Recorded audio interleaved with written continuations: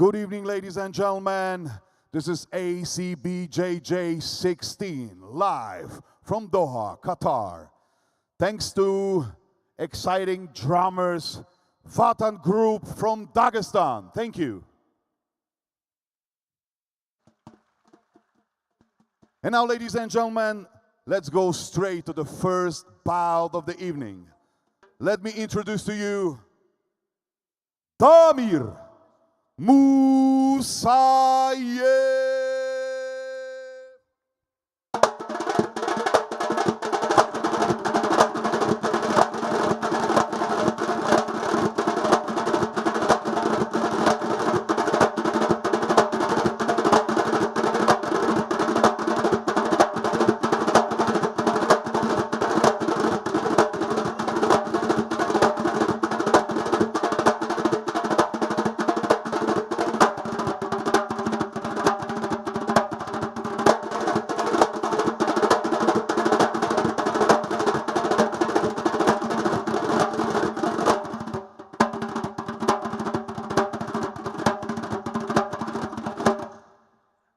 And now, ladies and gentlemen, let's hear it for his opponent, Ahmad Dadagov.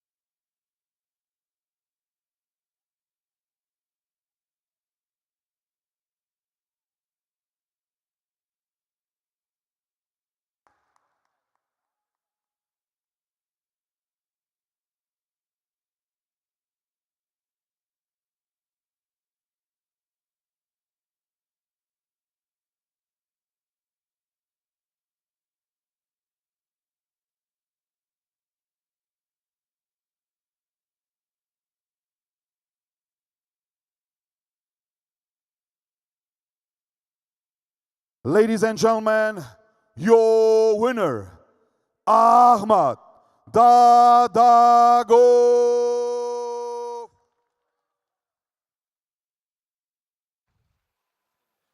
Good evening, Jiu-Jitsu fans from around the world, and welcome to a truly electrifying night of grappling. We're coming to you live from the heart of the Middle East, Doha, in Qatar. Ladies and gentlemen, let's go straight to World Gi Super Cup. And the first hero of the first bout of the evening in that category. Let us welcome Roman Lukashevich.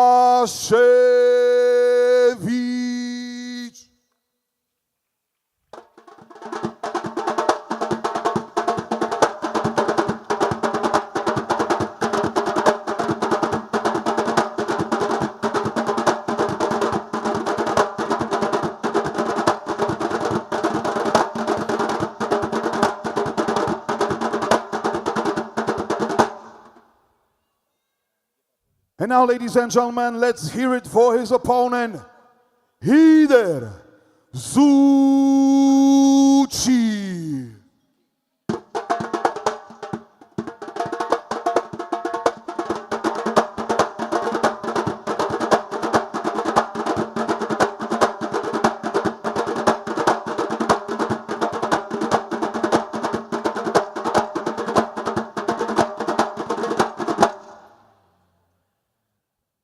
Thanks to Valdemar there, our MC for the evening, introducing the two combatants. Beside me I have Tiago Sa, who's going to be my broadcast partner for the evening. Tiago, welcome. Yeah, thank you very much. You looking forward to the matches tonight? Very nice to be here. Yeah, excited. Yeah. Tonight we have Roman Lukashevich versus Ryder Zucchi in our gi match here. Early start. So Tiago, what are you expecting to see from these two competitors tonight? You know, I know Hider mainly, and yeah, very dynamic jiu-jitsu, beautiful jiu-jitsu. He's super technical. We see here the Roman took him down, so let's see how he reacts. But he has a very good bottom game. Yeah. Like I said, very dynamic. As you see, he's coming up. Yeah, so let's see. Nice. Ryder, a black belt under Leandro Lo, the eternal Leandro Lo. You know, what kind of style do you think that he'll bring then from his jiu-jitsu? So from Leandro, like I said, as you see, he likes to get under. Like Leandro used to be a very good ex-guard guy, Yes. Sparta, get under and then take down. And then now you can see outside passing. I believe that this is all of these things might be from Leandro. Mm. Yeah. Yeah, you see his trademark coming through in his grappling. So currently now, just fighting for position. So you can see the grip on the pant leg from Hider, and also on the collar grip as he tries to pass. But you can see a little bit of a worm guard position there, or he sort of has the lapel wrapped Yeah, up. I think Roman now is just trying to control, to Yeah. stop his fight. As he's a little bit stuck there too, as he's going to Looks like- outside. Now yeah. went back to the middle. Looks like an awkward position the way he has his arm trapped. Yeah, this position can really slow down the fight, right? They can get stuck there. So let's see how Ryder reacts. Yeah. This But is yeah, this is just. Let's see. It's going to slow down the fight too much. yeah. Got his spider hook on the arm then, setting up for De La Hiva position. So this is the first quarterfinal match in our World Gi Super Cup. It's going to be an interesting night of matches. We've got a collection of Right. different rule sets that we're looking at tonight. So we have our World Gi Super Cup. Also tonight we're going to be featuring the start of the World Battle Super Cup, which is a mixed rules event really, which we haven't really seen before in any other grappling competition. Obviously, absolute championship at Brazilian Jiu-Jitsu, always trying to be innovative in the grappling space, bringing in different ways to look at the martial arts and in the grappling sports. And I think it's something that we're very excited when we're watching tonight. You know, it's going to involve a lot of grappling, a lot of jiu-jitsu, typical jiu-jitsu positions, but mixed in with strikes as well. Is that something that you're going to be excited to watch? Yeah, man. That's I'm very very curious to see how it's gonna be, because I never see these format, and also they have these Chris Weidman fight against Lombard, right? Yes. And yeah, I'm very excited to see how it's gonna looks like. Yeah. Absolutely. As you mentioned there, we have Hector Lombard and Chris Weidman in one of our battle super fights. But other big names on the card we have are likes of Taliesin Suarez, Roberto Jimenez, Dante Leon, Marcio Andre. But a couple of guys as well, maybe that some of the fans may know, the lesser known guys like Catriel Rodriguez and Roosevelt Souza as well. So I know some of these guys you'll have trained with before and have experience with.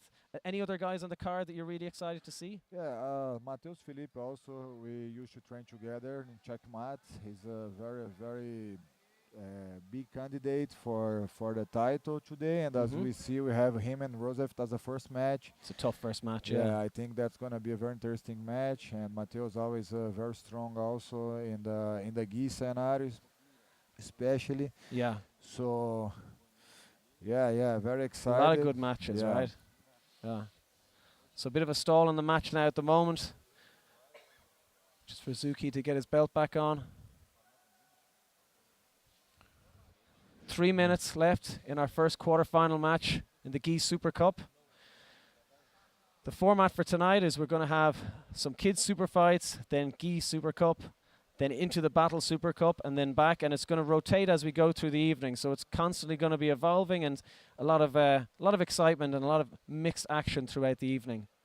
So now we get back to seeing Zuki on his back. Referee calling the action in again. So both of these athletes coming in with great CVs into the contest. Zuki coming from Sao Paulo, decorated background, Brazilian nationals champion at heavyweight division, South American champion as a brown belt, and number 3 and number 6 heavyweight rankings in 2022. So, high caliber grappling we're going to see tonight from some of these athletes. A lot of them with immense CVs bringing in. Now we're starting to see a bit of inversion. So Yeah, here as I said, Hyder is a very dynamic. You see how he find a way to sweep. Very technical on the bottom.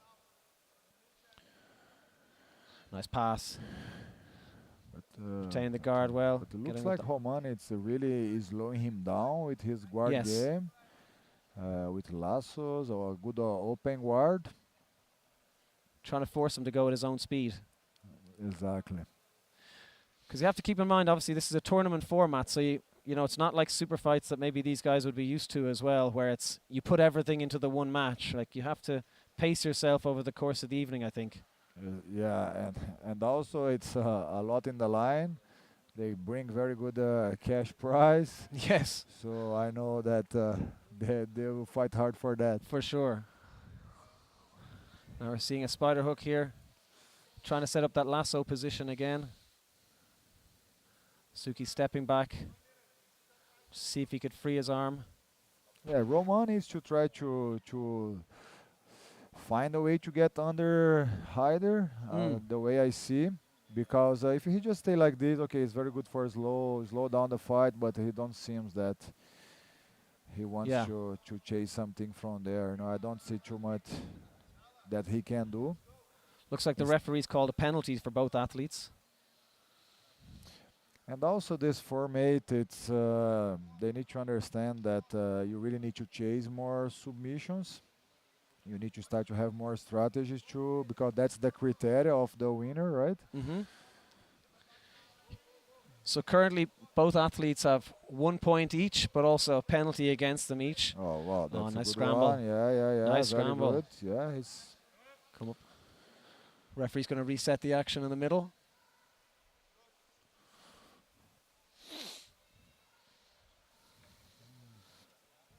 .24 seconds left. We're waiting to see if the referee now score a point here.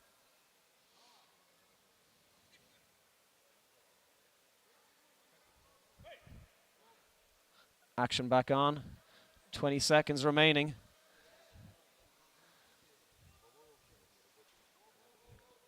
Let's see if we can get some action in this last 10 seconds from Zuki and his guard. He seems to be the more active of the two in this match so far.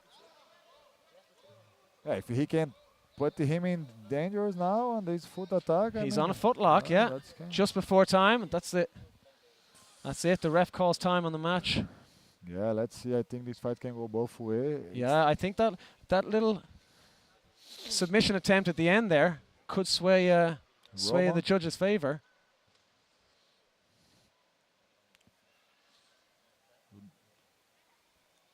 Quite a defensive, I think, first match anyway for Roman. Suki pushing a lot of the action there, but going for that submission at the end, I wonder if that'll influence the judge's decision. And you know, the interesting thing that I've been following this the growth of the Russian athletes. Mm-hmm. You know, the sport there, it's growing a lot. As you see, the guy came did a very good fight with a Brazilian opponent, very tough. Looks like a little bit of confusion there so far, but oh wow, yeah. Roman's taking the victory. But that's what I said. Yes. You know, it's a very interesting to see how strong they are coming. And yeah, I've been there in the 2 ACB Worlds. Hyder was there, he won, but in this past... Ladies and gentlemen, your winner, Roman Lukashevich.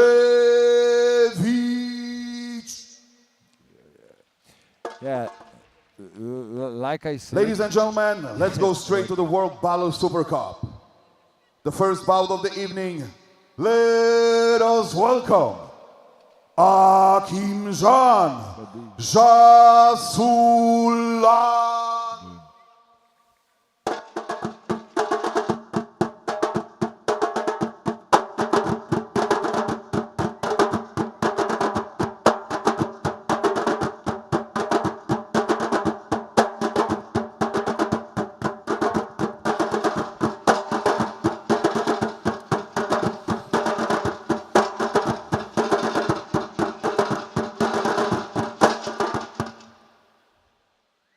And now, ladies and gentlemen, let's hear it for his opponent, Ramazan Gitino.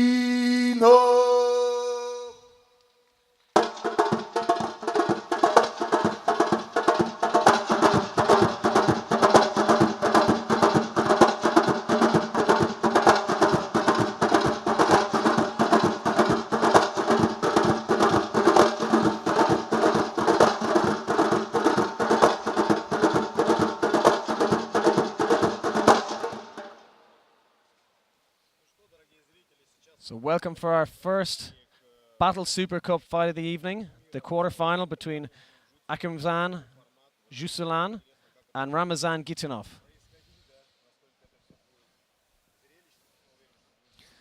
Referee just getting ourselves ready for the action here.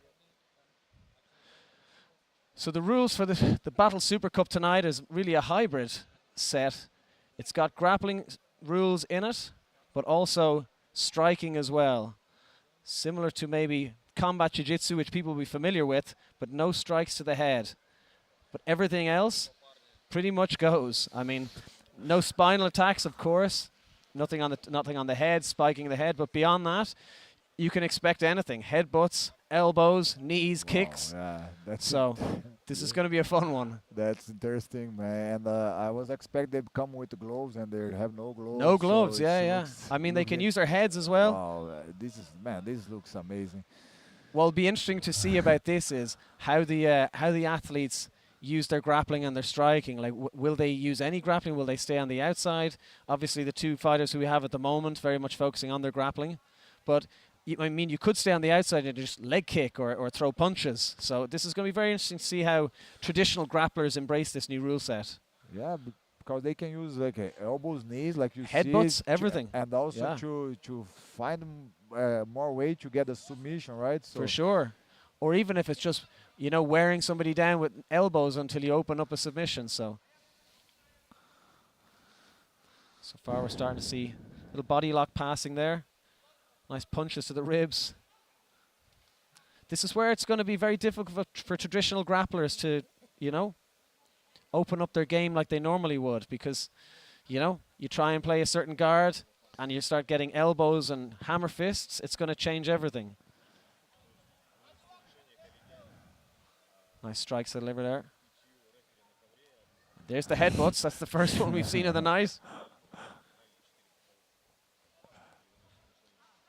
Sasulan versus Gitinov. Starting to see again. Using the body lock pass. Looking to step to the mount quickly, but getting caught in half guard. Again, elbow strikes. I think what I just saw now that they need to be careful how they mix that, because, example, the guy has a very good head and shoulder control, but and then he just let it go the head and shoulder control to start to prioritize strikes. To strike, and then he stopped to progress. For So sure. yeah, that's very interesting, very fun. Let's see what they will bring. I guess it starts to bring into question the old question of, does jiu-jitsu work on the streets? You know, when people always ask this question. Now we're starting to see how it can be used. It's true. So far, I mean, we're mostly seeing your typical jiu-jitsu or no-gi grappling with a little bit of punches and headbutts now and then, but I'll be interested to see if they stand up again and how the fight progresses from there. Yeah, it's what I see also, like in the beginning of the fight, you know, they can really use, like, because they start to kick each other, but then the other guy can time it and take them down, so it makes a lot easier to take them down if you can time a kick, right, instead of when the guy is just expecting you to shoot. For sure. So they start to kick each other and then found a easier way to take down. And if you're looking for your game to be playing on top, maybe you just absorb some leg kicks to try and catch that leg. Exactly, yeah. So 3 minutes, 20 seconds to go here. A lot of action, some slams.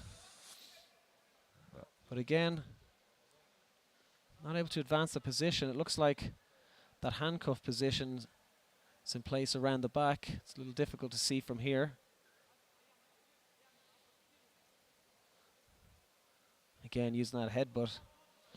Not sure to how much effect that happens, but yeah, let's see what they are planning, because like I said, when they mix like grappling with punch, right, it's completely different, because they cannot punch the face, so they probably will not knock the guy out. So they need to be smart, so how they use this punch, and then they can like try to progress for the submission, right? yeah. Otherwise they will not knock the guy out anyway, like hitting the belly or Yeah. Well, now they're back on the feet. Let's see what kind of strikes they're going to use. So, like we said from the start, almost all strikes are available to the athletes here, other than strikes to the head. So stomps to the knee, you know, knees, elbows, all various different types of strikes they can use. And obviously no gloves, which makes a big difference as well. Nice spinning back kick there. And again, body shots. Body shots galore here at the moment. I'd like to see some more of those calf kicks being used as well. Just try and wear down the opponent's legs.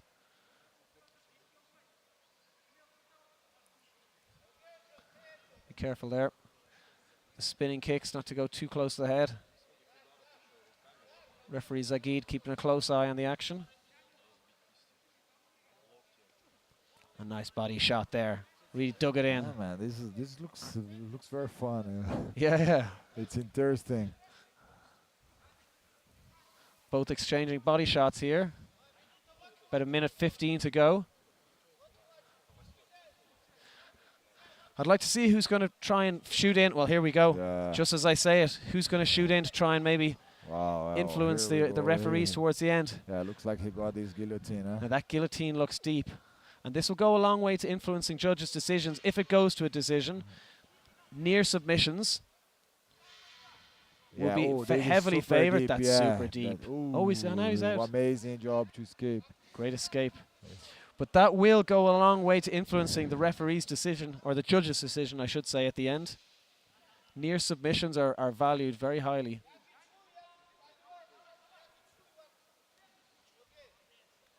Yeah, he can try to 30 seconds to pass remaining, yeah. He needs some more action. Now he gets himself swept. Yeah. Again. He's got that head control again. Couple of body shots. I think if he rides out this position, he could well get himself the decision. And now a mount. 10 seconds remaining. We're going to go to a judge's decision here.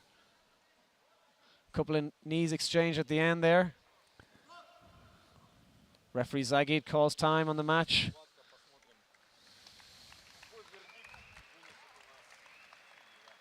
Judge's decision as we await to see who our winner is for the evening. Yeah, that was very interesting. First time I saw these guys fighting like this. What do you think? I'm not even sure the judges know who's won at the moment. Ladies and gentlemen, your winner, Ramazan Gitinov.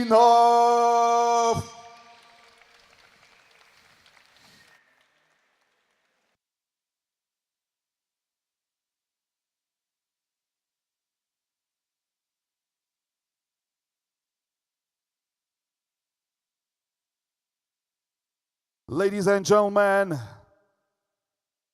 let's get ready for the fourth battle of the evening. Let me introduce to you Josefet Souza.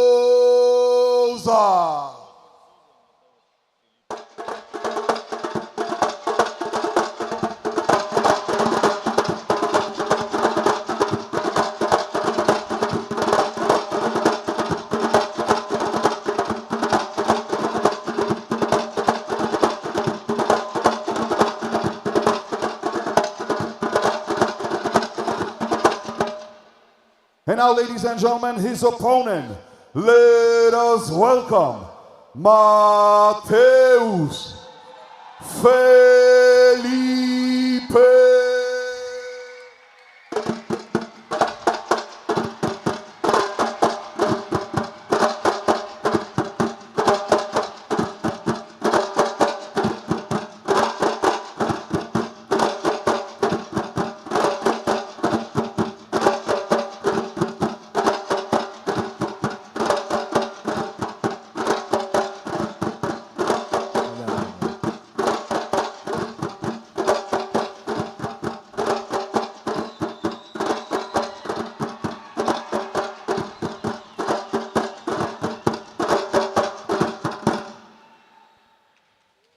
We're on to our second Gi Super Cup quarterfinal match of the evening.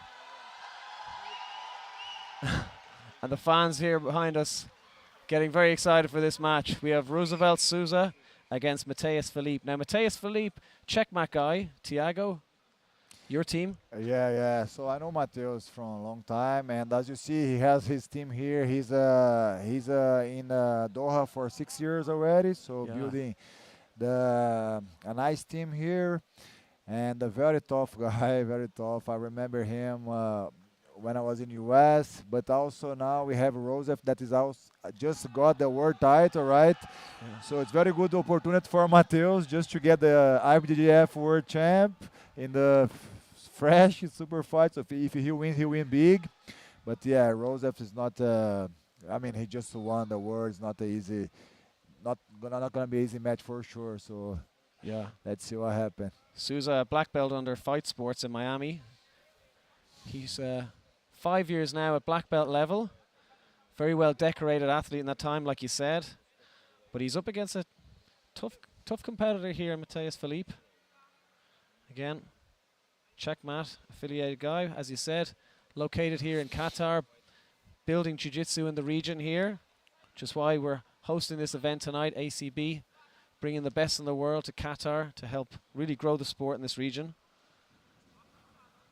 I'll be interested to see who can advance through this. This is a very tough first match to get, but I mean, they're all tough matches this evening, but very difficult match coming up against Roosevelt Souza. I think this format of the criteria of judgment, it can be more for the Rosef as he's oh, wow. Yeah, forget, just kidding. But very good leg locker, so he has Yes. strong foot attacks. So he's very dangerous, like knee bars, and a very aggressive guy, chasing a lot of the submissions. So let's see what he brings So focusing today. more, on his submission game as opposed to worrying about points, which he would traditionally do. Let's see if they can perform the best, right? So close guard at the moment for Mateus Philippe. Mateus, by the way, Mateus has a good guard game also. Very good close guard. Yeah, as you see. So we're starting to see that. Roosevelt not giving up the sweep too easy though.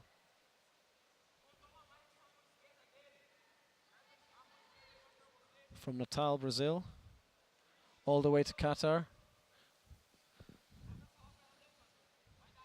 So again, Roosevelt trying to establish that stand-up position, but again. once again, almost getting that sweep. Keeps going back for that stand-up to see if he can break the guard though. Same sweep again. Problem is just establishing it once he gets Roosevelt down to the hip, is just establishing the mount.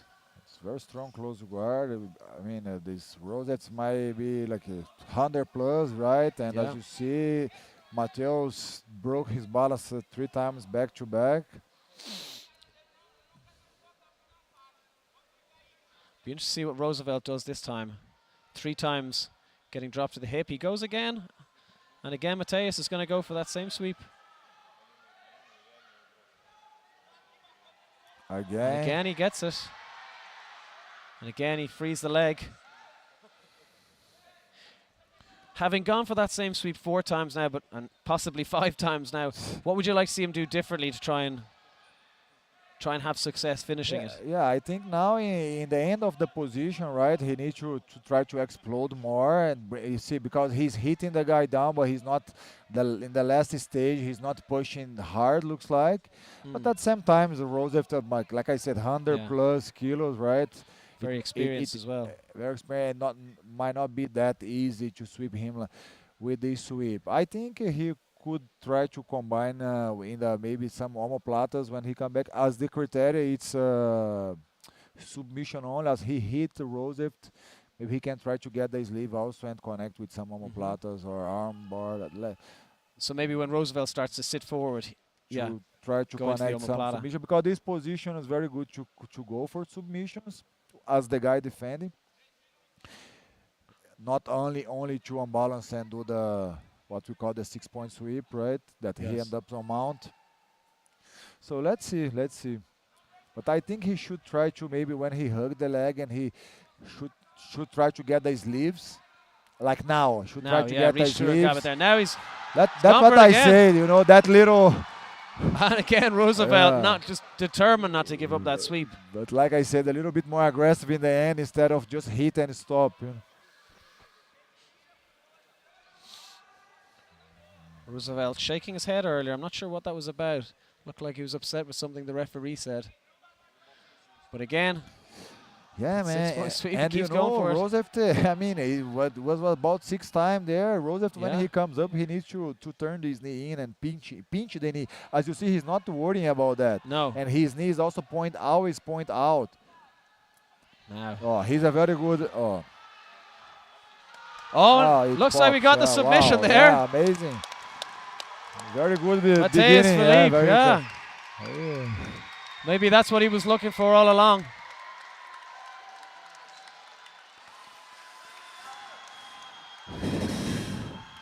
Our first submission in the gi competition tonight. Yeah, man, like I said, that's a good win. Mateus Tadanado just beat the current world champ.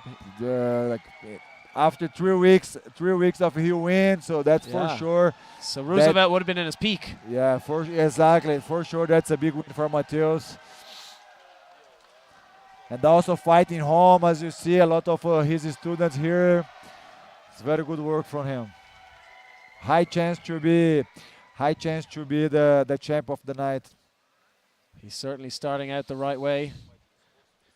Showing his heart for the fans there. Seen Roosevelt now. Looks like he's still down with an injury. Just taking a moment to check on Roosevelt's knee.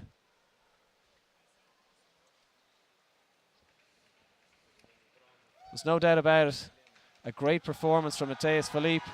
fans certainly happy Ladies about and it. gentlemen, your winner, Mateus Felipe.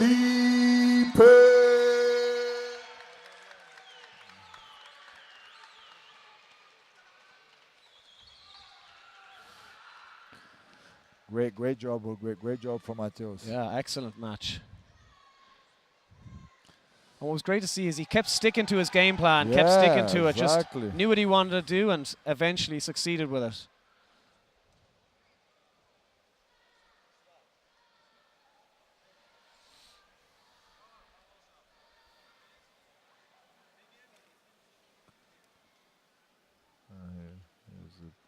Yeah.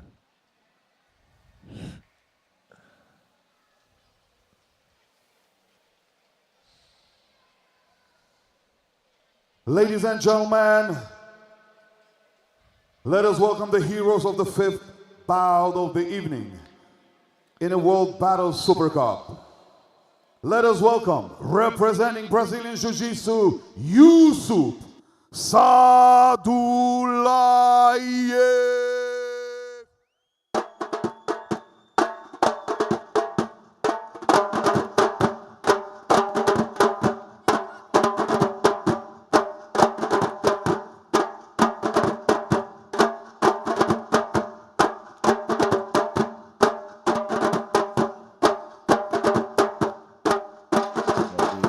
Razem and Yusuf.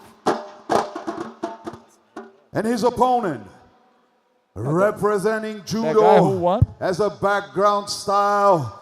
Ladies and gentlemen, let us welcome Risto Dimitrov.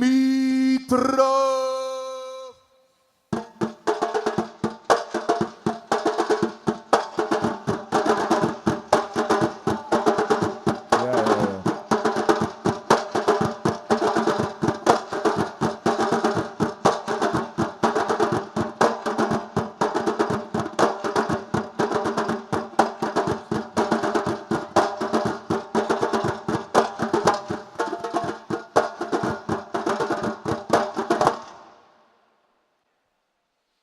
So our second World Battle Super Cup match of the evening. Yusuf Sadulayev against Risto Dimitrov. So we're starting out Dimitrov with the leg kicks. Sadulayev, his opponent, just absorbing the first couple of leg kicks, trying to settle into his rhythm here early. Dimitrov, though, the more active of the two to begin. Nice check on the leg kick. Sadulayev had a nice leg kick of his own.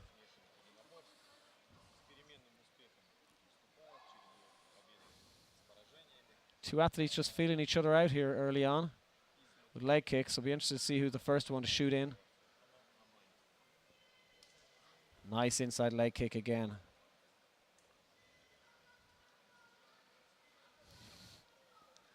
Dimitrov just circling away here. Good. All right. Good. Again, this is quarterfinal of the Nogi Battle Super Cup. Hybrid rule set, which we haven't seen before. Brought to you by the very innovative Absolute Championship of Brazilian Jiu-Jitsu. Both fighters just happy to exchange leg kicks early on. Not much other action happening. Looked like he was trying to set wrist grip up. Maybe using that as a rangefinder for the kicks, just to judge the distance. Nice shot there by Sadulayev. A well represented name in the wrestling community, Sadulayev. Got the underhook there, half guard position. It looks like from this vantage point. Looks like Dimitrov has a lockdown position.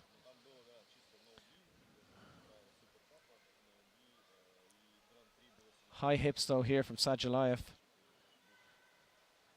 Good crossface there as well. Strong crossface there from Sadulayev.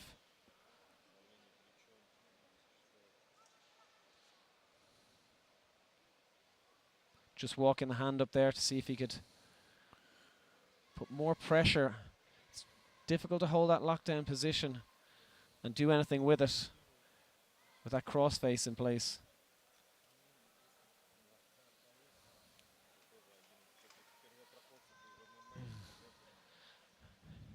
I think Dimitrov would be better maybe to use the forearm against the neck to try and create a bit of space, maybe to go for the electric chair sweep. It looks like at the moment he's just holding on.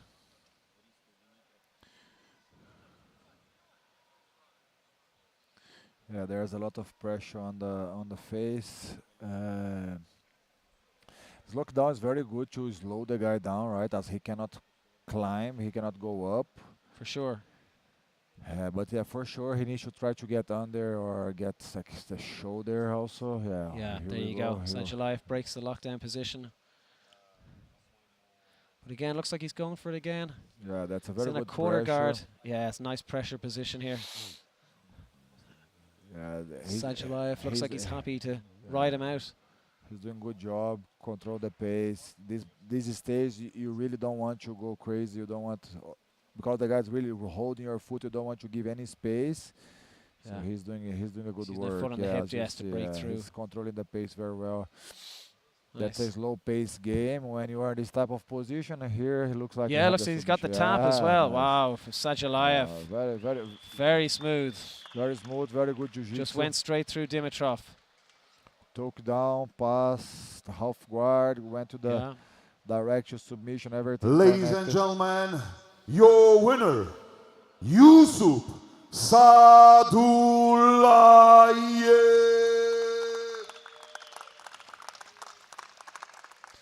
Sadulayev. I think this format is very good for the Russia guys. You know, as they can explore more the kick and time in the leg. As you see, there are a lot of good wrestlers there, experienced guys. They've been fighting a lot from the young. So they Ladies and fight- gentlemen, let us welcome Talamir Zandaro.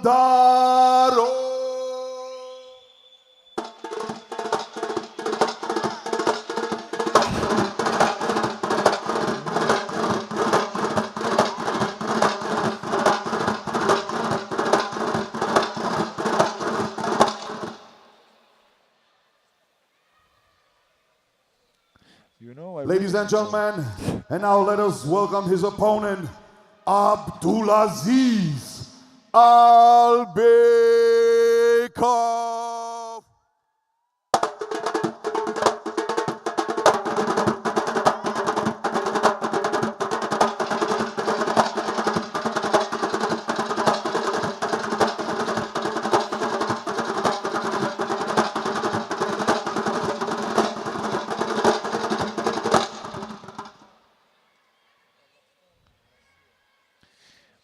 So we've got Talamir Jandarov against Abdulaziz Albekov.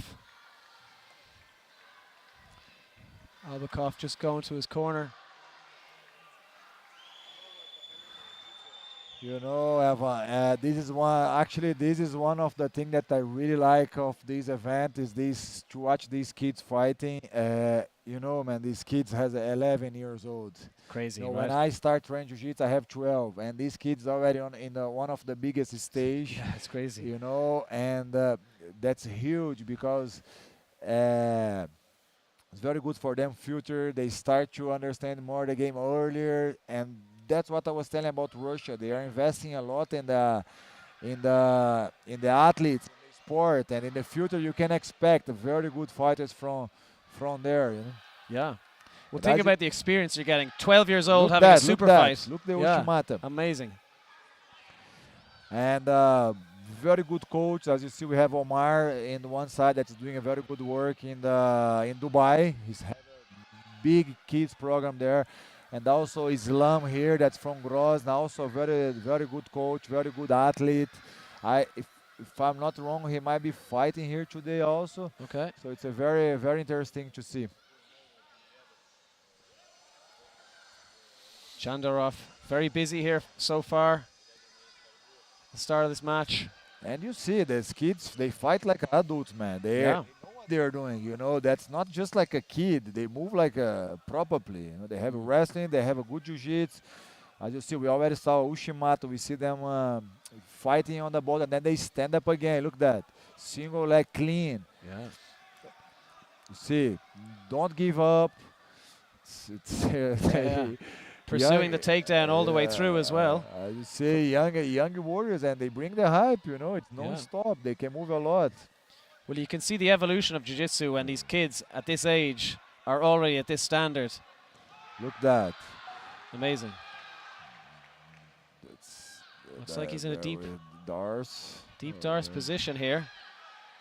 Albakov wow, the choke trying is to free on. his legs. But that's what I'm saying. The kids are brave, you know. Like, I mean, maybe any other competition they would even stop that choke, and the kids don't want to tap. That's very interesting to see, man. I'm very excited to see these kids fight, you know, and also excited for the future, what they're gonna bring. There's definitely a lot of exciting matches on the cards tonight, but kids seem to be the ones who starting with the most exciting match of the evening. Now you see Jandarov on the back here. Trying to see, looks like he's got his arm under the neck, but Albakov's fighting the hands well. Just freeing it. Freeing that right arm of Jandarov.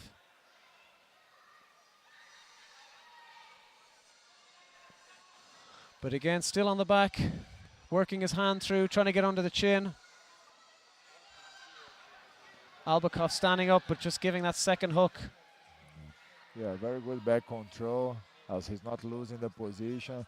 Like I said, man, these kids, they know what they are doing. Look at that, he calmly trying to get the choke. And then here we go with the choke. Looks like he might have it. Yeah, the referee amazing. calls very it. Impressive. Albakov tapping to the rear naked choke from Jandarov. Amazing action for the kids. Ladies and gentlemen, your winner, Talamir Jandarov. Look at that, man. The kid came without pressure and just can perform a beautiful jiu-jitsu, take like it an down. experienced professional, Exactly. right? Took the back, calmly went to the choke, and look, amazing. Look the Ushimato in the beginning. They know what the they high are elevation doing. he got on that as well, like the kick through. Incredible. Yeah, very impressive. Very excited.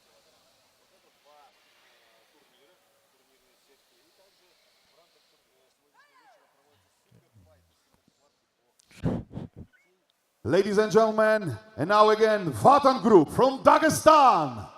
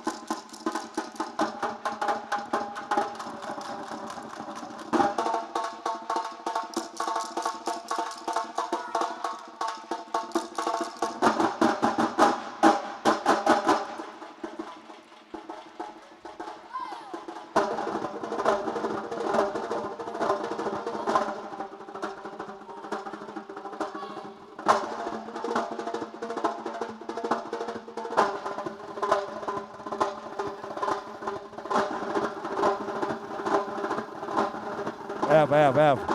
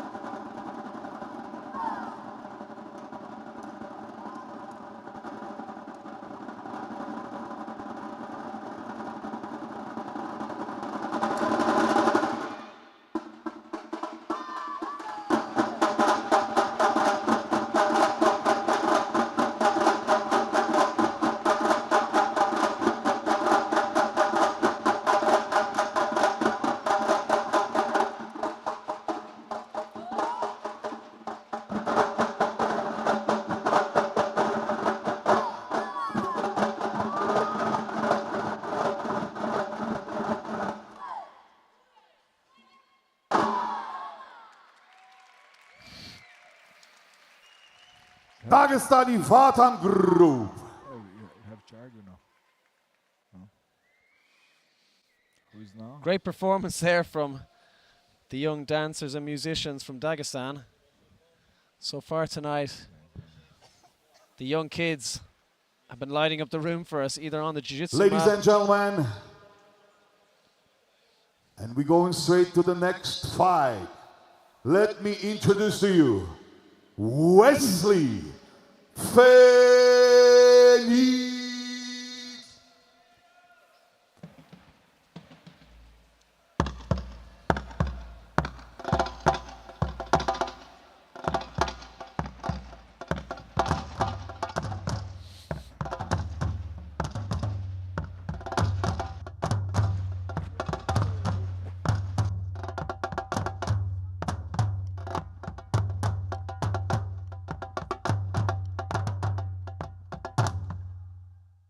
And now, ladies and gentlemen, let's hear it for his opponent, Felipe Bezerra.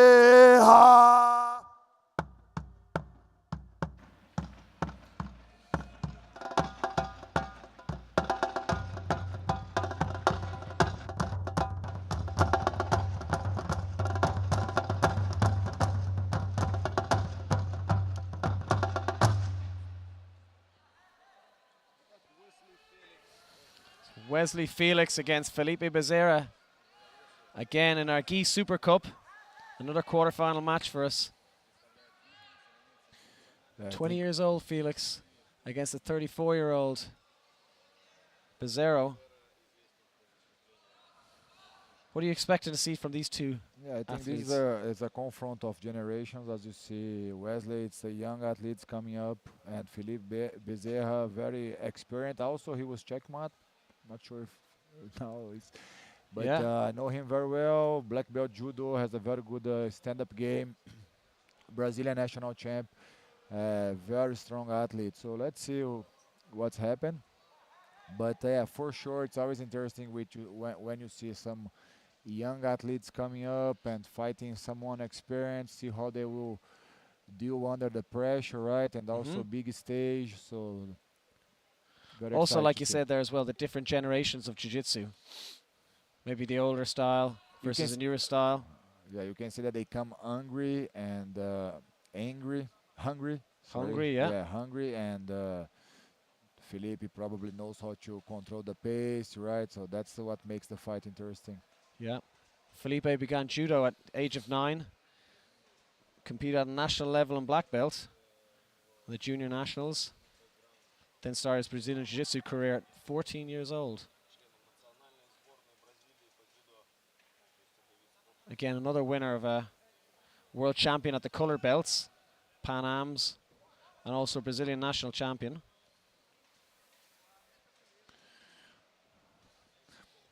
So far now it's Wesley Felix on bottom. Trying to see if he can get his De La Hiva.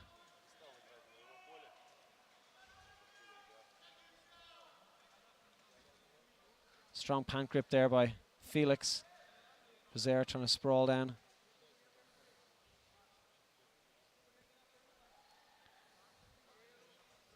Bezerra, yeah, I can see what you're saying about Bezerra. Looks like a strong guy, the way he's holding that position. Strong guy, knows how to control the pace. You know, as you see the other guy, Wesley Felix. Wesley Felix wants to. It's pushing the game, trying to get things. But like I said, Bezerra, experienced guy. I know he will sell this fight very expensive. It's not gonna be that easy, right?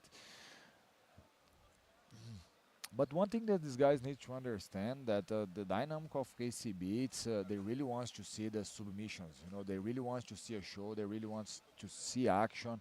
I've been a part of the ACB since 2016, 17. I did many fights, and I know their mentality. They really wants to see the fight. So let's see if these guys they really push to get the submission, not just like try to win by sweep or by points or stall the game. Let's see if they really can try to get the submissions. Yep. Well, Bezerra forcing the action here at the moment. Looking to get that pass. Just crushing the hips of Felix, and it looks like he's passed. Sure strong. Strong. Strong passing. So yeah, very strong control. Like I said, Philippe, very experienced athlete, and he's on the game. He's been competing a lot at AGP, the World Pro. He's running the rank in the AGP tournaments. So he's very active.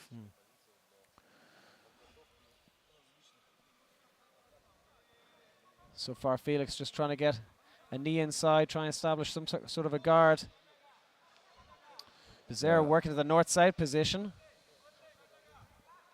Looks like he's got that arm pretty deep around the neck, but Felix says no. Say no. So let's see. But that's what we want to see, right? That's what I was talking about.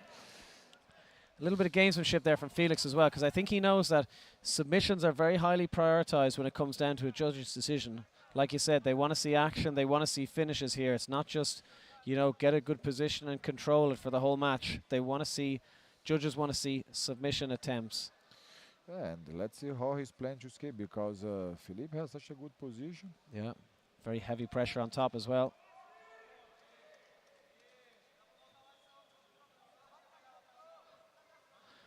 Felix now just trying to get some sort of control on the lapel. Yeah, use the lapel for escape was a smart choice, actually. Elevate Becerra. Now Felix probably knows almost 2 minutes left. He needs to start working. Oh, here we go Working for towards K-guard. Let's see if he can do some leg attacks here. Yeah, he's got the inversion to a triangle. Oof. Nice attempt there.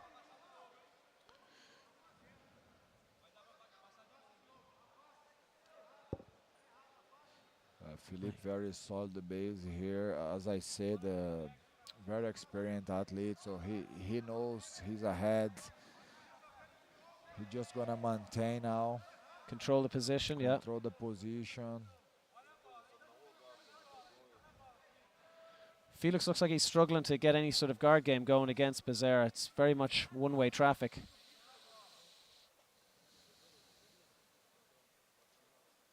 And again, Becerra looking to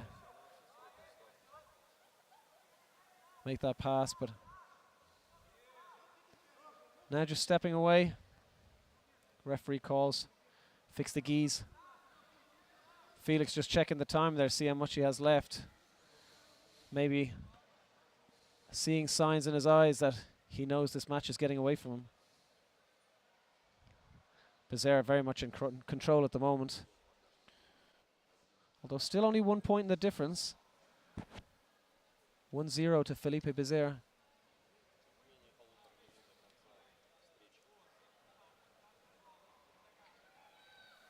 And straight into the guard again. Felix.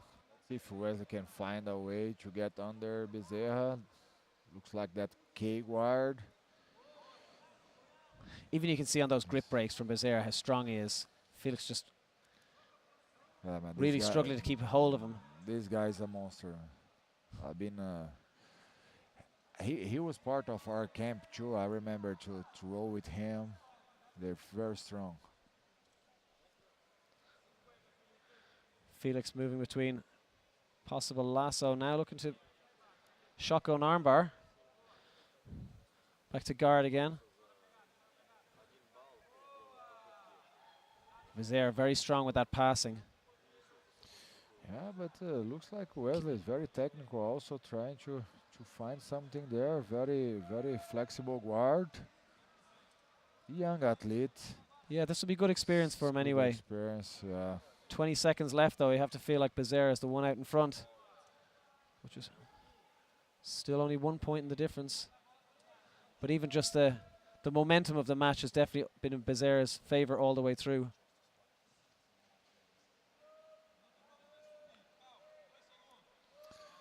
Yeah, he controlled the pace very well. Like I said, my experienced athlete, you know, it's less mistakes, not too much gaps. Yeah. He knows what he's doing. He got that north-south, and he knows he's ahead. First fight, right, just to break the tension. I think Felipe is a high candidate to get a title too. Yeah. Be interesting to see after the match with Mateus Felipe earlier. Would those two guys have trained before in the past? Yeah, A I bit of a think so. I crossover think between the they're. two. Ladies I and think they're. gentlemen, your winner, Felipe Bezerra. Yeah, let's I- have a look at the replay of the action. But like you're saying, yeah, you think the two of those have been training partners in the past? Would they be familiar with each other? I think they're from same area in Brazil, if I'm not wrong.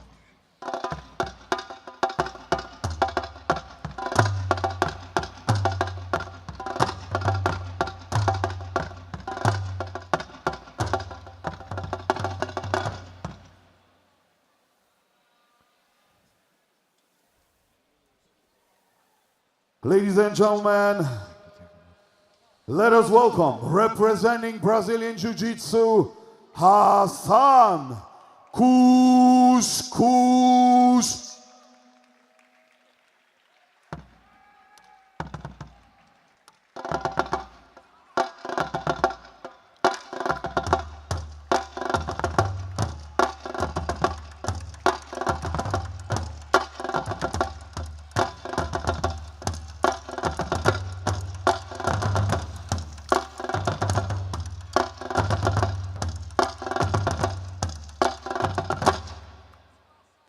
And now, ladies and gentlemen, his opponent, representing wrestling, Lomali Esquie.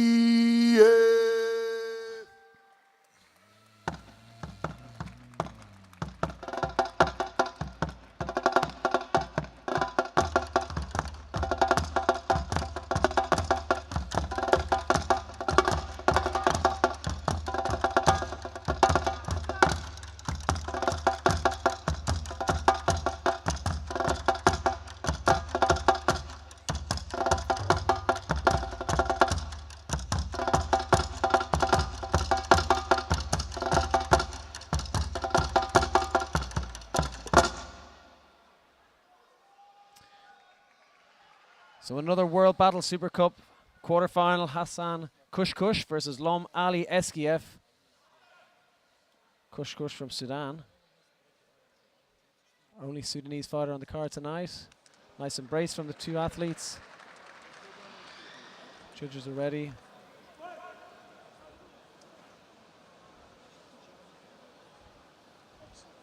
Couscous on the white and Eskiev in the black.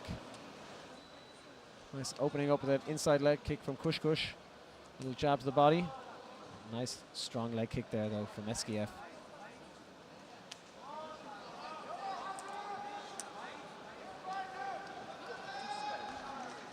Okay, just using those little range finding jabs. Nice little body shot there from Eskiev as well. Couscous didn't look like he liked that leg kick. Setting up straight into an underhook.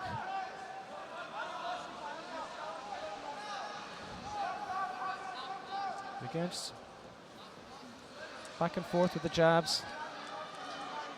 Just to the body. I can't imagine they're doing much, but it's the leg kicks that seem to be disturbing Couscous so far. The referee's going to stand them up now, so to get a takedown you need to establish some level of control. You can't just sit straight to guard under this rule set, or else it's a penalty, as you can see there from the ref. So Couscous already down, one penalty. Eskiev getting right in his face here, looking to hit hard body shot there.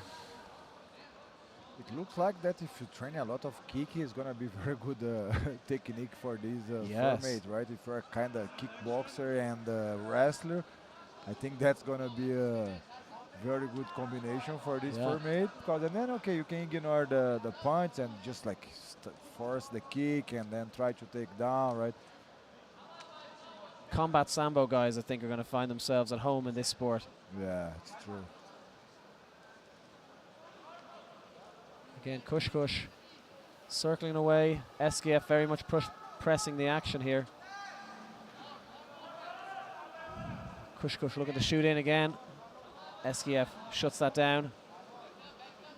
Knee to the ribs. Double punch to the ribs as well. Couscous doing everything he can here just to catch a leg. He does a good job there, but he gets himself to guard, where I think that's where he wanted to be all along. Now Eskiev. Evan, these punches, man, my hurts. You know, have you tried to punch someone like in the ribs without gloves? Without Or gloves. if you Joe Sure. play with your friend, it's already hard. You know, imagine these guys punching hard in the ribs, elbow in the ribs, Yeah. without gloves. Definitely those leg kicks looked like they were starting to take their toll on Kush. He was starting to shoot in for takedowns as soon as those leg kicks started. Controlling the hands now from Kush. SKF. Looks like he's happy enough just to strike, but doesn't want to pull away too much because, again, another penalty for disengaging from the action. But now SKF very much coming, very strong, bringing the heat here. Very powerful knee. Kush kind of holding his ribs a little bit there. Maybe he was hurt by one of those knees. Yeah, it's no joke to punch the ribs without gloves. Yeah. It's Or dropping that knee in as SKF was doing. Now we're starting to see a bit more jiu-jitsu. SKF looking to pass the guard. Now the legs are open. So might try and see him pass that right leg through.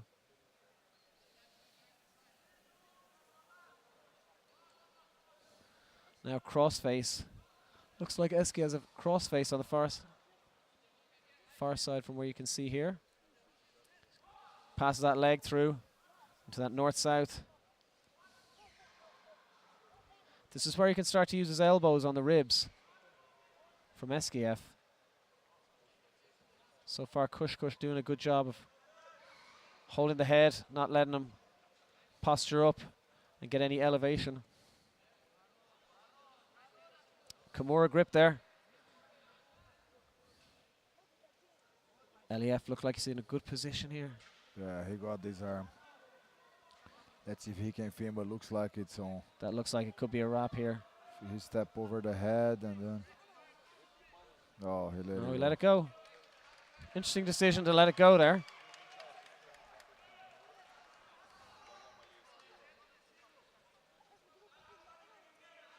Kush, you can see covering up the ribs. So obviously he's very aware of SKF's strikes, either the elbows or the knees. But again, SKF going for that same pass. And now setting up the Kimura grip again. See a wince on the face from Kush there. Now he stepped over, like you said. Yeah, totally. And that's it. Didn't take long once he stepped that foot over, like you said, Thiago. It's true. Kush still down at the moment. Wincing in pain. Looks like the pain from the elbow. And maybe the ribs. Ladies and gentlemen, your winner, Lomali Esquie. Yeah, you can see he's feeling the ribs. Yeah. Like I said, it might be not Early on. when someone hit you very strong without gloves in the ribs, right? Elbow also. But, yeah.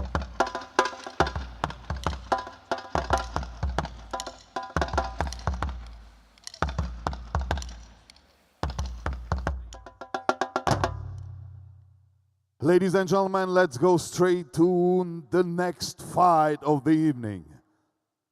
World Gi Super Cup and the heroes of the ninth bout of the evening.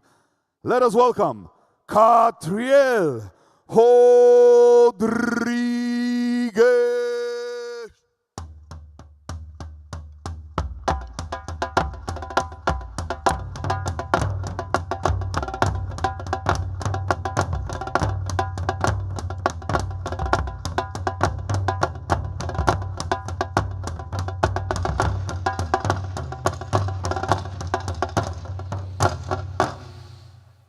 And his opponent, Enrique Beta.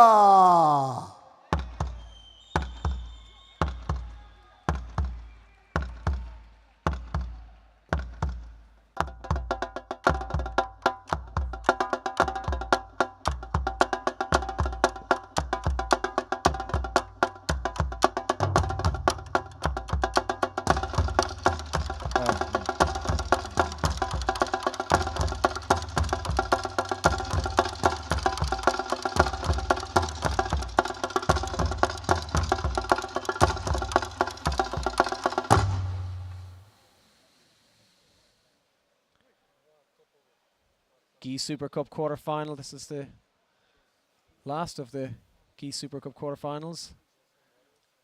Catriel Rodriguez against Henrique Berra. Catriel Rodriguez, someone we both know very well, having trained him in the past. I can say he's good everywhere. I mean, he likes to stand, he's strong on his feet, but he also has an excellent guard, very flexible. Up against Henrique Berra, a black belt under Rodrigo Feijão.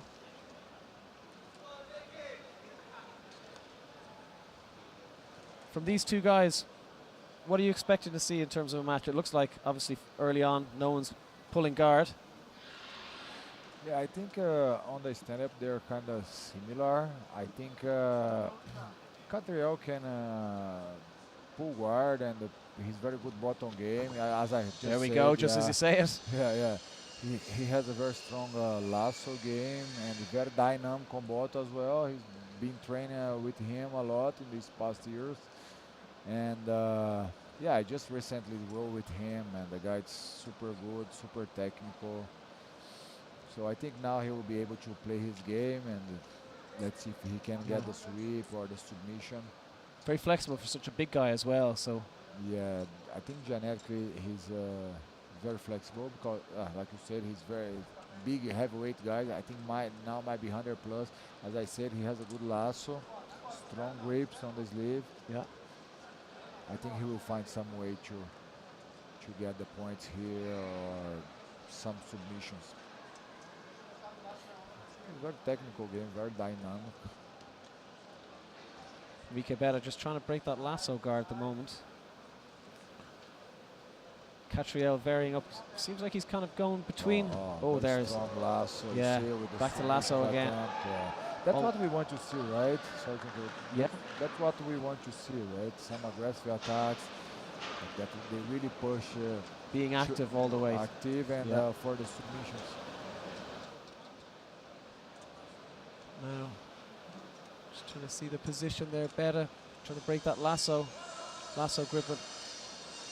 You can see Catriel's mixing up between lasso to De La Hiva, then maybe shotgun armbar. Just he keeps almost spamming those different positions. Again, just slowing down. Yeah, they think Berra slowing down the action. Heavyweight, they're very solid on top, right? They're very low base, knee on the ground, and they can apply too much pressure there. So let's see what Catriel has.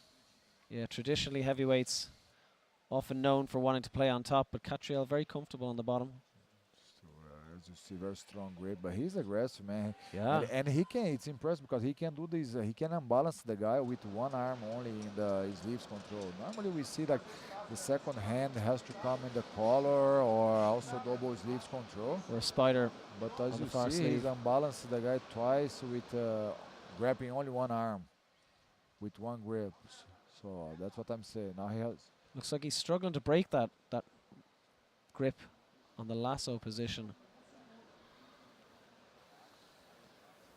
Catriel's had a good grip with that right hand on the sleeve pretty much since the start of the match. Very good guard control, these two sleeves control. It's very hard for the guy to do something on top.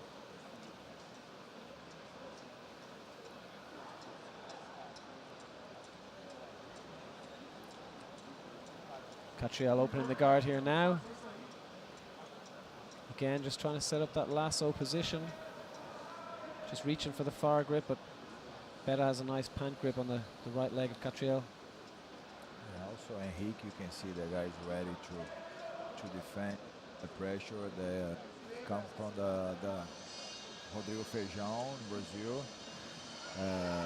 Very good coach. They have a very strong team there. Like the Sodrés brothers, they come from there, so they have a very strong team. These guys, they always show up ready.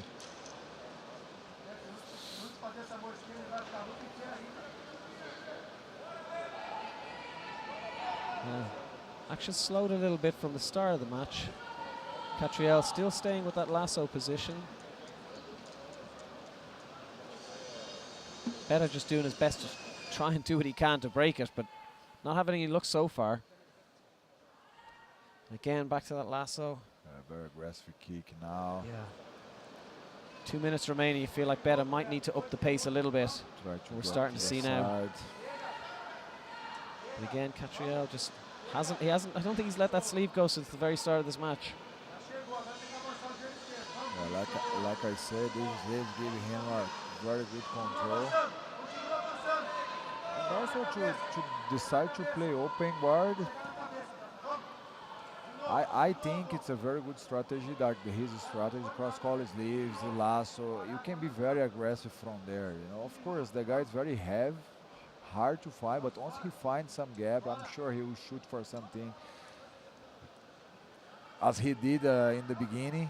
So now maybe he can try to find something from there. Oh, wow, that's a now significant moment in the match here. For sure. First time he's been able to break that grip from Catriel. Oh, But nice. back again, you see the quality of Catriel's guard. Catriel looks like he would try to chase this knee maybe now. I think he's with the right mindset. As he tried to get the arm first, now you can see he's organized himself to go for the foot lock. Oh, he can just come up and maybe try to be on top. Oh. So 50-50 position, yeah, he's he's coming good up. on that. Like I said, Catriel is very technical, he's very dynamic.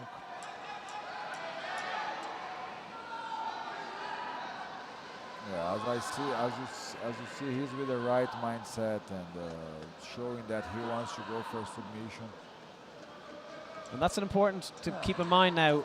With about 15 seconds left, Catriel looking at the clock, knowing he's not got much time left, and if he wants to influence the judge's decision, you know, maybe it's time to go for a Woj lock or a foot lock. Nice. And Yeah, again, that's a mixing good it one. up. There's time. Tough match. Beta, you have to give it to him. He was trying to pass the guard. He was trying to stay active, but it feels like Catriel had a control of that match all the way through, and especially at the end there, looking to catch a footlock. It's a tough decision for the judges. What way are you feeling at the moment? Who do you think could have taken that? Oh, I think Catriel, that 2 times that he unbalanced, 1 time he went back to the arm. Yeah, honestly, was a close, but then you can see in the end he's organized himself to go for submission, and then he just did that jump on his side, but that don't mean much, right? So let's see if this arm bar that he tried and this foot that he tried to adjust, let's see if this counts. But I think very close.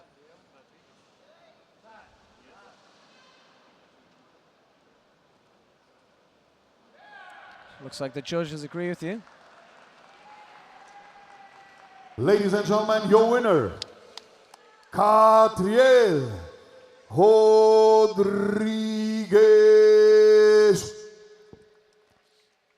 Here you can see some of the action. Catriel setting up that guard.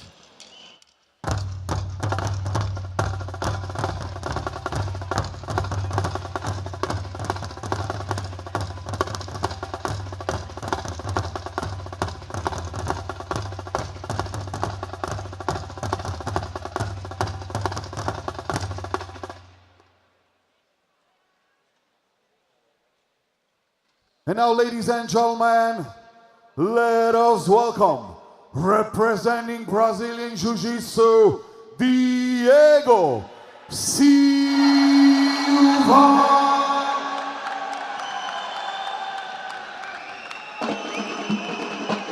Yeah, Diego, I think also here with Mateus. As you see, they have a bigger crowd.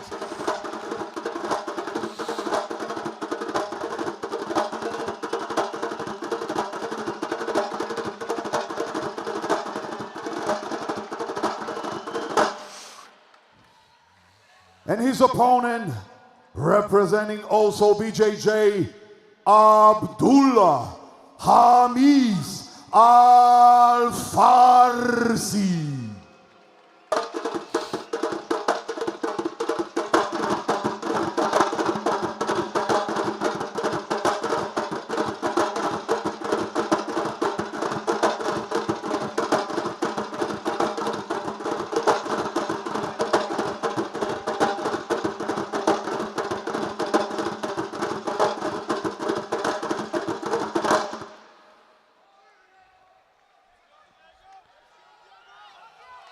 So Diego Silva up against Abdullah Khamis Al Farsi in another one of our Battle Super Cup matches.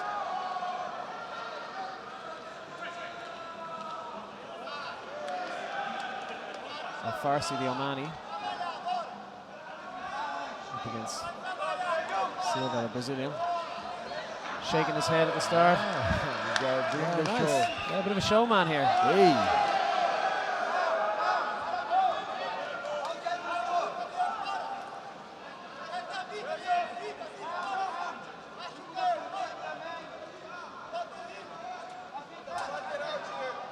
Little level changes there from Al Farsi. Oh, kick to the chin, so the referee's going to have to step in there. Just checking that Al Farsi's happy. He's looking at the judges.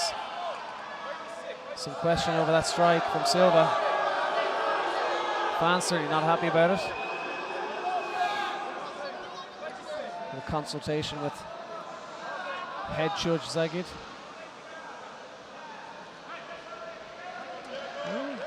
Doesn't appear to be a penalty. Looked like a pretty clear strike to the jaw of Al Farsi, but still they're coming straight in. Not showing any respect to Al Farsi. He looks angry. Yeah, you can see in his eyes on the screen there. Looking at Al Farsi like he owes him money.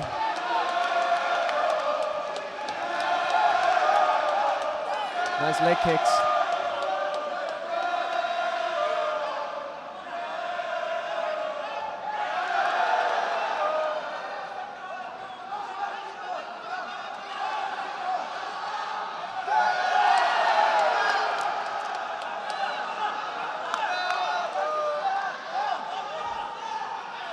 Just soaking up some of the noise from the crowd here.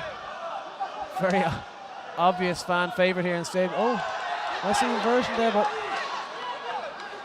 Silva making sure he's putting everything on each strike he throws here.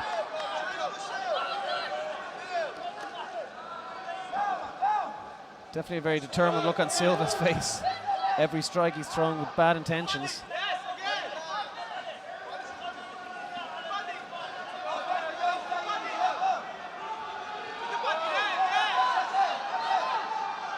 Farsi happy to open his guard and go back to the feet. You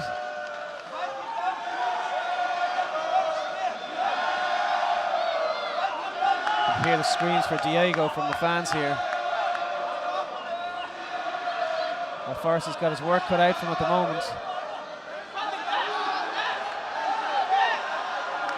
Silva with the hammer strikes.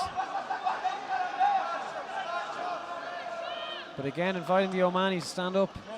An exchange on the feet here. Nice inside leg kick again from Al Farsi and outside leg kick.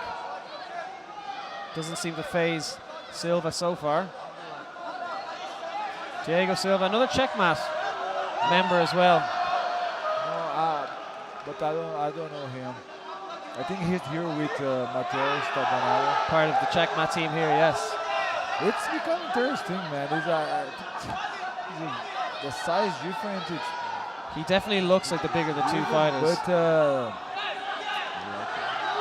Farsi. Al Farsi seemed that he wants to exchange jiu-jitsu. He was trying to get some Imanari roll. Yeah, just doing anything he can to get underneath him. Yeah. Let's see if he finds something, against Diego, which looks like he wants more than stand-up fights. Yeah.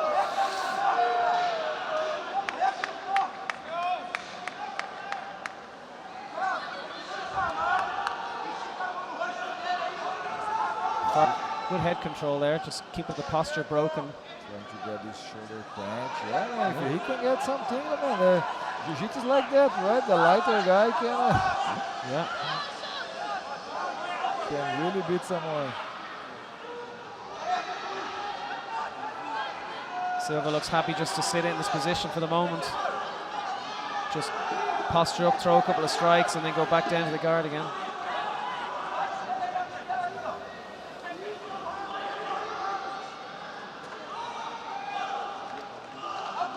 Again, Al Farsi just trying to Trying to break the posture, just do anything to control those punches.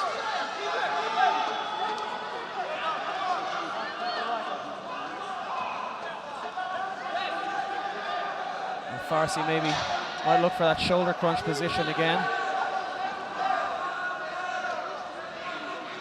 Now trying to get in under the legs. Silva keeping a very strong base. Now trying to push away. You might see Silva stand up. And again, expect we're going to start seeing more leg kicks and body shots again from Silva. There we go. You can hear the slap off those from here. Farsi telling Silva to bring it on. Interesting fight. Yeah. You can definitely see there's a big physical difference between the two. Silva clearly seems to be the stronger of the two athletes, but nice guard on Farsi. She's looking for a chance to enter there. Now that could be a penalty against him. Didn't connect with the other fighter before pulling guard. Very yeah, man, let's see, because the rule cannot hit the face where he already hit twice, and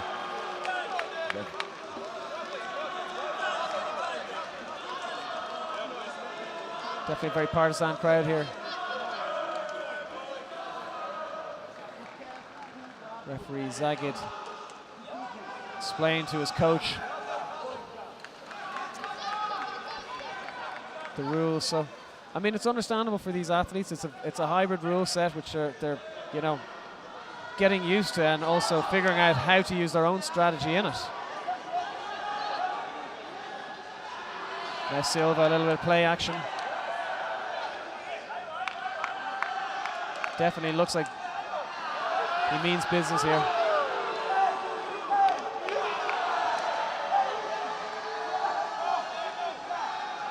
Farsi needs just to try not to let the fans get into his head. There's a lot of booing whenever he does anything, but that's going to happen. Fans very much on Silva's side here.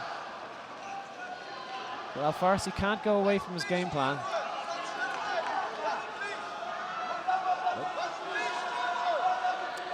Coming up to 30 seconds to go. But it's interesting because Farsi he's not getting intimidated. You know, he's there, he's present, he's trying to do his things. You know. Yeah, you can see he's creative. Oh, but you have to feel like Farsi's got to do more than Silva, because these fans are going to influence the decision of the judges. Sure. Every time he throws a strike, you get a big cheer. Like, the judges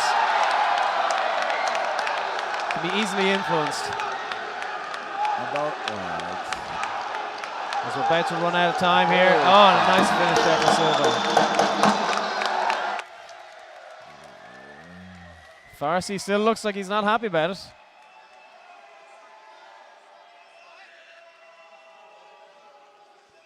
A few words being exchanged here.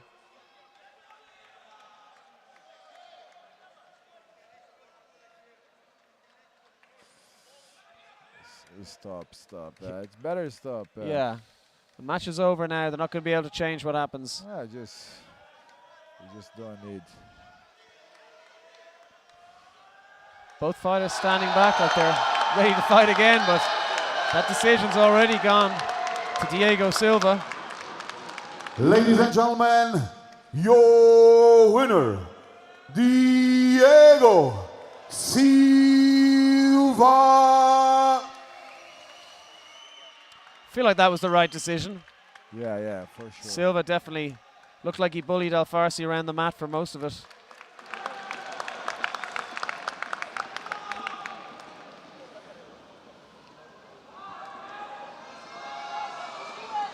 Yeah, let's see what Diego is gonna do against the good wrestlers. Ladies and gentlemen, interesting to see. we got another kids super fight. Let me introduce Khalid Ramazanov.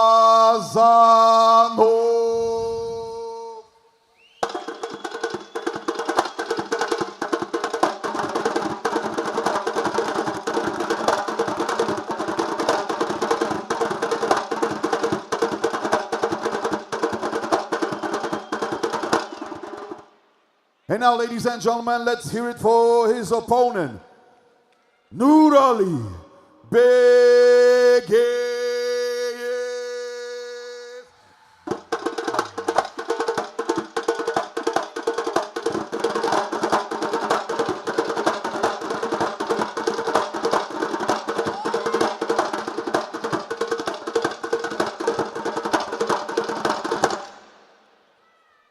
So we have Khalid Ramazanov against Nurali Begayev, 65 kilo match. Acbjj team versus Vision BJJ. I'll exchange the belts here. Referee Zagid is making sure judges are having the right fighters wearing the right belts.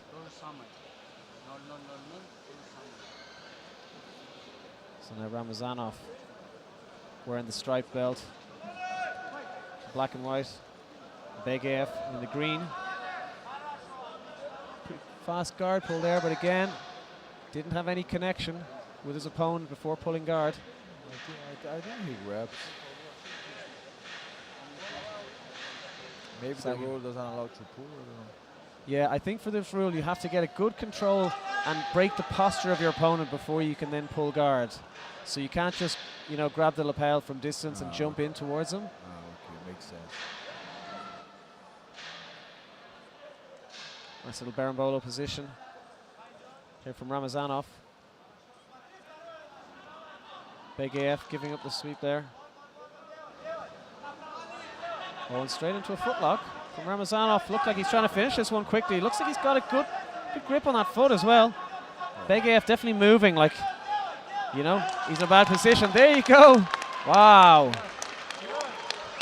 Quick finish from Ramazanov.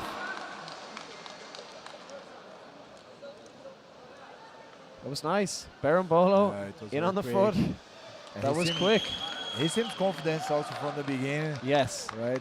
He knew what he wanted to do. Ladies and gentlemen, your winner, Khalid Ramazanov. Like you said, from the beginning, just got straight into his guard. He knew what game he wanted to play. It was interesting because he looks like very cool before the fight starts. Yeah. And when the fight starts, he locked the face and then he go for it. You know, it's very Like you interesting said, character. like veterans, these kids. Ladies and gentlemen, it's time for the first semi-final bout in World Gi Super Cup. Let us welcome again Roman Lukashevich.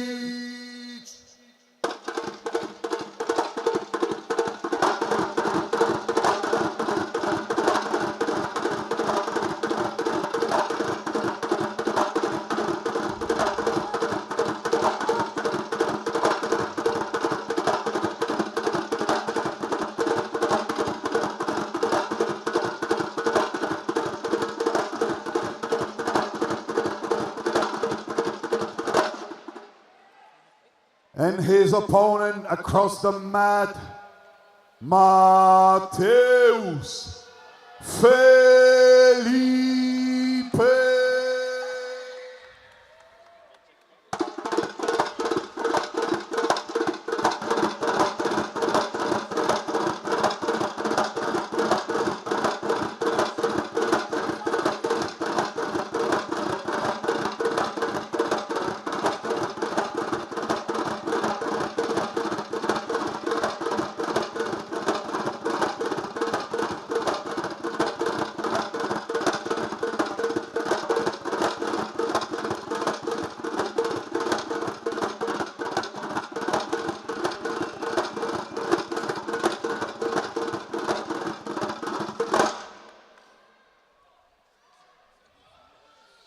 So now we have the other semi-final of the Gi Super Cup. Lukashevich against Mateus Felipe, which means we'll have Felipe Becerro against Catriel Rodriguez in the other semi-final. So a couple of great matches we have ahead in store for us. Feels like it's been a while since we saw Lukashevich from the first match.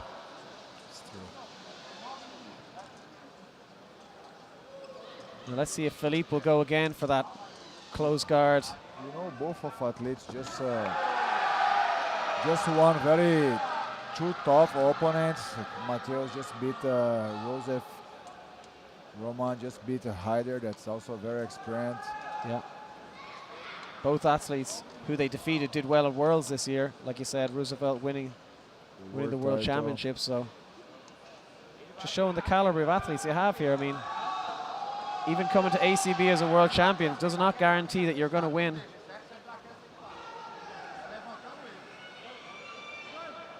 A quick fix of the gi there. We're back into the action again.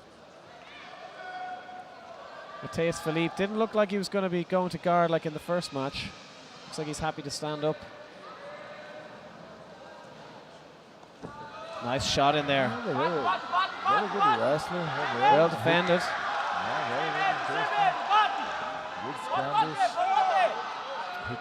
He took Hyder down in the beginning. It looks like that's his plan now again. To play top, yeah. Looks like it. Perhaps with the rules and the judging criteria, maybe Roman identifies that he wants to play top. Maybe it's a position that he can influence the judges' decisions easier with more activity from the top. Mateus Philippe not looking like he's going to go to guard like in the first match. Again, like the Silva match, just very clear one side of the fans here. Yeah, Mateus is here like for 6 years already doing the... Trying that wrist lock, standing wrist lock.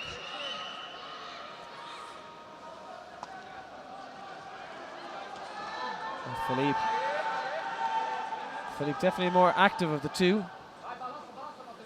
Referee's called for a possible stalling call against Lukashevich. Oh, here we go. Nice takedown. Oh, but looks like... Lukashevich is happy to stay on bottom. Given the opportunity to stand up, but he's going to play from bottom. I think here he should start to move outside, but he allows the guy to get a lasso. I think he could easily just start to move around and try to get collar and pants to insist on the outside passing. So he gives the Romeo the chance to play his guard. Yeah. Oh, and we're now seeing a nice pass. Lukashevich still has that control of the far sleeve.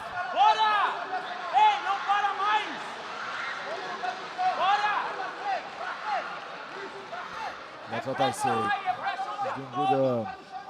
He's doing good. It's always a good choice, right, to go to the outside passing, avoid the guy to play. He just can keep the pace. And again, switching sides, passing. Yeah, that seems strong. Again, outside, maybe. He's been very active so far in his two matches, Mateus Philippe. Very active from bottom in the Roosevelt-Souza match. Now they're exchanging some words here from the bottom. Roman's not happy about something there. Again, referees just want to adjust them. I'm trying to see from here what the problem is. Seems to be an issue with the grips and the belt getting in the way. Let's see if Mateus can keep the pace, going outside. Lasso grip there, which is doing right to sprawl so he doesn't get swept. Yeah, but think of this back step, that his hand has to be out, the right hand has to be outside. And, outside Roman's left leg, is that right? Yeah. Yeah.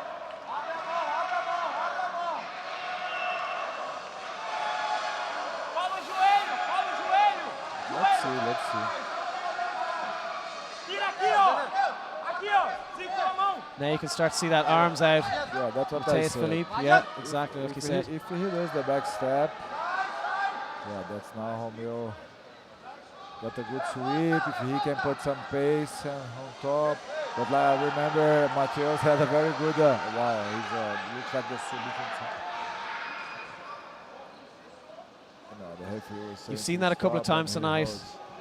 Athletes indicating to the judges that the submission isn't on, because I think they know that judges will be looking at that when they render their final decisions, how deep or how tight the submission is.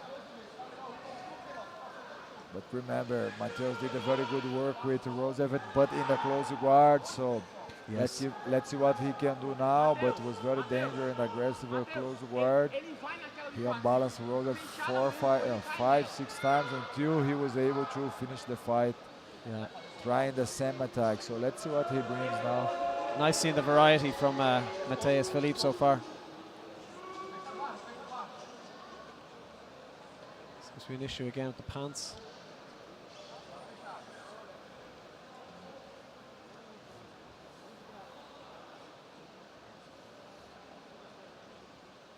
And the referee seems to be happy enough. We'll see. Be interesting to see now if Roman Lukashevich has been watching the Roosevelt match and seeing what Matheus Felipe likes to do from guard.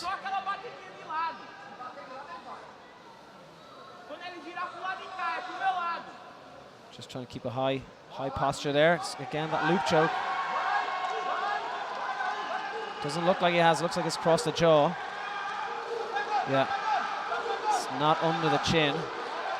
More uncomfortable than anything else. Again, you're seeing Roman gesturing to the judges.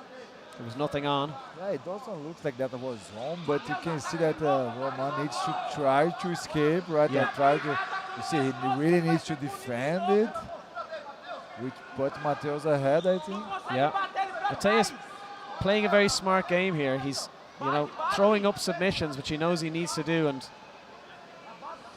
even if it's not fully on, he's demonstrating an attempt to try and finish it, which again, that'll all add up when if nothing happens between now and the end of the match. You've got to feel like he's done more in this match so far.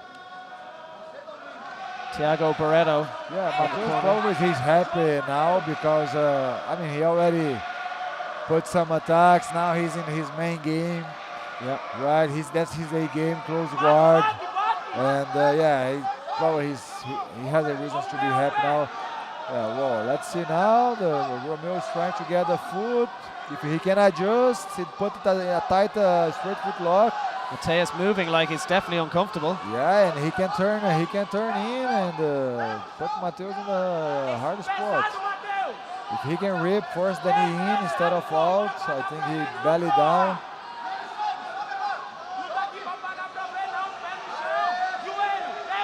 Now again, Matheus trying to come up. Let's see what Romeo does. Yeah. Single leg exposition. Yeah, I think Romeo needs to try to find something like to Nice. maybe leg lock. Yeah, So watch a knee bar as well here potentially. No hold or something that put him ahead in the submission attempt. Maybe a tight leg lock from there. I think Roman realizes 20 seconds ago that he needs to up the pace.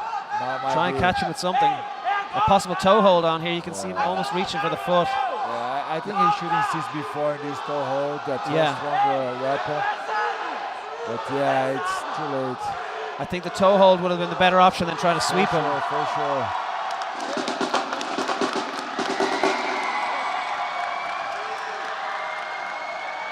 Yeah, the thing of the fight that you need to think fast, right? When you have that such a single X, there you can go for toe hold, straight foot lock, or sweep. That's one of my main game. But in this, if you need to be aware of the time. If you have like 30 seconds or 40 seconds, you do need to go for the toe hold. And also where the points are more valuable, right? A sweep would have been nice, but a submission attempt in the judge's eyes could be seen as more valuable. For sure. Ladies and gentlemen, the winner of the first semifinal in World Gi Super Cup, Matheus Felipe.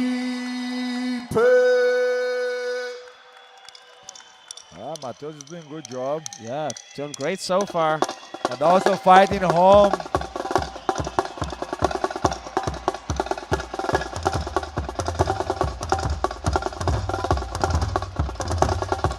Very good.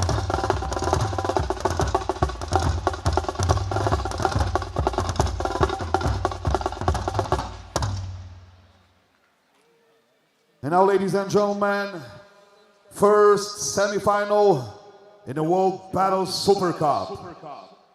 Let us welcome again Ramazan Gitina.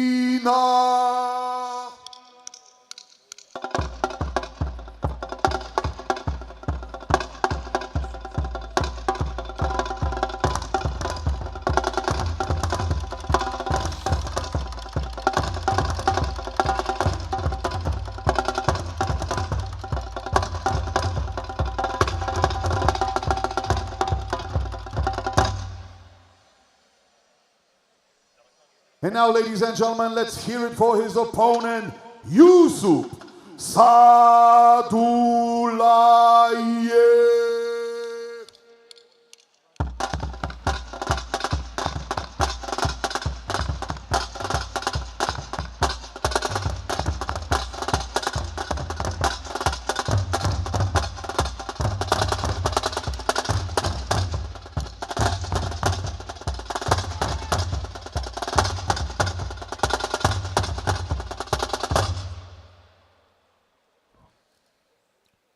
So now we have the 28-year-old Gitinov against the 40-year-old Sadulayev. Although Sadulayev in his first match, finishing with the submission. If you remember, he took his time at the start, but then once he got the takedown, pressed straight through to the mount, and then finished with the head and arm choke. This can be a very interesting fight. Two experienced guys. Both have two good wins. Yeah, first. Both seem very comfortable standing up as well. Gitinov throwing out a little inside leg kick at the start. See how Sadulayev will respond. There we go again. Inside leg kick. Oof. Sadulayev throwing them with bad intentions. Nice body shot again. Both guys taking their time here at the start. Nice kick to the body as well from Gitinov.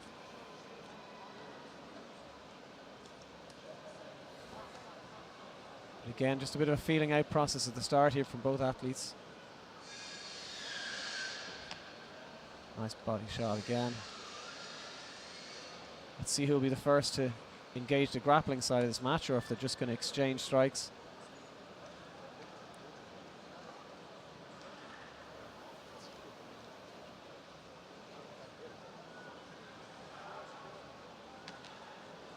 Southpaw against orthodox in this battle. So traditionally in a southpaw versus orthodox, you would see both opponents trying to fight for the outside position, just trying to step to the outside, basically winning the battle of the outside foot. So far here, we saw Sadulayev try and engage some of the grappling, but it looks like a That's a very good fight. Both of them very good athletes. kick going a little north of the border there.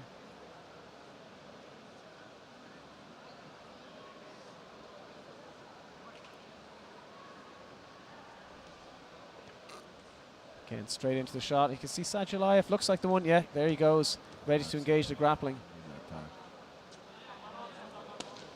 Oh, that's a lovely body kick there. Yeah, man, that's very Can you interesting. hear that right? from here? It's Yeah. a mix of. This is the thing with this rule set. It's interesting to see which grapplers. Look that man. And he's got the bulldog choke. Oh. Oof. It's interesting to see how they merge the grappling and striking. I mean, I know we've seen it in MMA for years, but again, the dynamic of striking changes there with the head shots. But this is purely body shots, and grappling. So we're seeing some very nice innovations in the striking.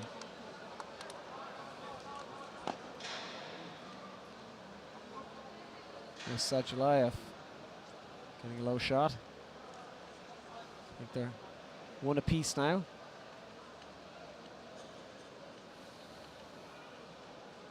No waiting around for either athlete though, straight back into it.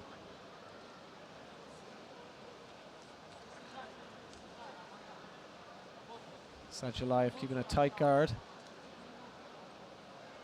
But again, haven't seen much engagement of grappling from Gitinov so far. It seems to be all from Sadulayev.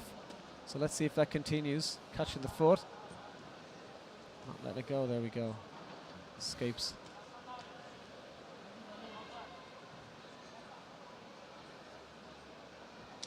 Still fairly tentative from both athletes. Here we go now on the grappling once again from Sadulayev. Leading the dance on the grappling side. So far, I think very close match. Yeah. Both opening up a little bit, but not taking too many risks. An indication that they both respect the striking and the grappling of their opponents. And then again, Sadulayev with the shot. And another good sprawl and defense from Gitinov. Almost 3 minutes remaining on the clock here. Our semi-final, the No-Gi Battle Super Cup. Gitinov not really looking like he's trying to engage any grappling. Not at this point in the match anyway. Perhaps going to wait till later in the match, try and maybe score a takedown and influence the judge's decision. Was a little bit high on that strike there, but didn't seem to phase Sadulayev.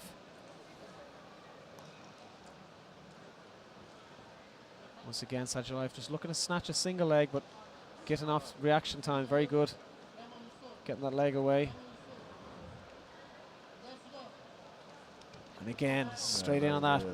Gitinov trying to maybe catch the timing of that guillotine as he comes in. Oof, big body shot there as well. Knee up the middle from Sadulayev. Little look at the clock there from Gitinov. Just seeing how much time he has, maybe an indication that he's looking to start grappling once a certain time on the clock hits. Oh, and again, hit in the face. Hit in the face. Problem is that when it's escapes on the face, they have no gloves, right? Yeah. But a bang on the face can happen even without the striking involved, just in regular grappling, but the extra strikes involved, probability of that happening is pretty high. Sadulayev this time taking a moment.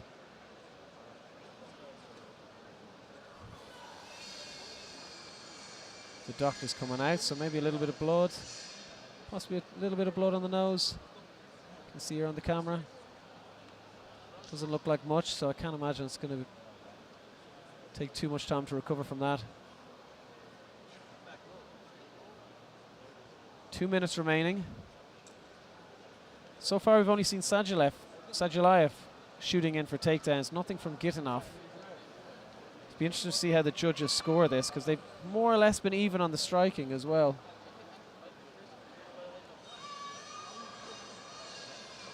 Again, Sadulayev taking as much time as he needs just to recover his nose here. Doctor seems to be nodding, happy enough.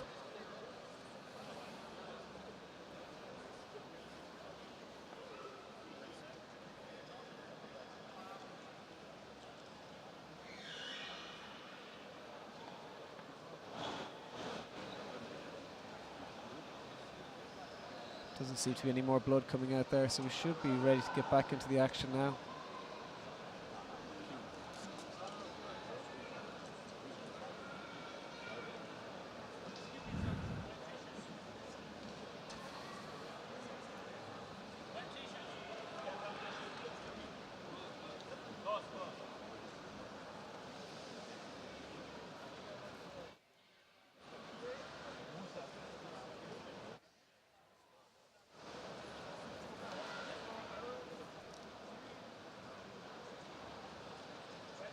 Looks like we have another doctor getting involved here as well.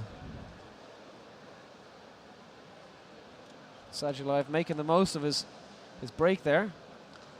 Referee's going to call both athletes back to the center to restart this match. 2 minutes remaining. Now with a bit of rest for both fighters, it'll be interesting to see who comes out guns blazing. Trying to have a strong finish this match. Here we go again. It just seems Gitinov's very aware every time Sadulayev comes to shoot. wrong. Good exchange. But again, both back to the feet. Nice body shot once again from Sadulayev, which helps him on the entry for that single leg. But again, it's just keeping Gitanov down seems to be the problem. Very good job, man. Super technical. Wow. Now Sajalayev from bottom this time. Didn't see that in the first match. Both guys fighting for top position.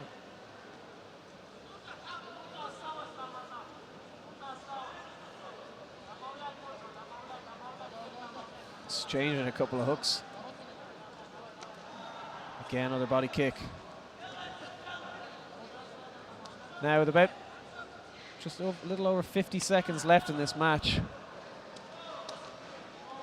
I'm not sure if the best strategy is just to exchange kicks and punches. You might even see a little something more to try and influence the referee's decisions. Wow. And again, see the takedown defense from both athletes during this match has been amazing. That's a very good fight.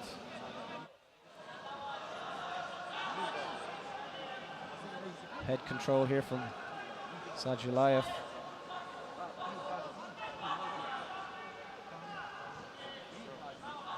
Again, sprawling, trying to get Gitanov to his back.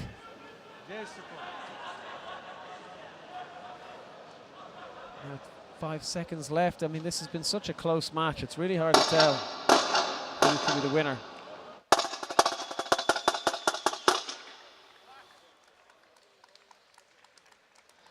Nice handshake from both athletes. Seems to be a bit of blood coming out of both of the faces.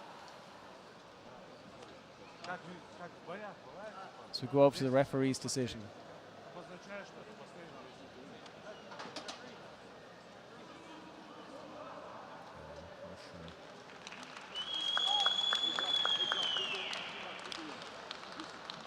Gitanov looking understandably very disappointed, but the... Ladies and gentlemen, your winner, Yusuf Sadulayev. The unanimous decision there going to Yusuf Sajalayev, who's going to move on now to the finals.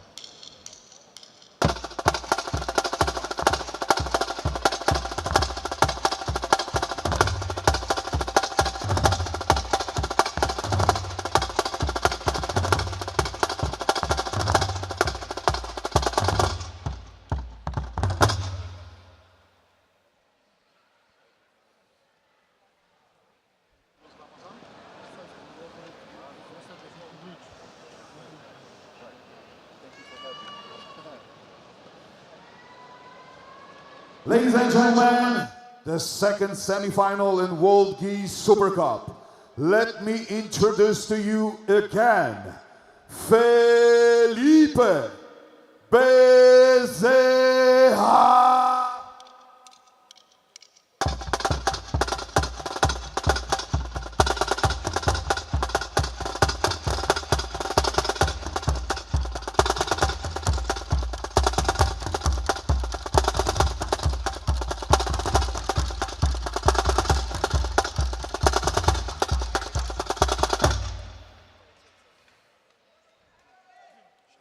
And his opponent across the mat, Catriel Rodriguez.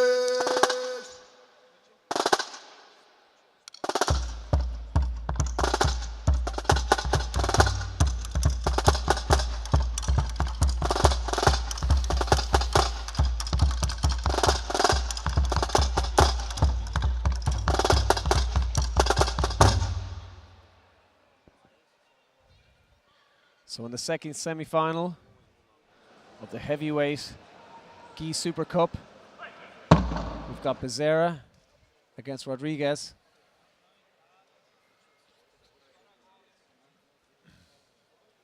So in the first match we saw Bezerra wanted to play top and Rodriguez was happy to play from bottom, so I'm expecting we'll see the same again.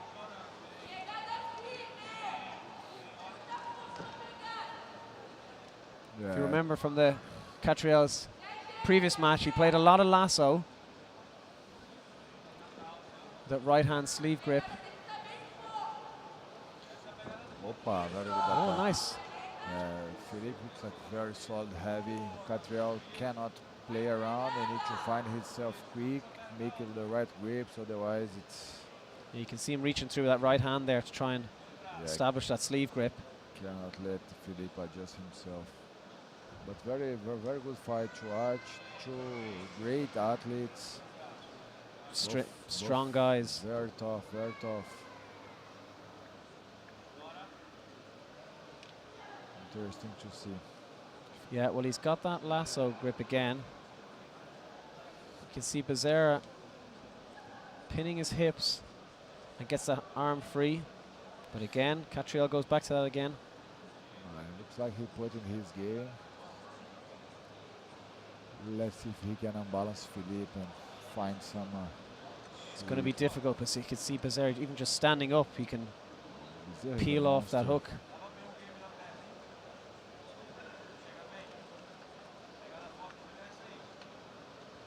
Catriel doing his best to try and get a grip on any sort of lapel or sleeve.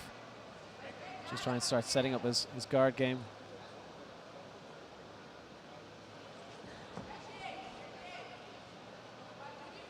For Becerra on top, what would you like to see him do to try and stop that strong lasso game from Catriel? I think the outside passing, I feel that they come too much in the middle and they're kind of slow in the move to the side. Going into the guard almost rather than going around it. Yeah. When you don't have a grips, I think the best thing to do is to try to get angle to start the fight, you know. And what they do is they just go jump in the middle. Like you can see his both knee on the ground in the middle of the Catriel's leg. Yeah. And the Catriel have time to adjust himself. So every time he breaks the grip, I think the best thing to do, it's in general speaking, is to go to the side. Yeah, it's like he's inviting his guard. Start to slowly trying to get angle, get the bottom leg, and then start to move to the side, and that's going to be a lot better.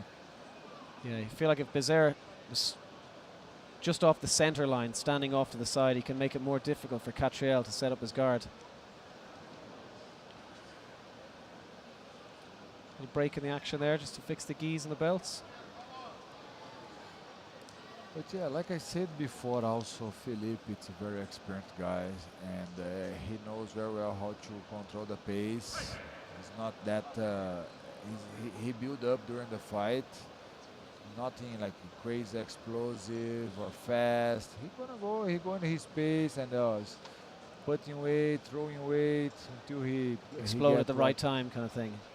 To get what he needs.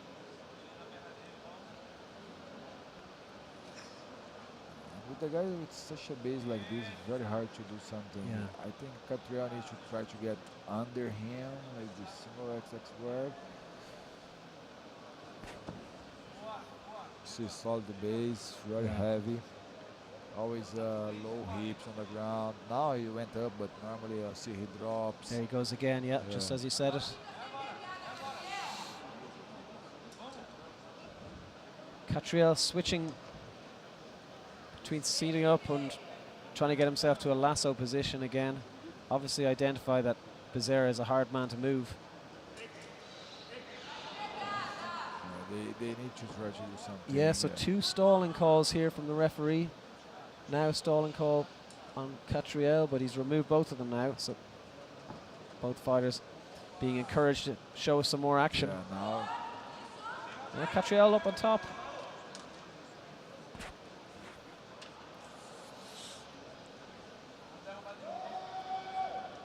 3 minutes remaining, a little break in the action there just to fix the gis and the belts.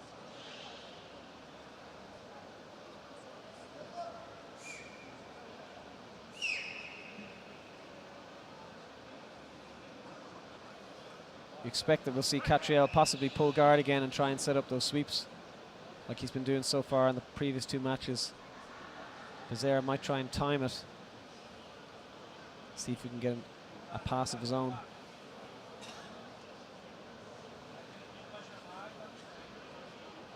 Double collar grips for Catriel. There we go, straight into the guard. Trying to maybe get a De La Riva on that left side. Becerra seems to just heavy pressure, just crushing that leg. Yeah, Catriel needs to watch out now because that's a heavyweight guy. That's no joke when the guy comes like chest to chest like that. That's especially now getting onto that shoulder. Yeah, he needs to watch out. And a crossface as well. He has to fight harder in the beginning to not let you get to these positions, because now it's need to fight a lot harder. Yeah. Certainly that cross face looks very uncomfortable. Nice, he did a good job in recovery.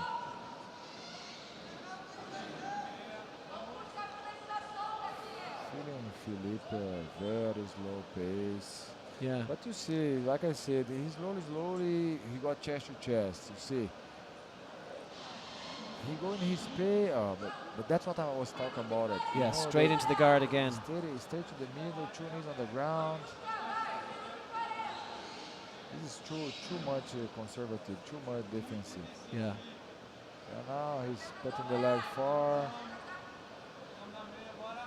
Need to really Seems to do slow, heavy pressure, then explode every now and then, every couple of minutes.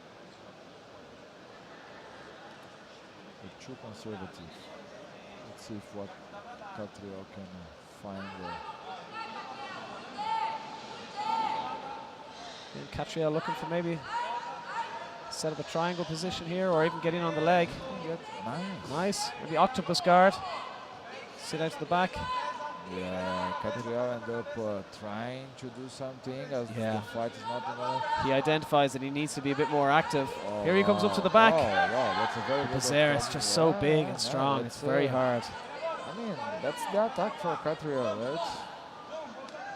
It's a good sign for Catriel, but he's running out of time and he's going to need to be a bit more active now. It doesn't seem that Felipe wants to push the pace. He wants to counter attack more.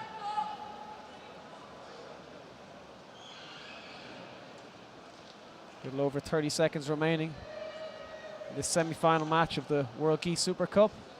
Catriel Rodriguez against Felipe Becerra.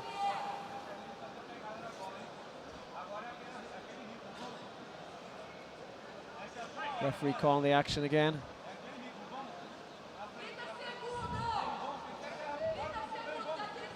Straight back to guard once again for Catriel Rodriguez. Getting that pant grip. Looking to maybe set up his... Even get in under the hips. But Becerra again, very heavy, sprawling back, crushing the hips of Catriel Rodriguez. Yeah, but Catriel is trying to get something. Drum signaling that there's 10 seconds remaining as we get to the last few seconds of the match. Ref calls time. Felipe Becerra seems to think he's won. And I think he could be right in the eyes of the judges. Yeah, I don't know, because Catriel was very active from his guard, right? Very active, and you know, in the end of the passing here, Catriel really counter-attack with that octopus, you know, and yeah, came up and almost got to also the back Felipe too. went to his side by Catriel exposure, so let's see. Interesting. Looks like Seems to be, is it a split decision here? Felipe, I think. The judges seem to... Ladies and gentlemen, your winner, Felipe Becerra. Felipe Becerra advancing on to the finals.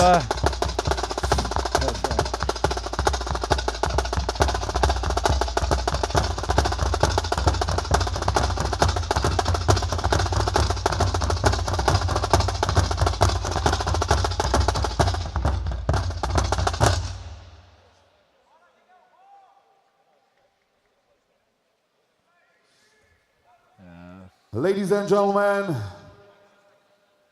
the second semi-final in World Battle Super Cup. Let us welcome again, Lomali Esquie.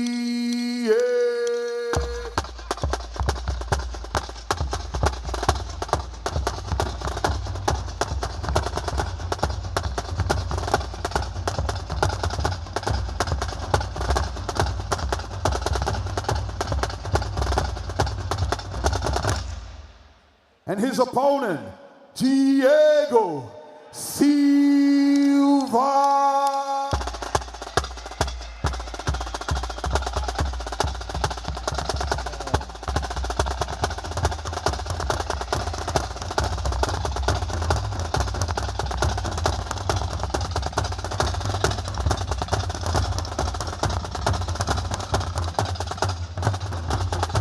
okay. But you can put your charge. No, it's okay. Ah, okay, okay.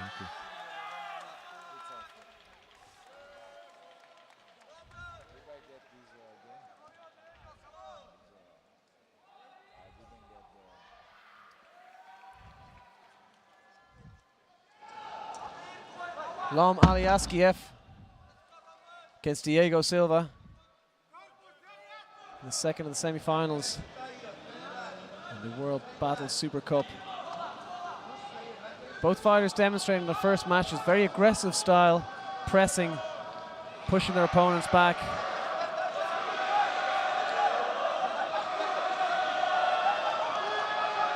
Lom Ali Acbjj, if you remember, against Kush Kush. Diego Silva advancing against Abdullah Khamis Al Farsi. Both at a very aggressive, almost bullying style in their matches.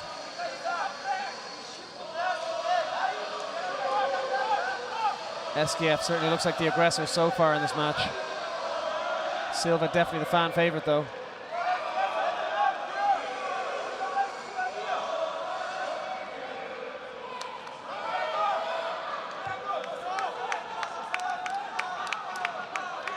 Referee bringing the action back to the center here. Once again, Acbjj on the front foot though, pushing Silva backwards.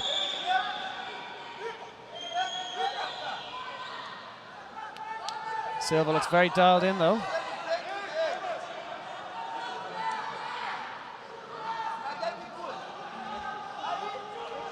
Acbjj once again just throwing out those little probing jabs just to see what kind of looks and feints he'll get from Silva in return. Referee calling a stalling call against Silva, imploring him for more action. Once again, Acbjj just walking Silva down here. Not much coming back in return though. Acbjj from the UFD gym.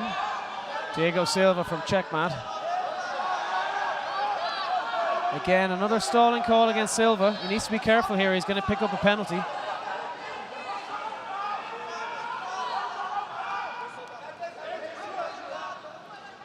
Once again, backing up from Silva. Acbjj just ripping those body shots. Silva backing up off the mat. Needs to be careful of a stalling call again.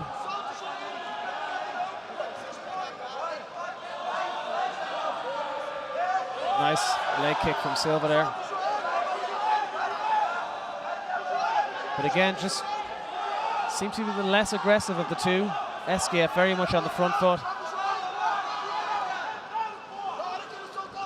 Another stalling call again against Silva, but referee calls it off. Silva in on the leg. A nice sprawl there, Acbjj. Maybe the better decision right now for Acbjj is to keep it on the feet. He seems to be having more of the success there. Silva with very little output on the feet. And there it is. There's the penalty call. There's been a couple of stalling calls from... Stepping too much back. Yeah. Just backing up too much, and as you know yourself, Thiago, ACB very much prioritizes action and trying to finish fights.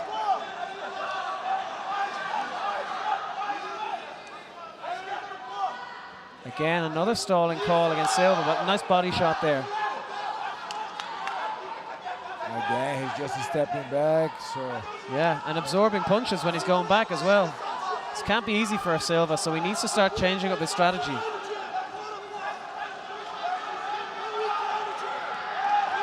Again, another stalling call, but cancelled by the ref.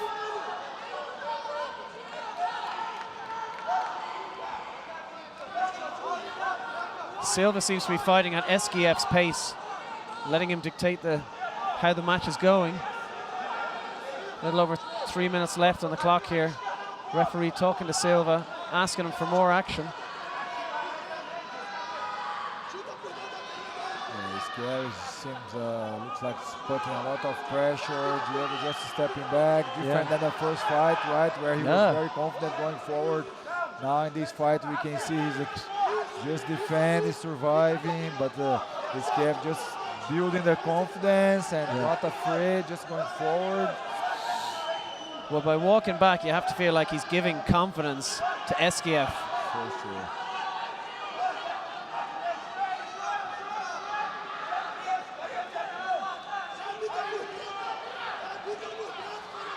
Silva, even if he just shoots in, you know, tries some sort of takedown, just get the action, because walking backwards, eating punches is just not going to win him this match. And like you said, almost night and day the difference between his first match and this one. He was opposite. Yeah, absolute opposite. Again, backing off the mat again. Yeah, and you can see the look on his face. He looks disappointed with himself. Frustrated, yeah, he needs to find some way to... That's a second penalty, so he needs to be careful here. Can't afford to get another penalty. 2 minutes remaining in this match. Oh, there it is. That's more like it. A nice knee up the middle. That's what Silva needs to do if he wants to get back in this match. SKF asking him for more. Obviously not bothered by the knee. Silva's corner screaming at him here to start pushing the pace. And again, he's under pressure. He needs to turn around, otherwise another penalty might complicate his life. I'd like to see him circle away here, because he's walking back so much that he's forcing himself off the mat. If he can just start to circle a bit, get himself back towards the middle of the mat, he won't get as much challenges from the ref either. Again, he's outside, so he needs to turn in. Which again, just for the judges, the visual of him walking off the mat's not going to help him. Now you can see SKF getting more confident with his strikes.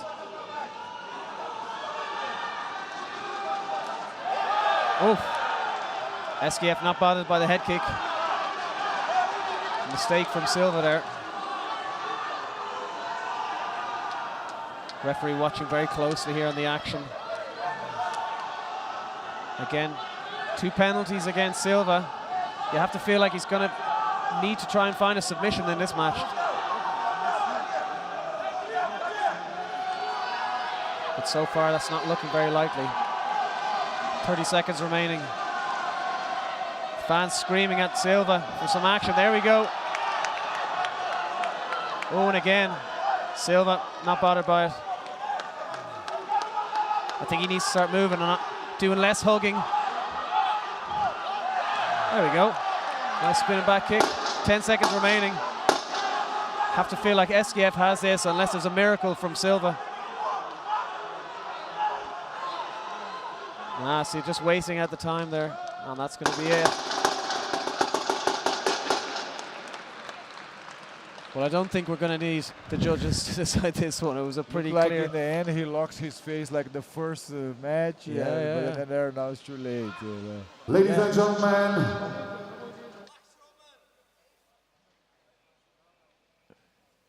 Ladies and gentlemen, your winner, Lomali SKF.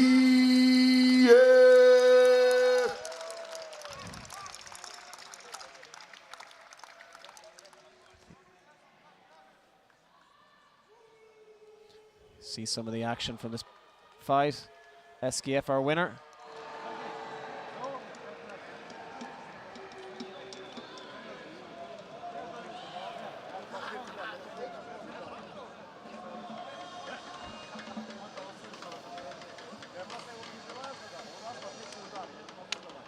Ladies and gentlemen, we got another kids super fight. Let me introduce to you Gendarme.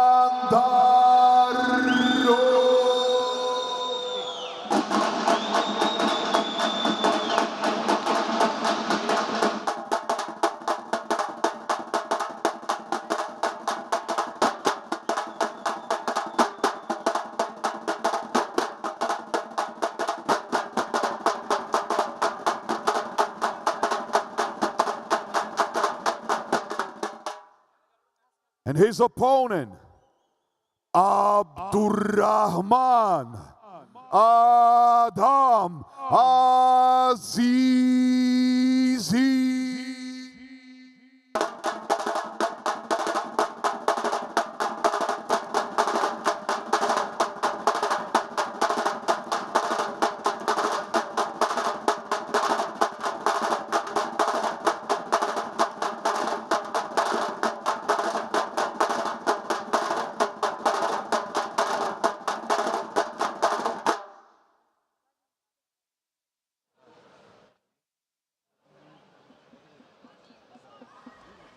So another kids match for the evening here. Little confusion over the handshake between Emir Jandarov and Abdurrahman Azizi. And it's amazing to see these young athletes, after going from heavyweights of 118, 120 kilos to these young athletes. And again, we're just seeing the technique of these young athletes is incredible. I mean, we're seeing more technique and dynamic movement from some of these young kids than we're seeing from these seasoned pros, which is an amazing indication of the evolution in jiu-jitsu and what we can expect from the future athletes. Now, Jandarov on the back here. We're losing position and straight into an armbar. Azizi taps in the end there. I thought he might have escaped it. And Jandarov with a quick submission there. I mean, he's barely up to the hip of the referee. Ladies and gentlemen, your winner, Emir Jandarov. He's small in stature.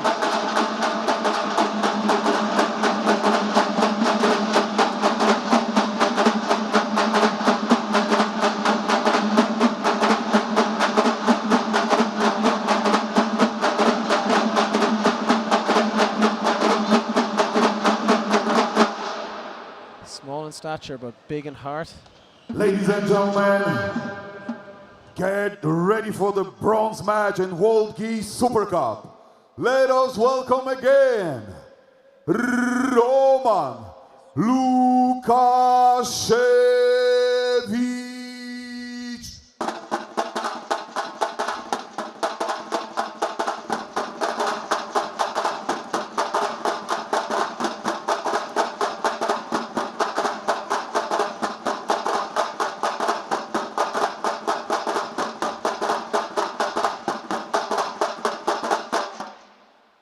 And his opponent, Qatar Rodriguez.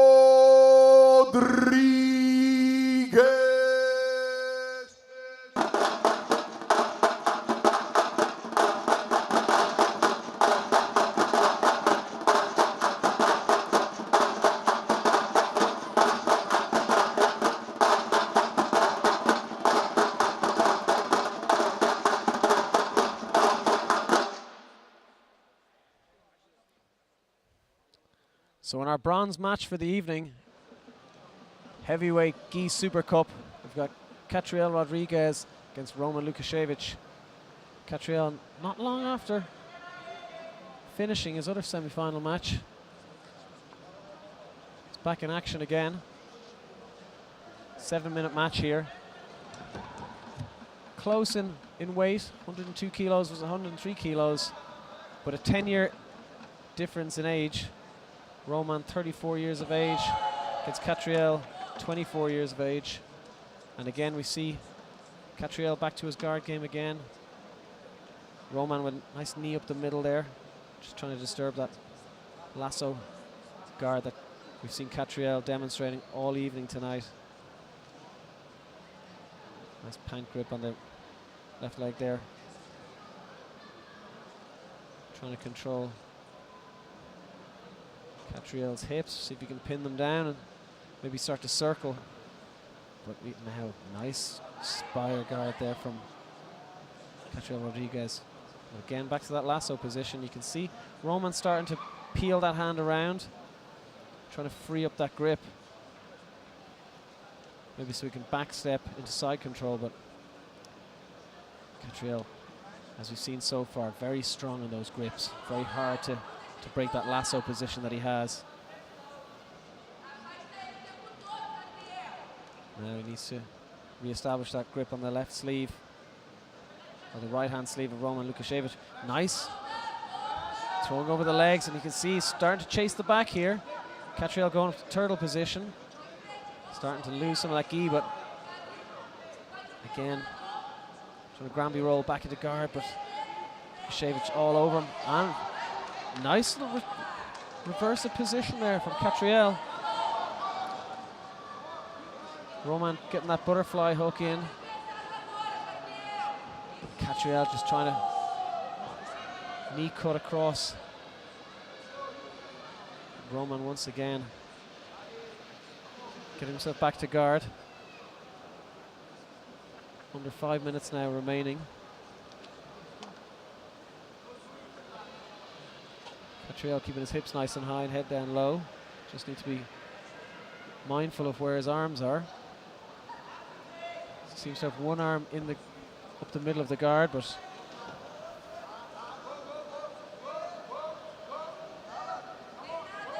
again Catriel now starting to backstep around. Seems to have caught one in the eye though. Seems to be like a heel in the eye from Lukashevich. Looked unintentional. Don't think it'll take him too long. Just give him a moment to clean his eye.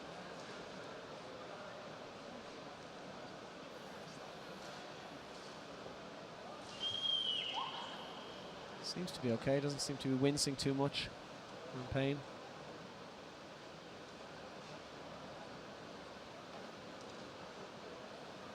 Catriel taking a moment for himself there, just to recover.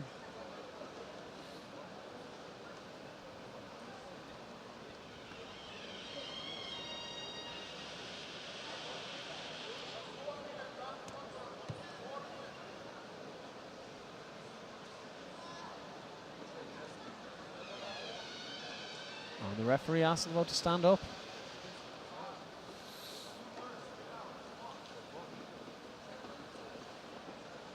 Not quite sure what's going on here with the referee. Calling him back to the action, okay. Not starting from bottom again, but both of them standing from the feet. Interesting to see now who engages the takedown first. We can see it's Roman Lukashevich, but again, a nice sprawl from Catriel, but he's in on those behind. Got in behind those knees. He just drove through and got Catriel to the floor. So again, Catriel, you can see he's going to set up that lasso position one more time.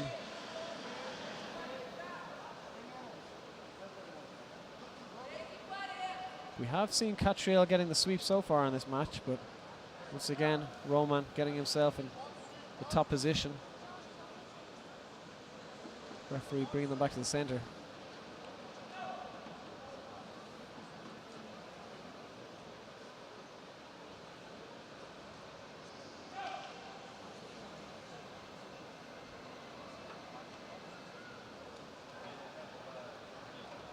No debate there over what the grips were.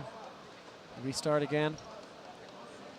Similar off to all the other matches we've seen from Catriel. Not moving away from the game plan that he's clearly come here to use. With around 3 minutes and 20 seconds left, what do you like to see here now from both athletes, Thiago? Yeah, for sure. Now in the last 3 minutes, we need to see some more action, right? Yeah. Catriel. I would say that Catriel was put on his game, but now, you know, this is footlocks attack, it can be very dangerous. But if they turn quick, instead of pull to single X, yeah.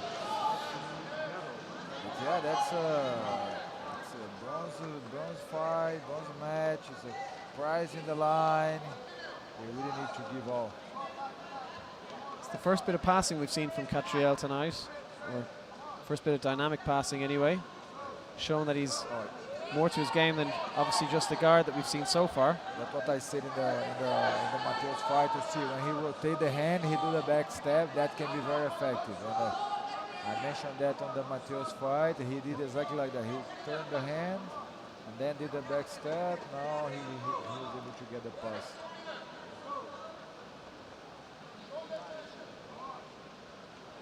Let's see if he can progress from there. Yeah, looks like he might be setting up a possible Kimura grip, but no. Let's let Roman come up to his turtle.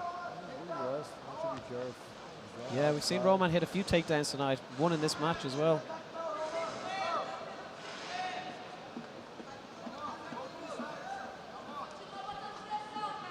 Minute 45 to go, Catriel on top here. And again, now Roman going for a lasso position, so both using this guard often tonight.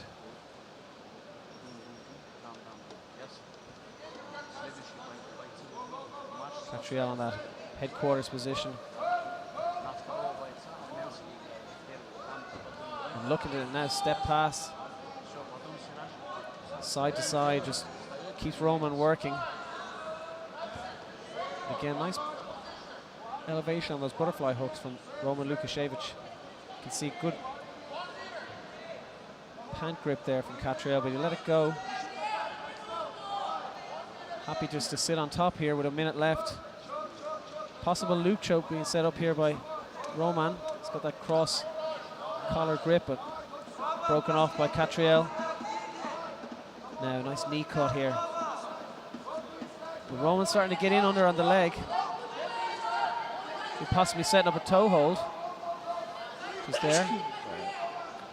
Catriel circles nicely into the mount. That was very clean. Very clean move.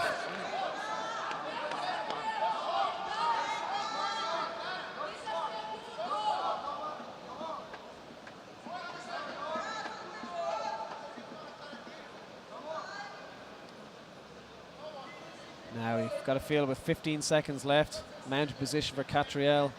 And possibly an Ezekiel choke. Looked like he was setting up there, but abandoned it. You have to feel like this one's going to be Catriel's. Yeah, now he showed too much dominance. And that's time. Roman looking a little bit disappointed as he got up there. I think he knows. Perhaps let it go towards the last 1 to 2 minutes of that match after hitting a nice takedown earlier. Just tying the belts here, but you've got to feel like this is a bit of a formality before Catriel Rodriguez gets his hand raised.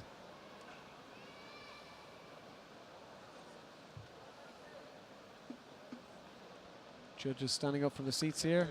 Let's see what they say. Seems to be unanimous in favor of Catriel Rodriguez. Ladies and gentlemen, the victor, Catriel Rodriguez.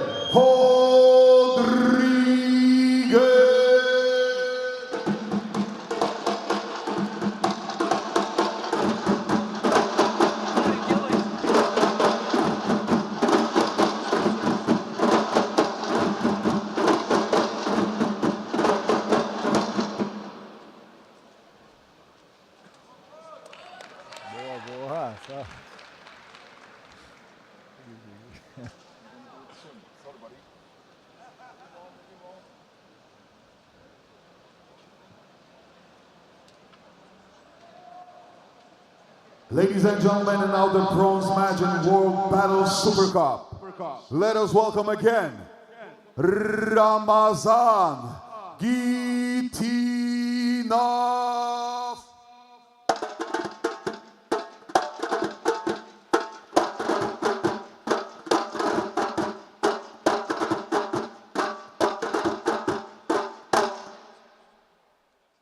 And his opponent. Let us welcome again Diego Silva.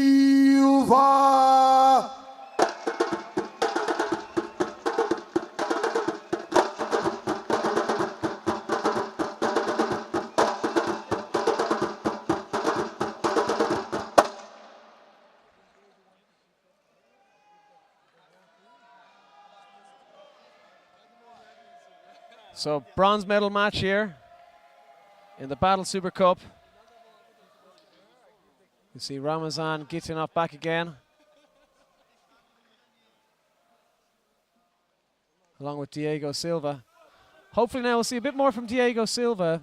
I'm sure he'll be disappointed in himself for really not showing up in that last semi-final match. I'm sure he'll say that himself. Gitinov as well in his semi-final. Kept most of it standing. And in the end, that was perhaps what cost him.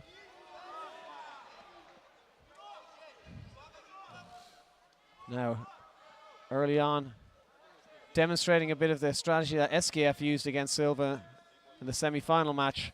Pressing him back, lots of strikes.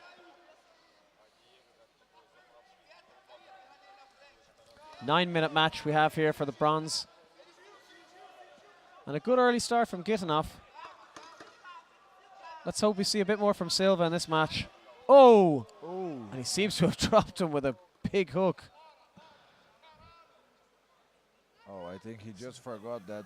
Yeah. He's couldn't kick the back the into frame. MMA days. Silva seems a little bit rocked by that. And the problem that is there's no gloves, right? And the Yeah, hit is it's not just like getting not just like getting hit with a glove punch in MMA. This is bare knuckle.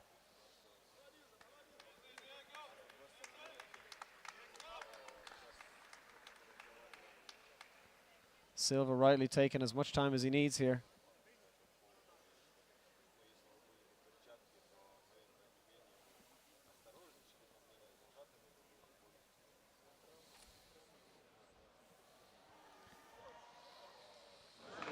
See SKF in the background there coming out to see his previous opponent.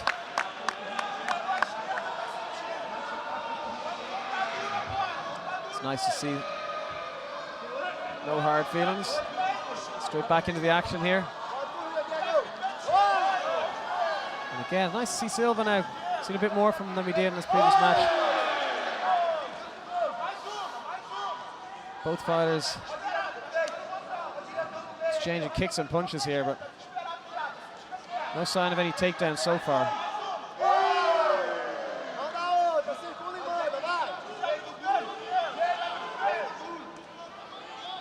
Once again, another leg kick there from Gitinov.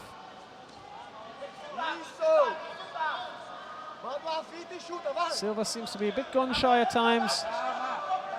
Shapes like he's going to throw a punch, but then steps back.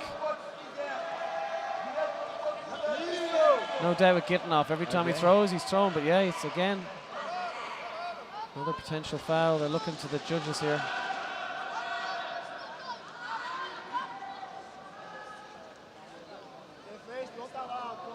Silva doesn't look happy about this.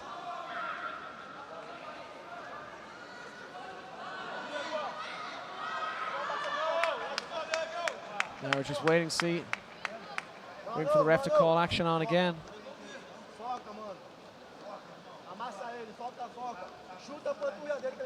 I think they're just waiting for head judge Zagat to give his opinion on what should be next under the current rule set. We're back to the action again here. Fans not happy about that, understandably. It's 2 fouls, but no punishment so far. Although we're just seeing now behind us, it looks like 1 penalty's been issued for Ramazan Gitinov. So now, even though he's been active, the more active of the 2 so far, he's found himself behind.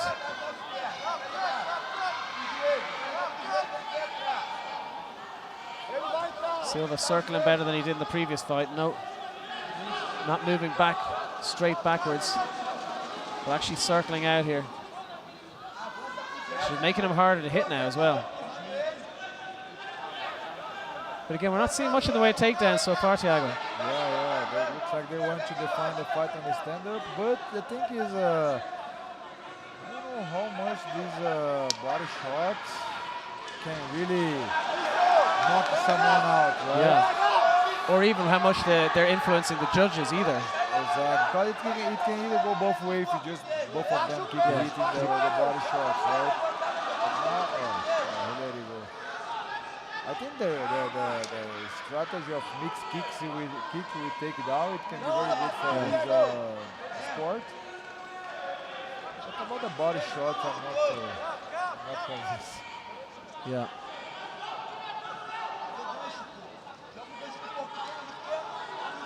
The thing with the leg kicks as well is naturally the fighter lowers their hands, which then if the other opponent shoots, they're already there to defend the takedown, right? Yeah, Traditionally in MMA you would see a strike to the head and then shooting under the arms to get the takedown, but it's a bit more difficult. So again, strategy needs to be adjusted a lot for this kind of rule set. makes sense. Every time Silva strikes though, he's getting a good pop from the crowd. But once again, Gittinov dictating where the match takes place, just pushing him back.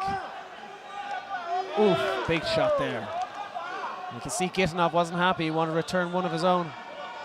5 minutes remaining. So now Silva doing a better job of circling around here. He didn't do that in the last match, he did a lot of backwards moving. But he's circling much better now.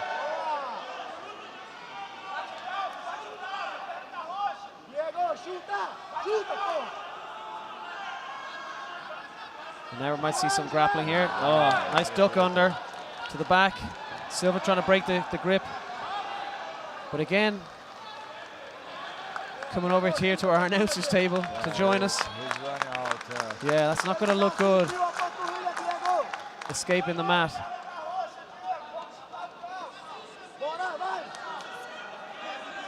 But again, nice to see Gittinov using his wrestling again.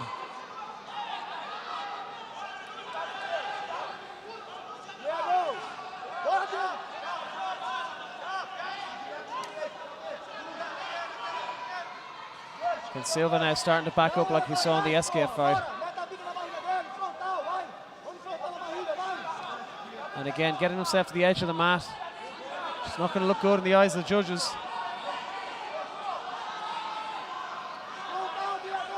That penalty still hanging over the head of Gittinov though.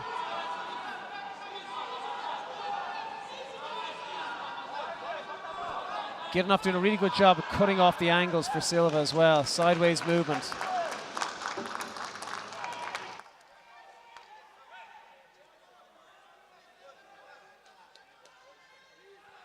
Leg kick, swing and a miss. Oof. You can see Gittinov swinging those punches with his whole body weight behind them. Oh, and a nice exchange there from Silva. That's starting to build his confidence now.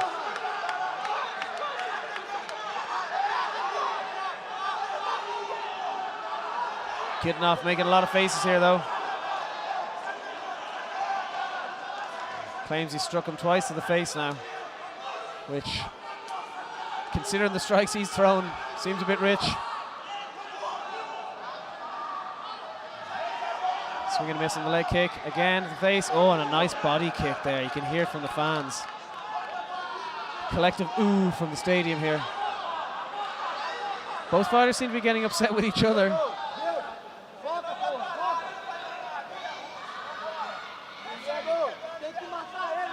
Again, we go to head judge Zagit. I don't know, because looks like Silva was also slapping his face. Yeah. But Both then striking the when head. the guy hits him, he do the same, and Yeah, I think they're both guilty of the head strikes so far. So Zagit consulting with the ref, just sharing some of the rules. looks like this was a punch. He's gonna get the kill, I think. And it's a DQ. We're seeing a disqualification here for Ramazan Gittinov in the bronze medal match. Ladies and gentlemen, your winner, Diego Silva.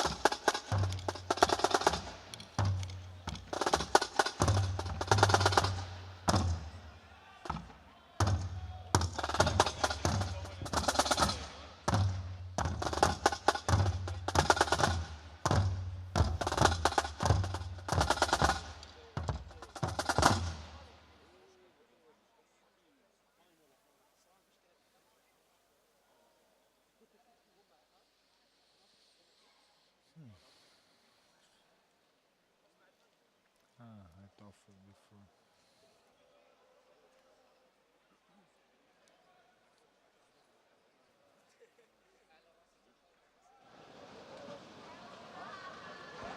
Ladies and gentlemen, another kids super fight. Let us welcome Ulash. Ulash.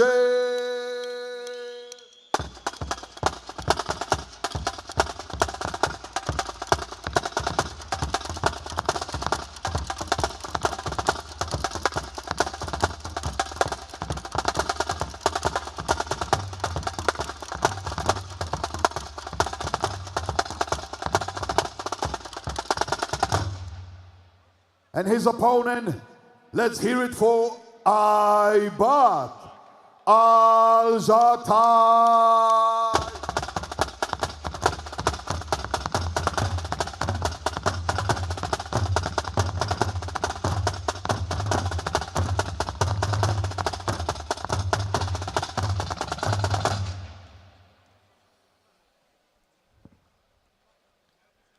So another kids match again here in the gi. Two 15-year-old athletes. I have to say, kids matches tonight have been some of the most exciting action we've seen. Incredible matches. Even last match we saw Emir Jandarov against Abdurrahman Azizi that finished in an armbar pretty quickly from Jandarov. I mean, it's incredible the technique we've seen from these kids so far. Yeah, you can see that the base come very strong. These kids, they, like I said before, they fight like adults. The techniques is like the adults perform the techniques. You know, you can see just a back step from X guard, so they know what they are doing. That's very impressive. And very dynamic as well. No slowing down, no holding positions. They're just constantly moving.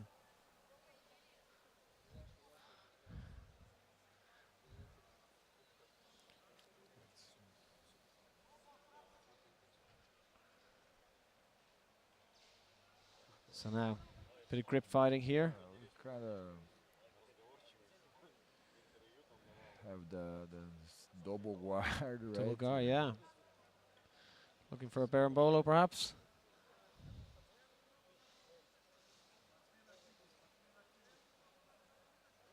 Again. Both fighters fighting the grip position here. Al-Jati trying to come up on top.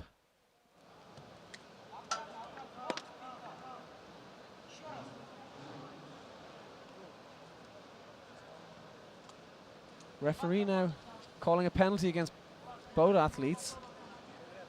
Interesting. Yeah, this double guard is something that for sure people don't want to see. Yeah.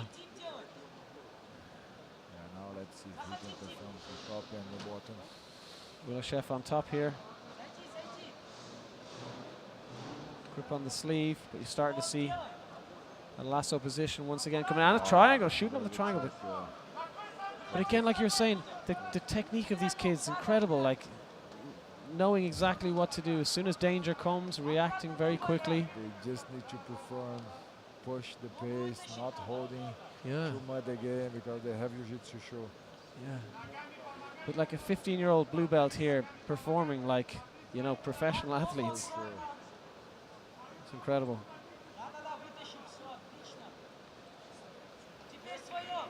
Grip on the foot there now for Al-Jati. But again, up comes Ulashef. And now getting a footlock of his own here. Trying to turn over on the leg and get his chest down, but both exchanging footlocks. That's what we call the foot war. Yeah. You attack the foot, but also you expose the foot. That's it, your other foot's exposed as well. Yeah, looks like now it's pretty deep here. He has something there. Again. And a heavily strapped up foot as well that he went for, so you can imagine there's probably already an injury on that foot.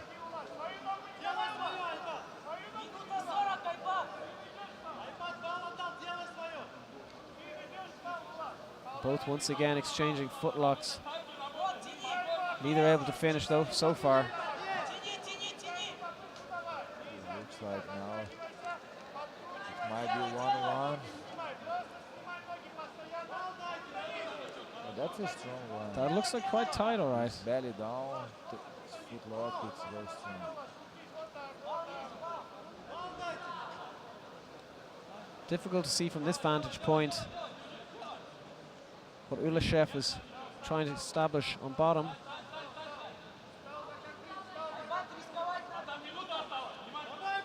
He's freed the leg.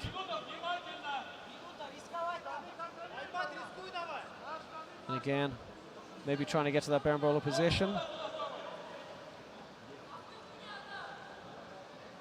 And once again, Acbjj going for that footlock, a straight footlock once again, but lost it. Seems to got a little bit of blood coming out of his mouth as well, so maybe got caught a foot to the mouth. Once again, he just seems to be like a dog after a bone on that foot. Once again, going for it. But again, Ulashev, every time he senses danger, he's very quick in defending those positions. Very good awareness of the danger. 10 seconds called now. Acbjj maybe just spamming those footlocks, knowing that it's going to be positive in the judge's eyes. And that's time. I think both athletes don't realize the match is over, still trying to submit each other. Referee's going to bring them back to the center. We're going to have a referee's decision here by the looks of it. Both took on penalties throughout that match for inactivity, but after that, we went into footlock war. Ulashev taking a moment for himself now to tie his belt.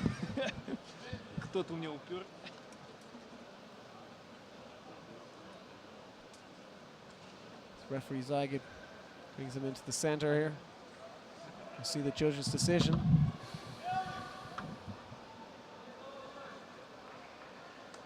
Bit of a split decision here between the judges.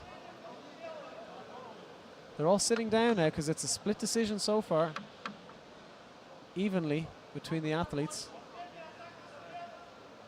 So now they're agreeing that referee Acbjj will be the deciding decision.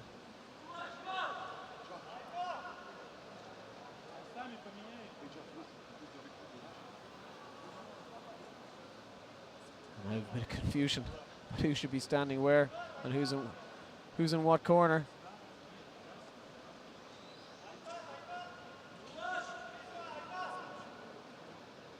Ladies and gentlemen, your winner, Ulash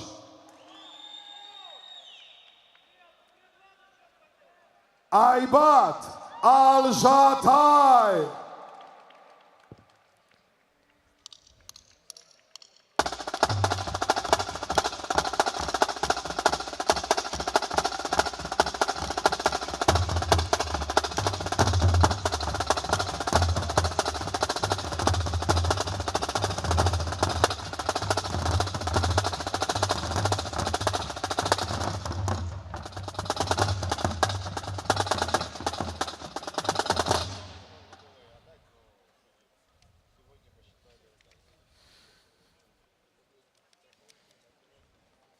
So we have 2 more matches now before the main card begins. Ladies and gentlemen, it's time for the World Gi Super Cup final. Are you ready? Let us welcome again Mateus Felipe.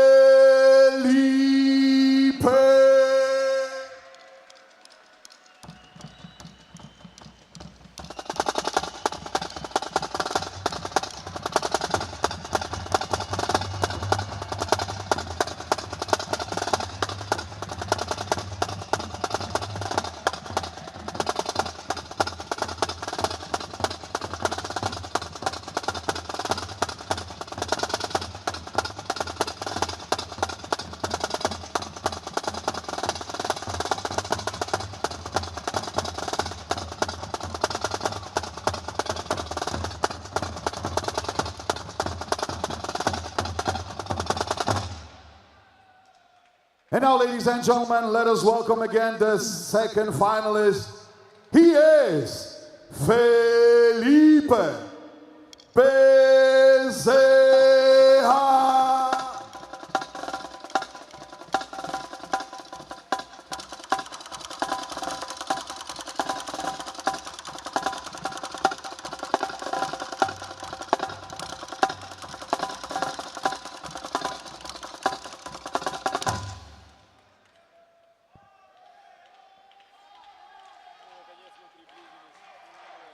So I think this is a matchup, Thiago, that you called from the very start, that you said you'd like to see Matheus Felipe Yeah. Now against that's Felipe Bezerra. Big boys fight. Yeah, you predicted this one. Both of them very strong, heavy, Yes. solid. I'll be interested to see what Matheus Felipe, what strategy he uses, because in his 2 matches we've seen him play top and bottom, whereas Bezerra we've just seen exclusively play bottom so far.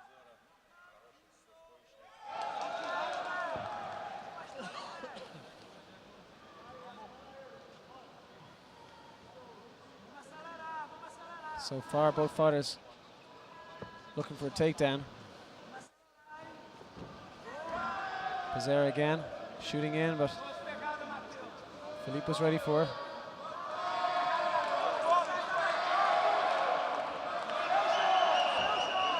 And again, Bezerra just being hard to move. He just, in all the matches we've seen so far, he's been pretty stern in his stand-up position, like trying to move a rock. This underhook there from Matheus Felipe, but again, just Bezerra sprawling back well.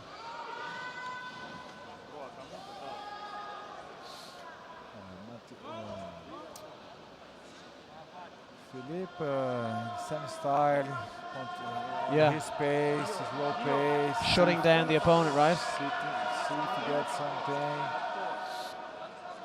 Matheus trying to get something. Let's see what they got.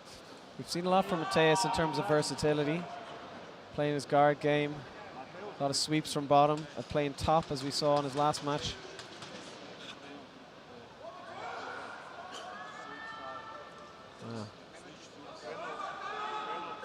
Again, seems to be referee off to the side, just consulting with the guys on the scoreboard. Back into the action again here. Matheus Felipe keeping a very low stance, like he's ready to shoot in on those legs. But again, it's been very difficult to move Bezerra so far tonight. And into guard, interesting decision there. Matheus Felipe taking the initiative. And as we were talking before, these guys, I think they used to train together. They might know each other very well. Yeah. Which can neutralize each other's game then. Yeah.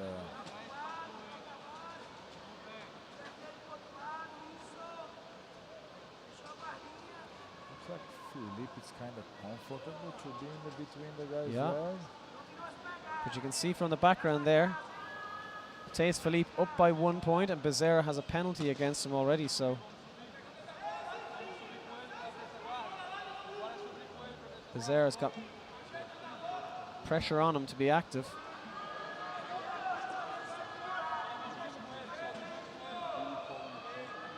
We're not seeing though Felipe. Oh, here we go, just as I say it. Same sweep he was trying to use against Roosevelt in the first match. Oh, that's a big mistake to step forward. Yeah. And there we go. Up to the back.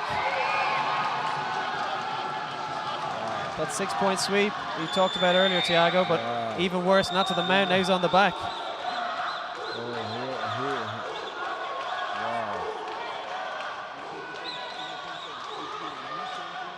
It looks like he's got a control of that lapel, but it's across the face, not under the chin.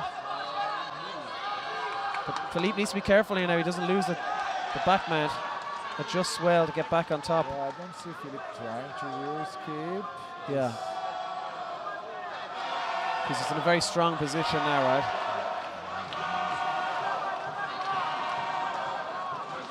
Again now looking like he's going for that choke. It seems to be under the chin here as well. Pereira doing everything he can to take the pressure off the choke by pulling on the sleeve, but fighting with the hands. Now it looks quite deep here. Trying to see from our vantage point. And that's it. That's it. Matthias Philippe gets the submission and wins the World Gi Super Cup.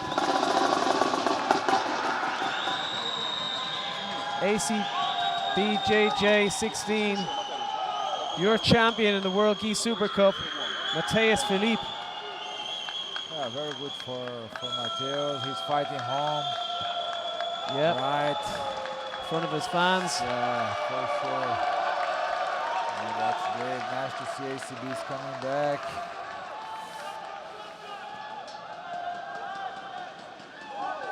Definitely demonstrated the most versatile game today as well. Mixing up top game, bottom game, takedowns, taking the back, and now submitting as well. So it's really nice to see, you know, a lot of variety in his performance tonight.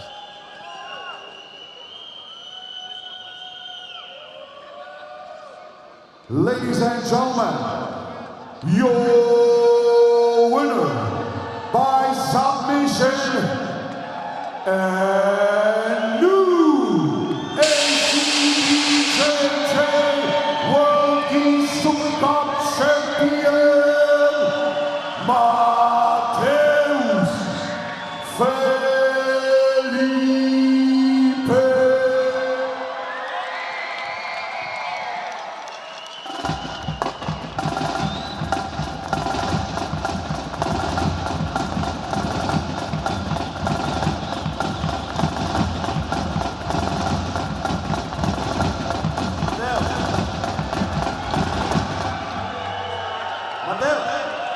That's the new word. Congratulations on this amazing victory. You obviously had a very hard run through the bracket.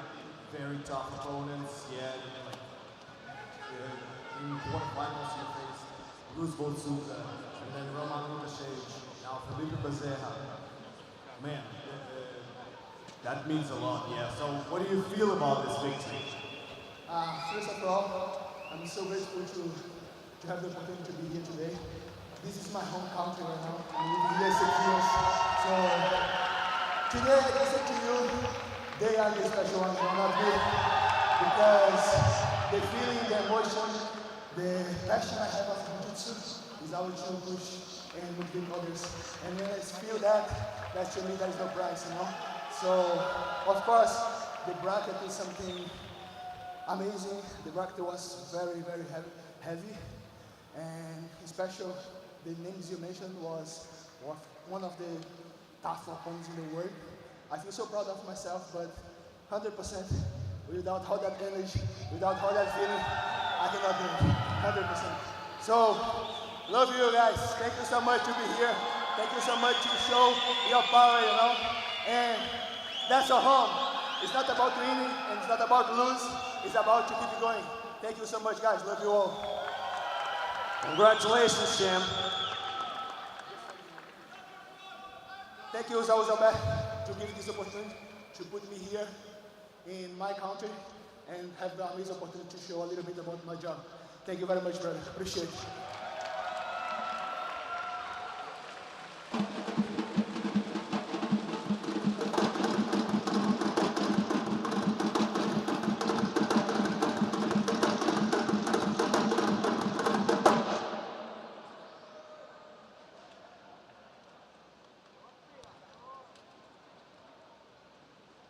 Ladies and gentlemen,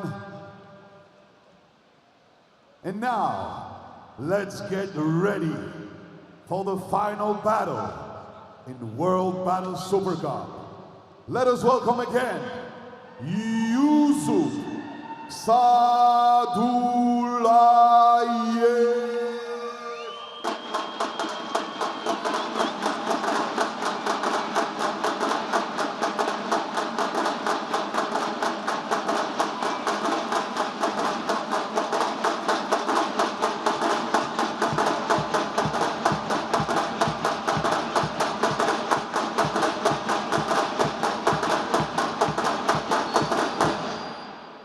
his opponent across the mat, Lomali Eskiev.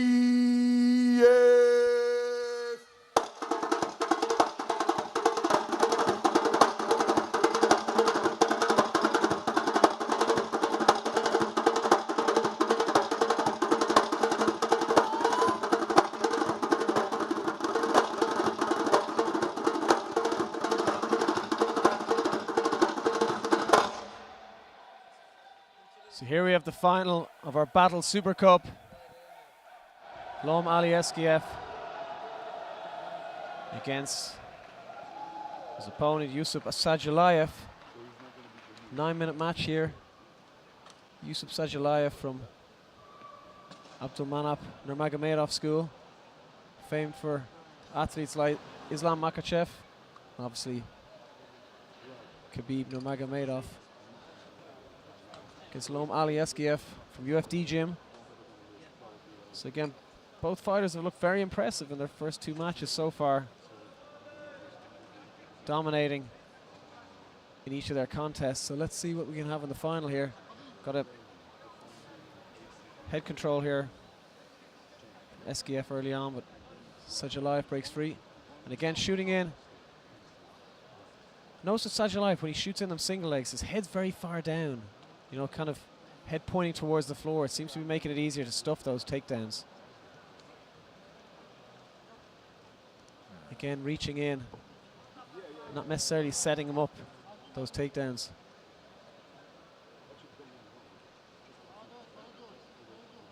Battle for underhooks here.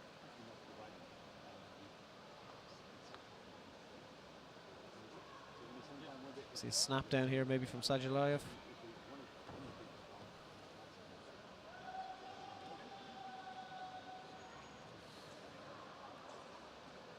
Exchanging a few words there.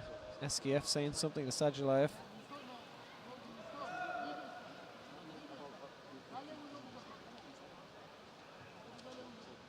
Again, just Sajalayev coming out in that southpaw position. Perhaps making it easier to catch that single leg.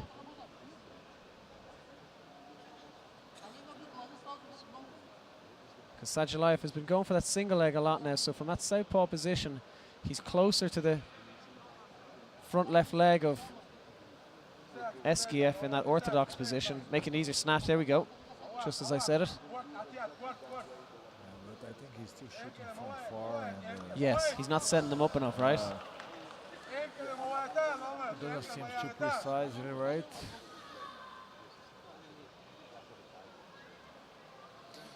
Maybe also they are controlling the pace. 9-minute match, final. They already been fighting hard. Yeah, long matches already. Let's see if after the half they start to increase the pace.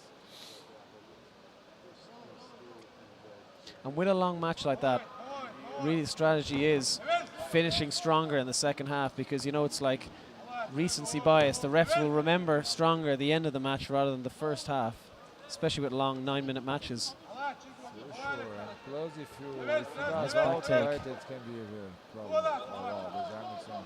That Oh, the arm is that on. back take attempt reminds a little bit of Leo Vieira, your coach. Yeah. And he tried to do this before in the other match, but it's slipper. Now Yeah, looks hard like finish. he has very good back control.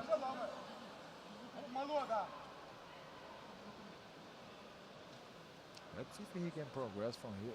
Yeah. I think he should not mix now. You see, not time to mix. Yeah, This. It's time start- to focus and get the back and Yes.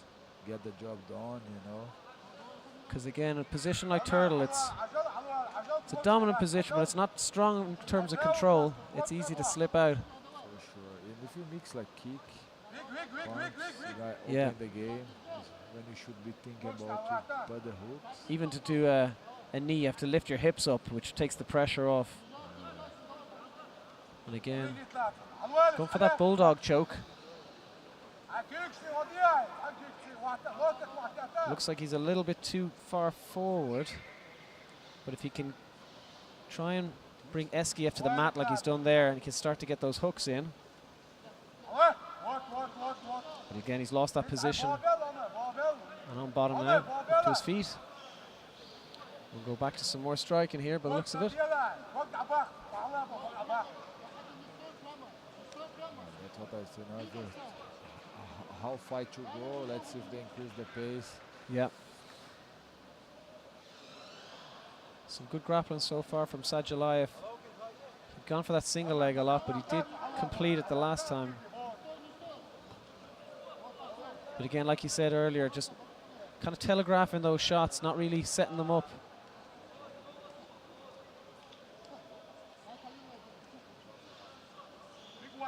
Four minutes remaining here.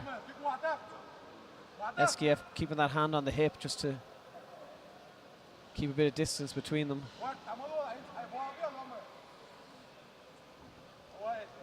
Again, another shot for a takedown, but nothing happening there. Again, exchanging punches. Haven't seen Acbjj go for any takedowns yet. Just happy to throw punches, yeah. Ooh, that looked like it landed hard. Yeah. He's going for it again now. Obviously knows he had success the first time with it. Sajalayev shooting in again, but stuffed once more. Now trying to 2-on-1 arm drag, but Acbjj pins his hips.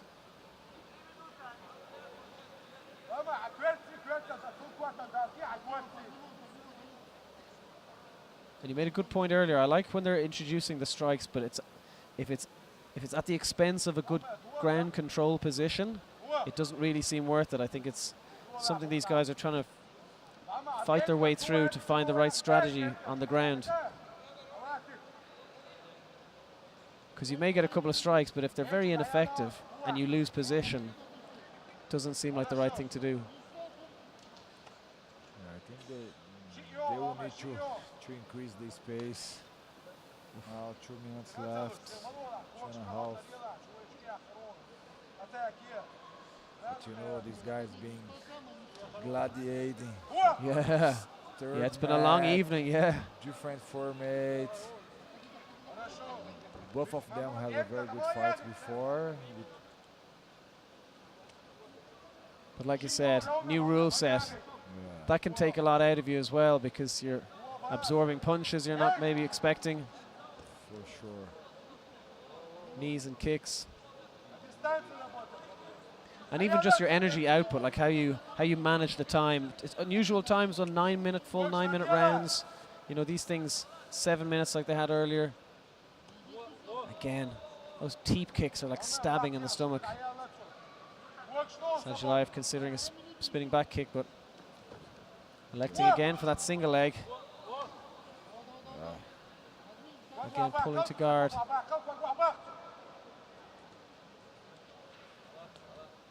That's interesting. Yeah, upward kicks from the bottom.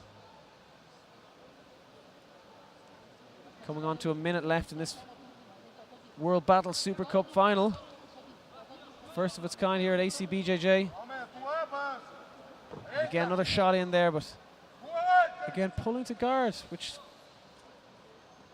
again, Sajalayev just seems to kick away every time he pulls guard, so I'm not sure what the plan is in that strategy. He's being very creative. Yeah, say that again.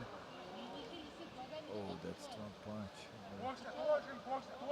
And again, like you said earlier, it's not just a punch to the stomach, it's a bare knuckle punch to the stomach, which is a big difference. This gets you see, he's giving up. Yeah, it's a leg drag position.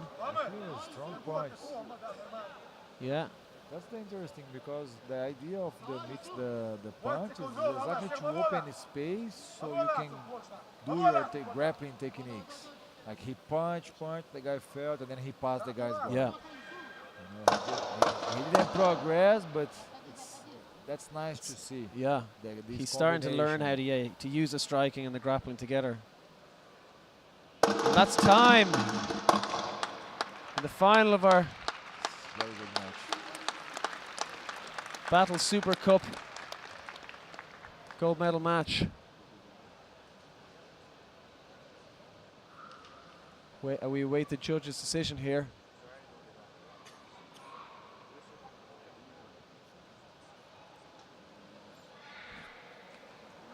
Seems to be a bit of a mixed decision here, but unanimous decision overall.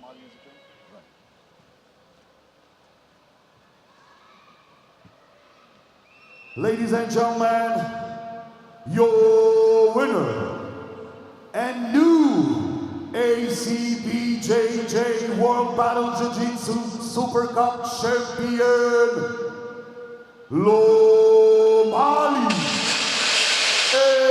Esquie.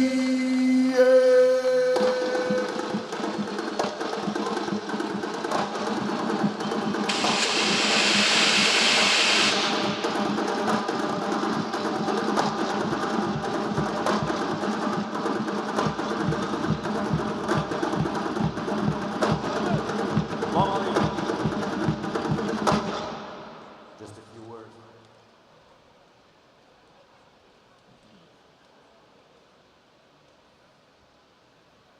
So, great performance from Lomali Esquie throughout this tournament. What do you think about that new rule set? Well, you're obviously a seasoned, very experienced MMA fighter. You have something to compare it with. What do you think about the rule set? Yeah.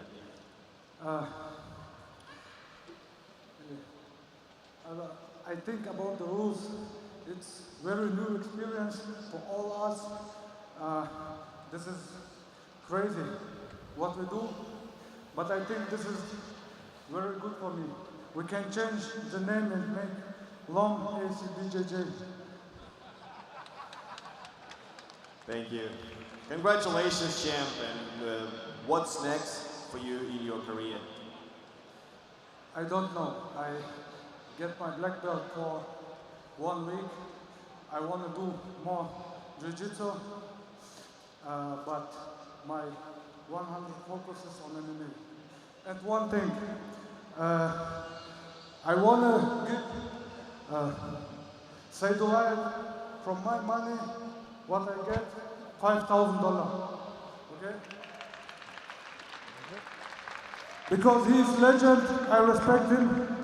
Normally, I'm from Chechnya. We don't fight with all the brothers, but we see this. This is sport.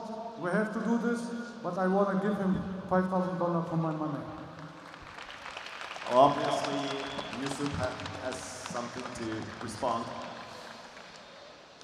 I'm really thankful for organization to bring me here once again. I really did my best, but today Romali was better. I congratulate him, and he really earned this money, so no need to share with me. But anyways, thank you.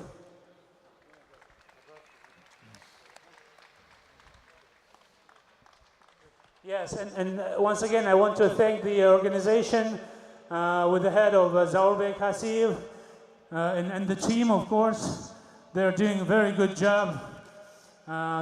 These new rule set I really love it, but just have to adjust to it. And I'll be ready for next challenge in this organization. Thank you. Congratulations on a great performance. You're obviously a legend of this sport and MMA as well, yeah.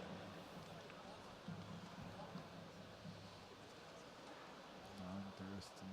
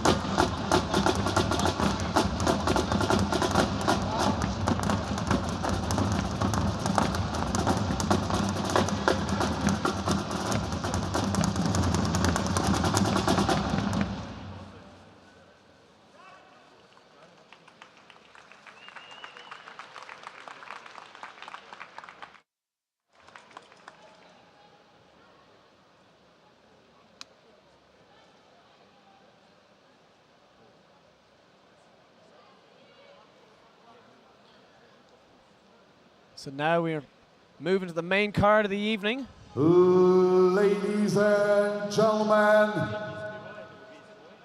let's go straight to the main card.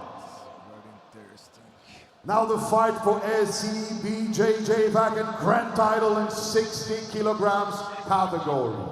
Let us welcome Andrew Suarez.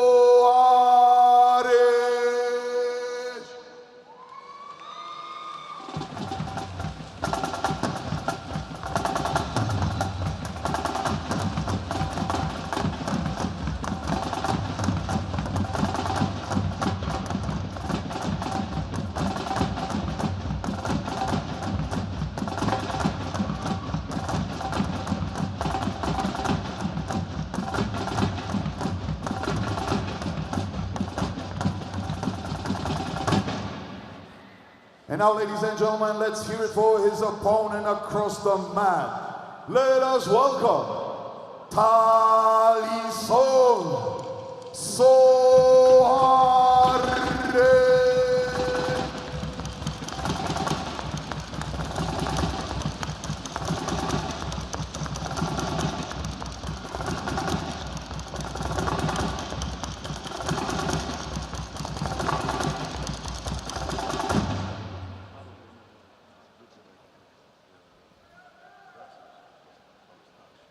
So Andrew Suarez against Talison Suarez in our first main card match for the vacant grand title of the 60 kilo division. These two know each other as well. They've exchanged a few matches over the years. Talison Suarez having 2 wins to Andrew's 1 against each other. Andrew's a medalist in the Worlds, and obviously Talison, world champion in his own right. Looks like a little poke in the eye, but Talison's going to keep going. So they definitely have experience of each other.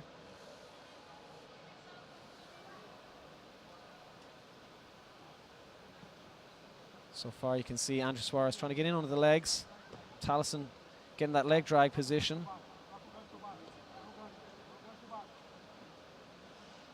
Doing a good job of just keeping those hips ever slightly elevated, making it difficult for Suarez to set up any kind of guard.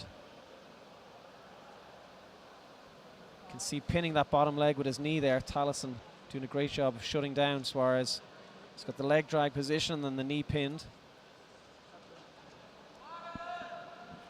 As I say, this is for the vacant title, so we've got a title match. Followed then by, after this match, we're going to have a title defense between Dante Leon and Marcio Andre. And then, of course, building up towards our co-main, Hector Lombard against Chris Weidman. And then finishing out the night, we've got Bruno Lima against Roberto Jimenez for the 85 kilo title. But again, keep our focus on this match for now. Suarez versus Suarez. Also have a very good grips. Now he open, but light guy, but such a big pressure as you see the Andre cannot move much, and you see this body lock, it's super strong connected with the leg drag. That funnel that's very good control. He might even be able to get the back soon. Yeah, he's doing a good job of pinning here. Suarez trying to maybe invert or just try and get some sort of guard back, but really the only position he can really go here is just offer more of his back up. And like I said, because normally the light guys tend to move a lot, right? Yeah, Suarez grappling like a heavyweight almost. Such a big pressure. His body lock is too strong. His leg drag is too strong. He's controlling the hip very well. Have to be careful now saying Suarez because it's not very clear who's who. Now it's a folding pass, man. That's such a big control. I love this passing. Yeah, that's like it's a Thiago Sá special. Heavyweight pressure, man. That's such a big control, and here he's passing the guard. Yeah. Over here, look for some back attacks. Yeah, too much control from Thales. Taliesin now looking to see if he can control that arm, going for a more trap system maybe. Flipped him over. Now looking to set up that arm bar if he gets that foot inside. Now he seems to be creating some separation. Andrew Suarez coming up on top. Does a good job of slipping that arm out. Now we're going to see a bit more from Taliesin on bottom. Good inverted De La Hiva position. Maybe spin on for a kiss of the dragon from Taliesin, but Andrew's doing a great job of keeping very low there. Trying to get his head towards the chest and now stepping through himself, but again doing a good job of holding that bottom foot of Taliesin so he can't start to step up. Yeah, very good control, wrist and legs. Moving around. Now back to a neutral position here. See what Andrew Suarez does from top.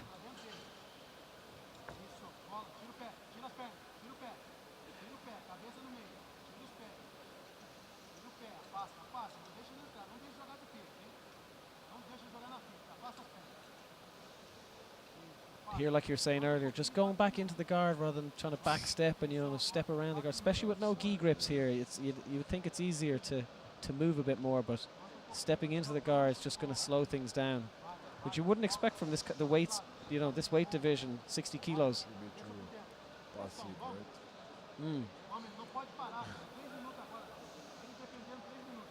see, it's 4 minutes to go. Yeah, but actually Andrew is doing a good job to maintain himself outside. He's a student of a good friend of mine, by the way, Carlos Holanda. Super technical guy. Been fighting the highest level too. So I'm sure he has something to show here. Yeah. And what would normally be known for? Like, what would his style usually be? Carlos Holanda? Yeah. Very technical guy. Big pressure on top, but light guy and guard, amazing guard. He used to fight a lot like against Caio Terra, the lighter guys. Esquisito, his nickname, but he's super technical. I think one of the most technical guy that I ever see. Wow.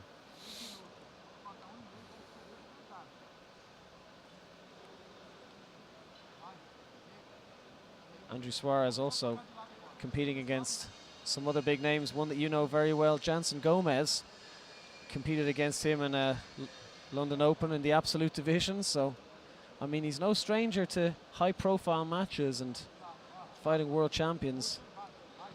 And also, man, these guys from Manaus, they're just insane. You know, all of them are very good. Yeah.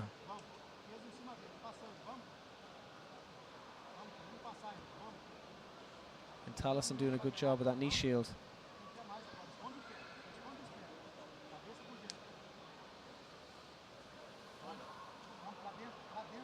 So Andrew Suarez seems to be using that pinning position on the bottom leg, but needs to get a bit busier in trying to pass. Taliesin doing a good job here of staying active from the bottom. A little bit of Kimura control here, but maybe he can go for K-guard after the Kimura,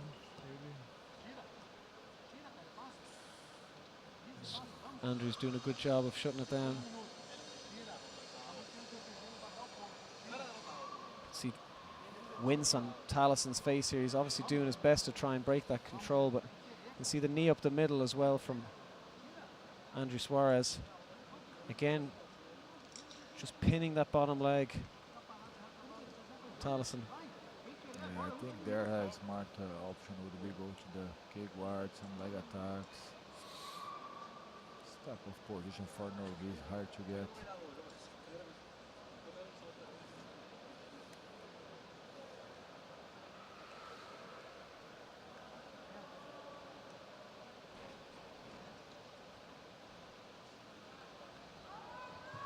What would you like to see more from Taliesin here? Like, he's obviously had a bit of action on top and he's trying to set up Kimura positions. He's trying to maybe get in under the legs, but Andrew seems to be shutting it down a lot. You know, in general, I think no-gi need to combine more things. Like, he was in the Kimura, and I think, I think he should do these. Like, when he was trying the Kimura. Yeah. The leg was exposed because Nogi, see, the guy blocks one thing, he exposed something else.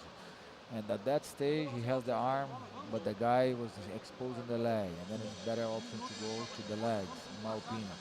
But also Andrew is doing a good job. Like I said, man, these guys from Manaus, they have something special. We call that as the Dagestan from Brazil.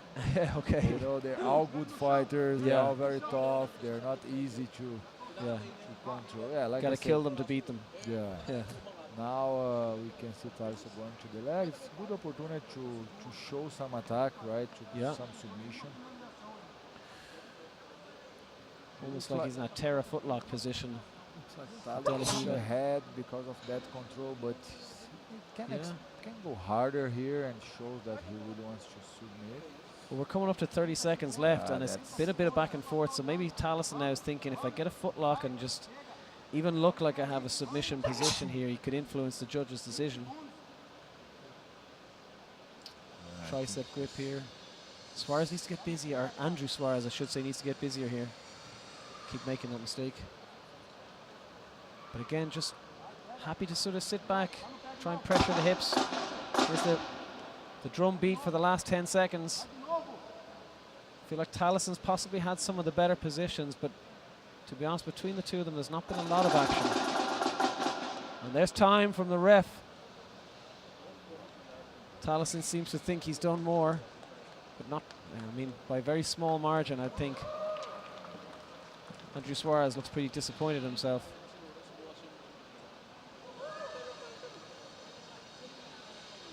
Wow, you give to the white. Looks like it's going to be Taliesin's decision here. I think the last foot attack. That could have done it for him. So I think Taliesin Suarez, we're just waiting for the referee to raise his hand, but it's going to be crowned the new 60-kilo champion for Acbjj. Ladies and gentlemen, your winner and new Acbjj no-gi 60 kilograms category champion, Taliesin Suarez.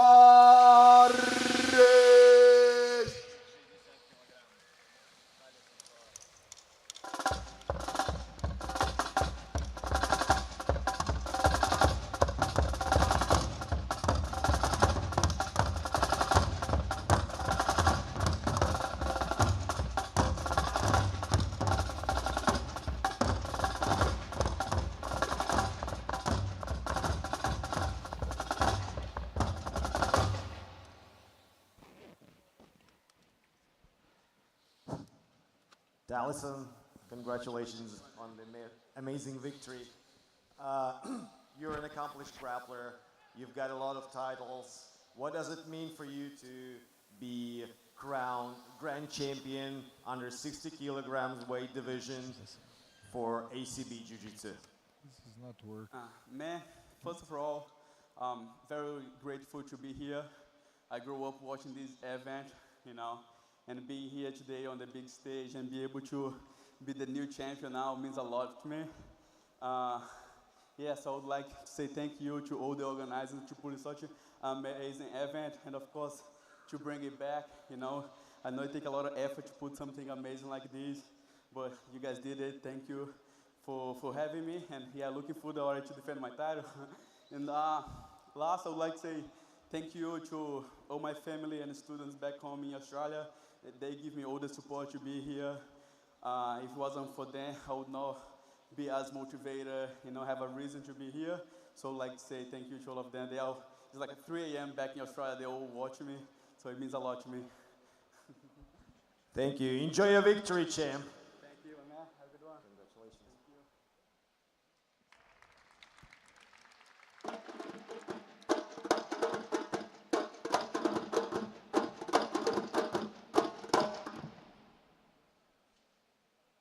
Ladies and gentlemen, and now ACBJJ no-gi grand title defense in 75 kilograms category. Let us welcome Dante Leon.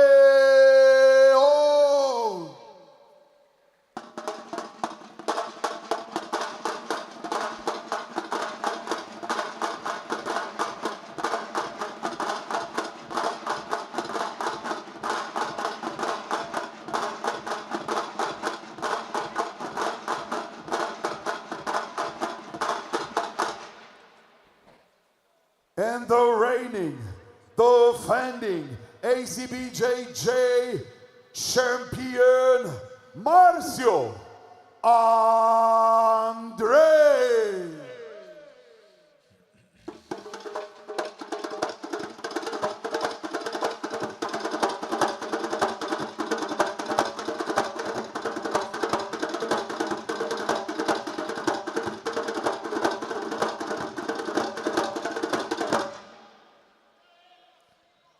So a very exciting matchup we have here for the 75 kilo title.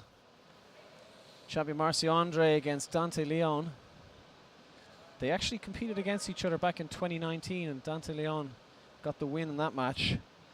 But again, we've two no-gi world champions here going head to head, so we're really spoiled for the talent we have here on ACBJJ. Marcio Andre going straight to guard, interestingly. Yeah, very interesting. Yeah. What do you think we'll see from Marcio in this match? You know, man, Marcio is from my generation. Amazing, amazing athlete. And very nice to see him back. So I'm curious to see how he will perform, but for sure, very tough athlete, super technical. And Dante Leon is also he's on the game right now, right? So interesting to see. Probably it's going to be a lot of action. Yeah. Marcio is very technical. Dante Leon, a black belt under Vitor Oliveira. So comes from a strong lineage as well. You can see Marcio is taking the action, pull guard, already trying to find things on bottom, complicate a little bit Dante Leon. Yeah. Dante Leon, known obviously as a very aggressive fighter, but you can see Marcio Andre shaking his head there, saying it's not doing anything. Again, that's his experience of this rule set, knowing as a champ that he can't give away that he's in pain in these positions. You need to be careful because these attacks in the halfway eyes, it can mean something, right? And Yeah. in this criteria, you need to be very careful with these things. Like he went there, he did one foot lock, and then now play conservative, but then later maybe do a little bit more. One more attack. Need to be careful. Yeah. And like you said, Marcio Andre, very experienced. His World Championship that he won was back in 2016, so he has been around a long time, but Dante Leon, as you said, probably the more active of the two in the bigger competitions of late. Again, he's going to the foot, you see. And Marcio used to fight a lot the ACB too, I remember. So he's familiar with the rules. Yeah, and with the expectation really of the judges and what he wants to see from him. To see, that's what I mean. They went there again, you see, and then he's going to show one more attack. You need to be careful. You really need, in this type of rule set, you really want to close the game more. Oh, exchanging a couple of submissions between the two of them here. Just trying to see before they roll off the mat. Dante looking cool as a breeze as always when he competes. Big smile there from Marcio Andre. But yeah, man, very nice to see Marcio's back. Big champ. Yeah. And long time I don't see him competing. It's very nice to see him come. He pushing the pace. Yeah. Trying to display a very good technical jiu-jitsu. Mixing up between playing bottom and trying to come up on top as well, which is nice to see.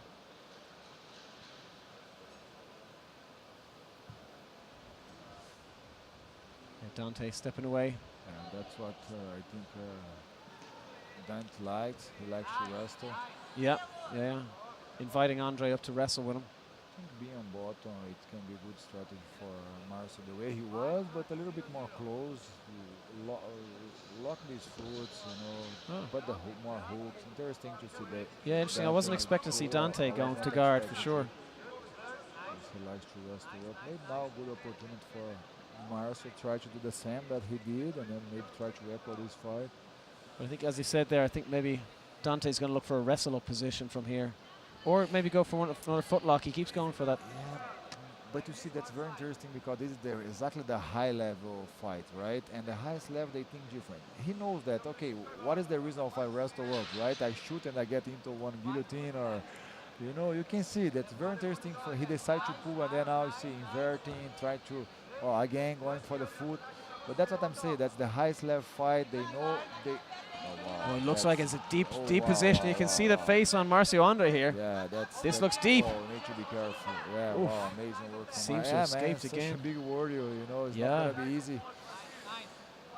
But yeah, for sure he needs to try to attack something also. Yeah. This rule set you really wants to close your game and try to get some the opponent exposure like Date is doing. Dante is doing. Well, you could see the ref. He put his hand up in the air there moments ago to indicate that was a near submission. So it scored a point for Dante. And maybe Dante's going to do the same again, try and invert under, get onto that foot. Yeah, Dante, I think he brought the right strategy. Like I said, they do one shot here. And then the referee see his attack, and then later he goes again, try one more, And then he has 5 attempts, and that's the criteria of the fight in case he don't get a submission. So Marcel, very good top player. Yeah. So heavy pressure. He looks light, but he's very heavy on his pressure.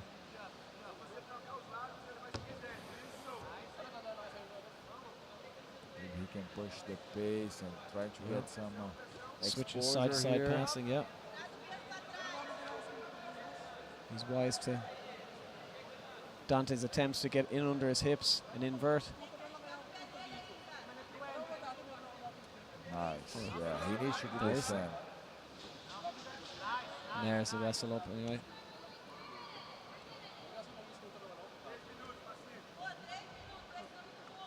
Call for 3 minutes there, so from Dante's corner, perhaps urging him to push the pace a little more. You say the thing now is potential arm bar there, but the thing is that now points doesn't matter anymore, right? We already saw like 2 strong attacks from Dante, and then now he needs to open the game, expose himself so Marcel can attack, which it tends to be very hard. And looks like Dante is very familiar with this rule set. Yeah. He likes to wrestle, but then he pull guard in the right time and then put such a strong heel hook and put him ahead of Marcel. Yeah. In this type of fight, you really want to close your game as much as possible and look for opportunities to show the referee that you want to attack something. Yeah. You cannot play open game, like your foot's flowing around, because they will jump for sure. And straight foot lock, heel hooks, Yeah, and you don't even need to have it, maybe all the way on just to make a good show for the judges to look like you have a close submission. Like now, Marcel should do the same. Instead of trying to pass, it should try to get the foot somehow and show one attack. You see, his coach looks like it's saying to jump in the foot. Dante now going back to his wrestling he's known for. Wow. It's dangerous.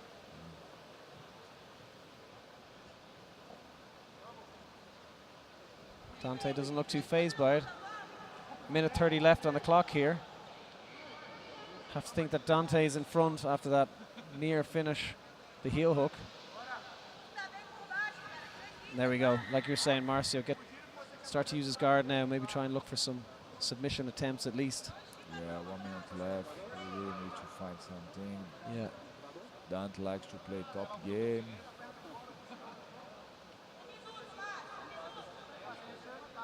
There we see Marcio go under. Maybe try to get the back. He needs to watch out his foot. Yeah, he's kind of leaving it up there. Ah, that's a little good high. top slicer. You can see Dante backing out a bit. Now maybe look to try and go to the back. Start to chase the back from Dante here. There we go. He's on it. He did to a crab ride position, but Marcio Andre did a great job snatching that leg. And now he can look for that foot. Yeah, he can start to have a go himself. Maybe he can try to rip. Yeah, turn that way. It looks like he's got a good, That's a strong one. good grip on that leg. Dante's obviously doesn't look too phased by it. Now he comes up on top.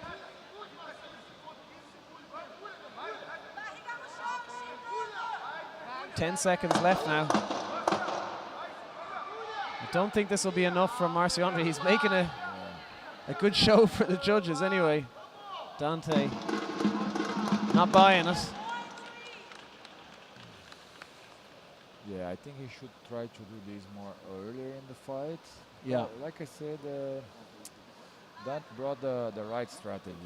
He put himself ahead, and then after, there's no points in the fight. So as far as he's closed his game, and yeah, kept everything tight. Didn't make any mistakes. I think that heel hook It was deep for sure. Anyway, you could even see it on Marcio. Ladies and gentlemen, your winner and new Acbjj no-gi 75 kilograms category champion, Dante Leon.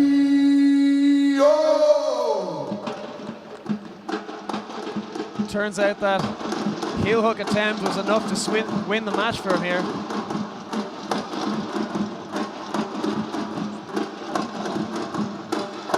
Let's get a few words from Dante. Congratulations for an amazing performance. Well, you had a lot of experience in different leagues, different promotions. Well, what is it about Acbjj? What's unique about this organization, the rule set, the atmosphere, organization? The treatment of athletes is superb here. Beautiful hotel, beautiful amenities, beautiful venue, and great treatment. So I competed on ACB back in 2017. It seems like a lifetime ago. Never thought I'd be back here, so I'm happy to get back on the stage, and hopefully they're sticking around. They're here to stay this time. Congratulations on the amazing victory and becoming the champion under 75 kilograms no-gi for Acbjj. Parabéns.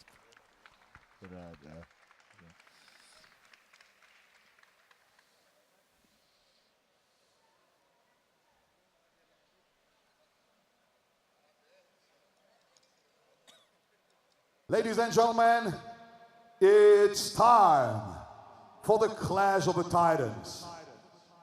Co-main event of the evening, an Acbjj super fight. These guys are truly legends. Mixed martial artists known as legendary. I got a pleasure to introduce to you Mr. Hector Lombard.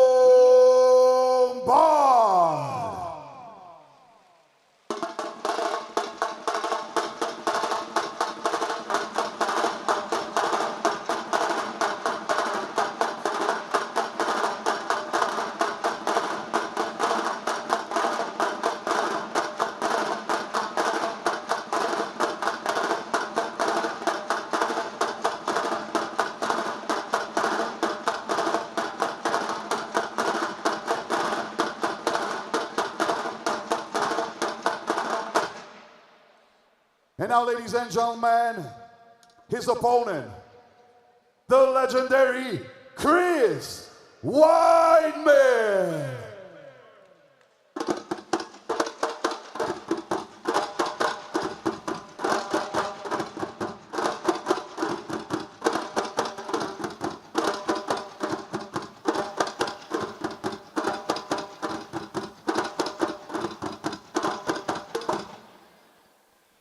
So co-main event of the evening here in the battle super fight between Hector Lombard and Chris Weidman. I mean, where do you even start with these guys' CVs?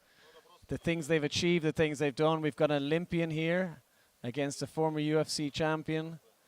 Guys with huge records in MMA. Weidman even very well decorated grappler himself.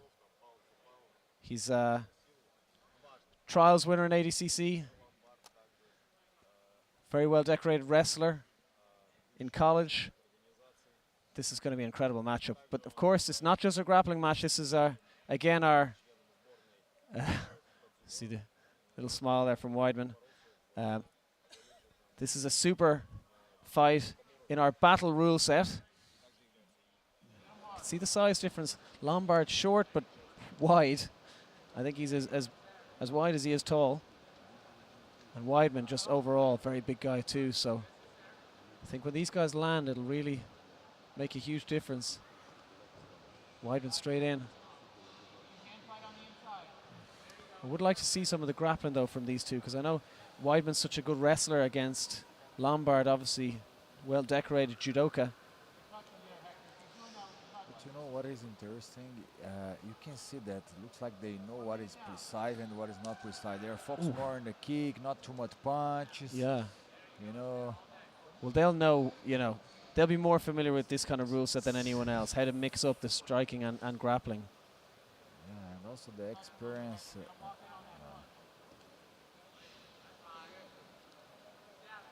Weidman seems to be enjoying himself out there, though. A lot of smiles so far, although he's starting to get a little bit more annoyed with Lombard's shots. I think they are hitting a little bit. They get a little bit high for him. And for a referee Zagat as well. Doesn't look impressed at Lombard so far. But again, if you've built a career of 40-plus professional fights like Lombard has, hitting in the head, it's hard to get out of the habit.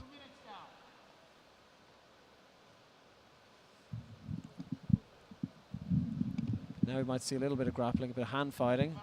And again, Lombard just going to the neck.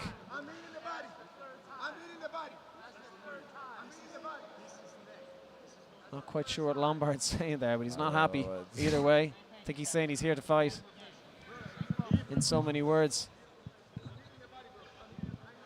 Keeps saying, I'm hitting the body.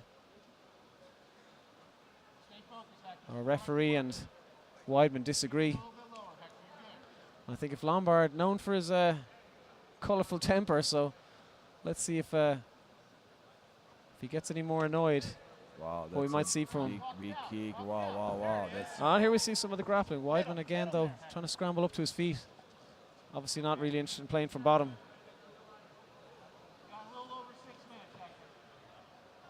Nice kick there from Weidman. But what a huge fight to have on Acbjj 16. Like, these are two legends of martial arts.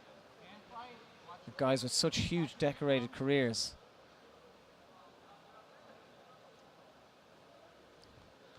But I'd love to see more of the grappling, because obviously, you know, both of them have big power in their strikes, which we've seen in a lot of their MMA fights in the past. But I'd love to see a good battle of their grappling skills. It's interesting because they need to adapt to the new format, right? Looks like yes. I think there's a little bit of working through at the start. It's completely different than when you can hit the face precise and knock someone out, right? Even with your level changing and stuff, right? If you aim to the head and then go low as well. Again, Weidman's a patient man. He feels like he's taken a number of shots to the jaw and neck. I mean, you can see Weidman's neck starting to get pretty red, so I mean, it's hard to argue that.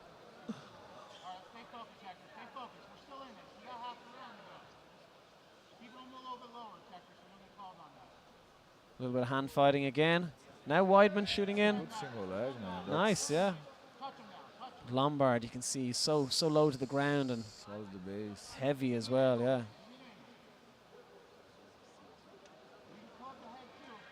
There you go, nice little teep. Front kick from Weidman. A lot of handshaking between the two of them going on in this match so far. Weidman looking to get in the underhook, but again, judoka of the caliber of Lombard, he has to be careful how close he gets to him. Yeah, looks like he got a penalty. I think he was holding the shirt. Yeah, Lombard, can see it now. Penalty against him on the scoreboard here. Be careful with these things, otherwise you're gonna lose the fight because of these things. Yeah. Because obviously the ref's already warned him. Oh, that's too high now that time. That's too high. This is getting a bit silly from Lombard. I mean, he's just going to keep eating penalties. This is getting crazy from Lombard. I don't know what he's thinking, or if he's thinking at all here. 4 minutes remaining. He's landed more. I think he's landed more shots to the head and neck than he has to the body.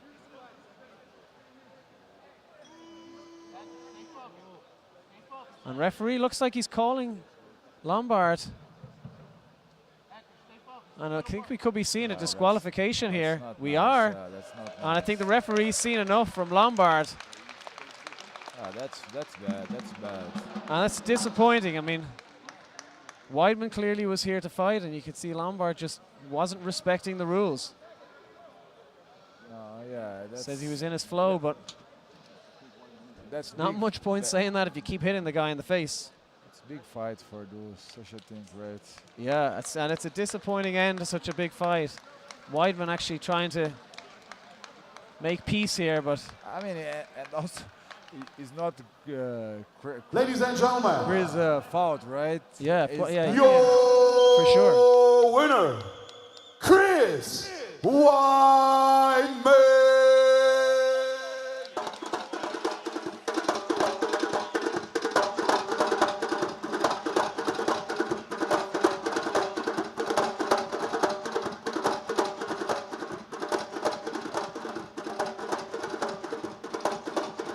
Ladies and gentlemen, the trophy will be given by Zubaira to Hugo.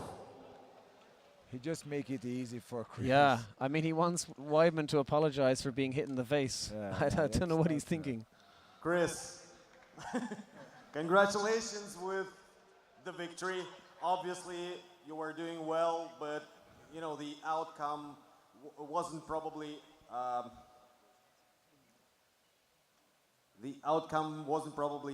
the one you expected.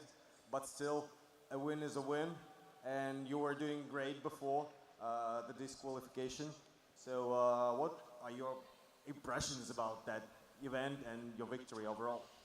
I got a lot of respect for Lombard. He was in the fight game way before me. People look at me like an OG. I started my first pro fight in 2009. He was in the year 2000. I was a sophomore in high school. He was already fighting pro fights. That being said, you know, like, we know Hector has a reputation. We were kind of worried about it. But I didn't think he'd mess up. But yeah, he punched me legit 2 good times in the head. The other ones are in the neck. The rules are no punches to the head, so it's not fair. And I honestly agree with it.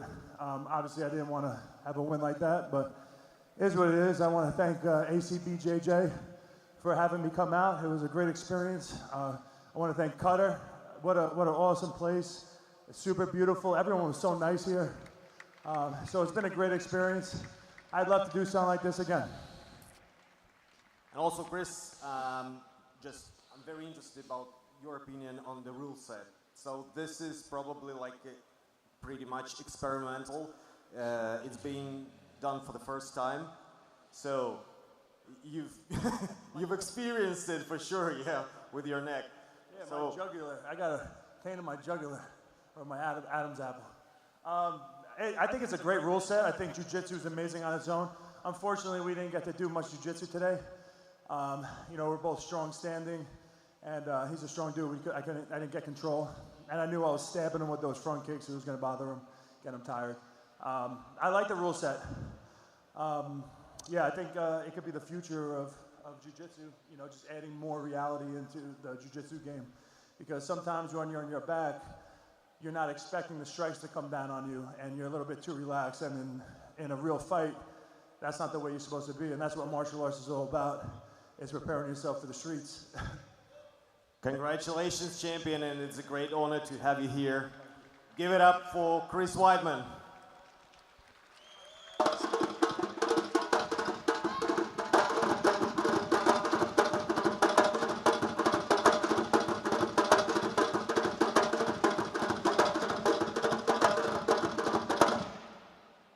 Ladies and gentlemen, get ready for the final battle. This is the main event of the evening for ACBJJ Gi Vacant Grand Title in 85 kilograms category. Let us welcome Bruno Lima.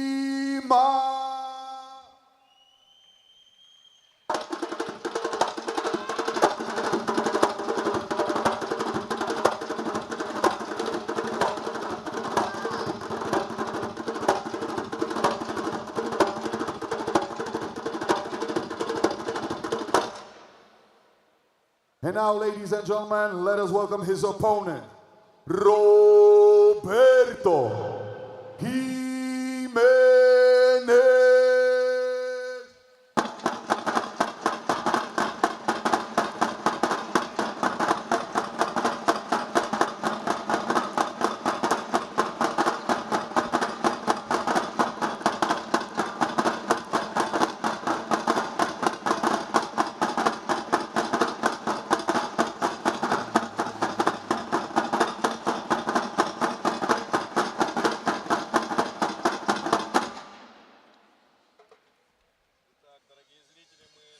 So the main event of the evening is here.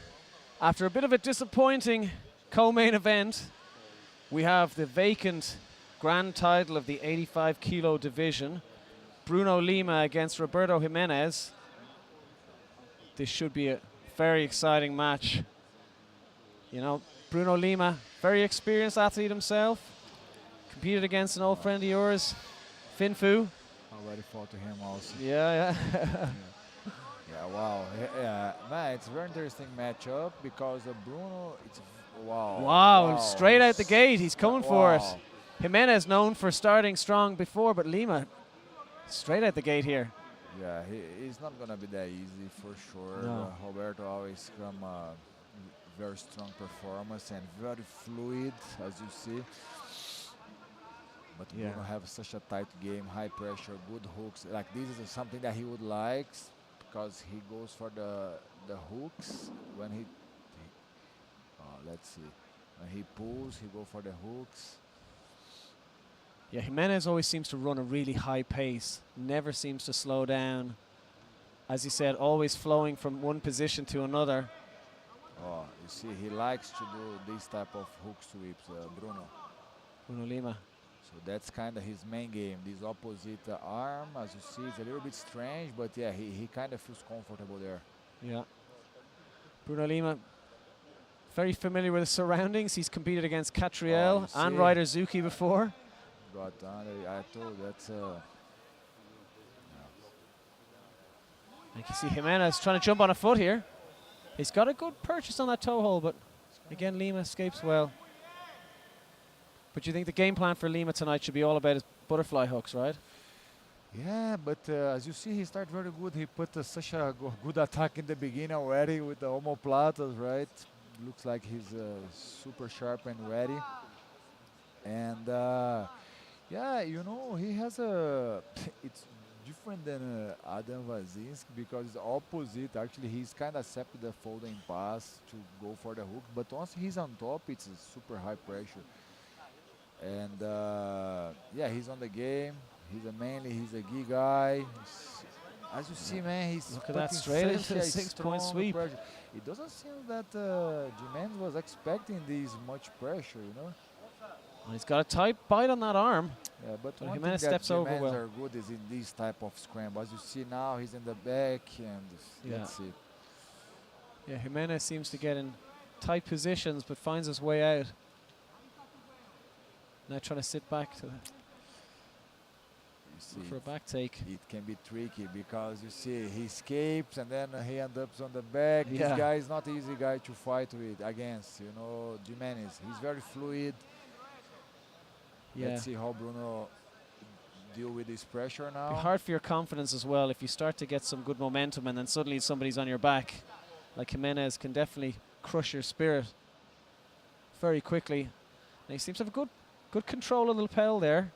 Starting to work his wrist under the chin. Lima needs to start thinking about pulling down on that arm. Yeah, I think now he turns Take on the the pressure. wrong way. He need to put the head on the side of his head. He should put the head now on the other side of Jimenez's head. He seems to have broken that lapel grip anyway, which is the first problem we had.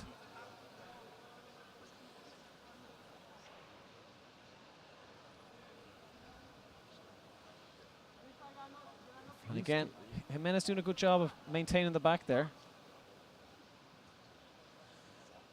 If he can escape it, it's interesting because he put 2 attacks already.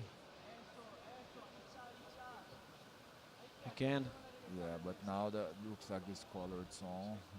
that collar looks very tight, doesn't it? Yeah, He's only got a couple of fingers on it though, so he has to readjust his grip. But again, he's punched it through, and it looks like he might have. yeah, it's good now. He's gonna come back to the middle, but Yeah. not sure if the referee is gonna give the points for the run out. Let's see. Yeah, it looks like Jimenez scored a couple of points for those near submissions, maybe, or I think because the guy went out. because he went out of the mat, yeah. perhaps. Yeah, I mean, he only had a collar grip, I guess.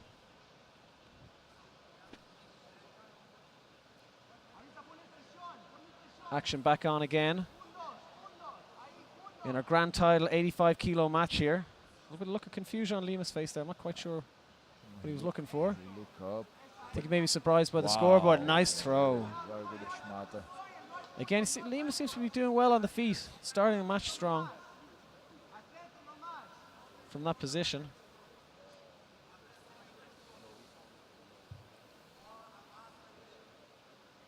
Again, now we see Jimenez on bottom, looking to get a control of that leg.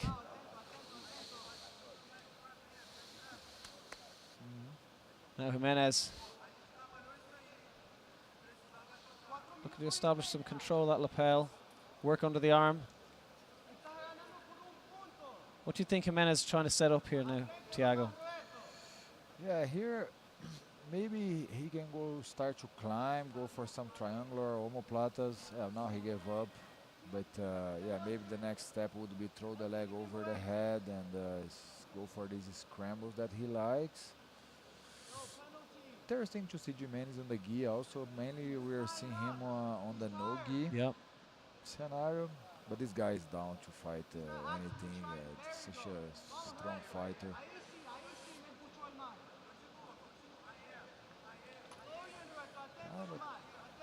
Nice seems very passing, strong yeah. on top. Some nice passing attempts from Bruno there. But yeah, you know, Jimenez is a very unpredictable guy. You know, you find position from everywhere. He's a very fluid. Like you were saying earlier, he was almost in a submission, then he ends up on his back. Smart guy as well, creative. For sure, he's thinking about where's gonna be the open, and then he realized that look, try different things, go for the leg maybe. Yeah, he's very creative. You see, very creative. Entering in on the leg there as well. Smart guy, the highest level. See, he was thinking. First he planned to go on top, and then didn't work. Then he think, and then look what he just found it.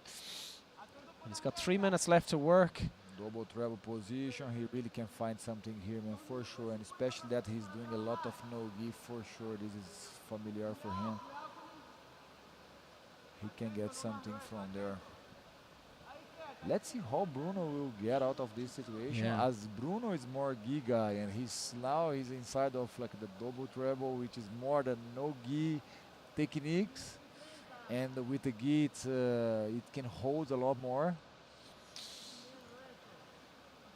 Yeah, it's a lot more difficult to slip out, unlike a no-gi. And especially see how Jimenez getting a good grip on his own collar there as well to make it even tighter. He might need to move quick. It's about 2 minutes left. Yeah. And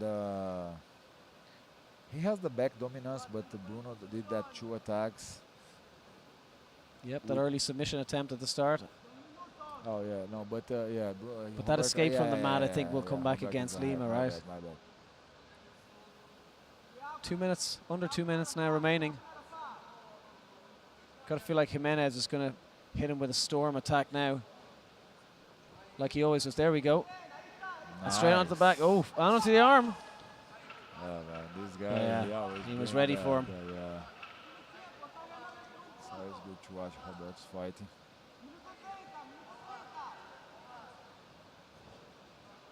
Now Lima, strong pant grip there, trying to side-to-side passing. But again, Jimenez so dynamic, and like you're saying earlier, he can spin around and just end up in an even more dangerous position than he started.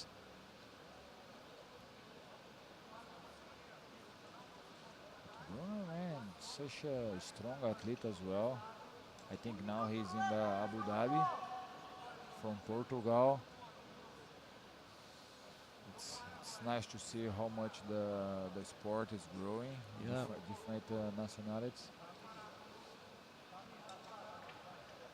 We're up to 45 seconds remaining here.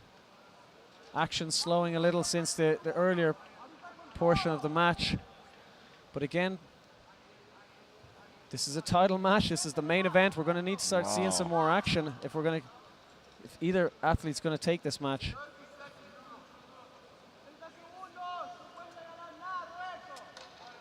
Can see our drummer in the background ready to signal 10 seconds remaining. Again, Jimenez seems to be happy enough just holding this position. Yeah, but man, you see it's very impressive. Now he's going to come up on a double leg. Look how he found this double leg. Yeah. Lima again looking for the arm, but it might be too little too late, unfortunately for him. Yeah, very nice. As Jimenez finishes the match strong. Very nice match. Nice match from both athletes. Very dynamic back and forth. You can see Lima looks tired after it. Jimenez, I think it's impossible to make that guy tired. Yeah, beautiful jiu-jitsu by Jimenez, man. Bruno too, but you can see how fluid the Jimenez are and how dangerous he are. You know, when Bruno has such Ladies a and position gentlemen, in the end, and then sadly Jimenez went out that of the title, leg and then end up on top. It's crazy. back in the days, was held by true Brazilian Jiu-Jitsu champion, an artist, and our friend, tragically passed away, Leandro Lo, who's unfortunately not with us anymore. So since now, this title will help his name, Leandro Lo, and it's going to be his memorial. Ladies and gentlemen, and now, the winner and new Acbjj, the 85 kilograms category champion of the world, Roberto Jimenez.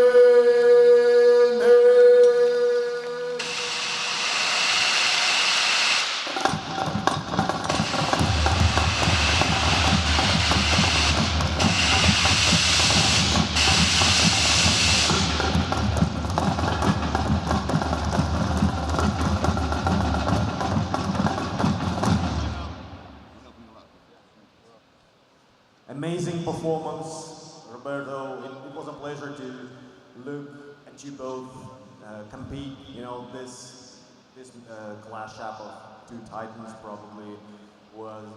It definitely deserves the main event of the evening. Yeah, you've done everything to make it very spectacular. So, that being said, this title is the memory of Leandro Lo.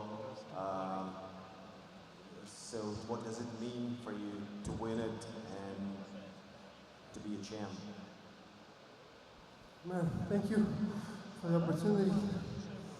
And Thank you, Leandro, for inspiring a whole generation to live their dreams and fight for a life that can satisfy one, you know? And I hope that we can have so much trouble in the world nowadays. I hope that we can find more peace in sports like this, you know? Jiu-Jitsu is a gentle art, and I hope I can help more people around the world. Because what happened to Leandro and what happens to a lot of people today is not right. And I'm just thankful for one more day, and I hope that things can get better. Congratulations, and I'm sure you will be an inspiration for new generations as well, and you're one of the best representatives of the new wave of Jiu-Jitsu. Congratulations on this title and this great achievement in your career. So Roberto Give it Jimenez up for the champion. is your champion at 85 kilos. I want to say a big thank you from myself, Evan O'Reilly, and from my broadcast partner, Tiago Sá. What a night. Absolute Championship Brazilian Jiu-Jitsu 16 here at Doha, Qatar. We're saying good night and thank you for tuning in.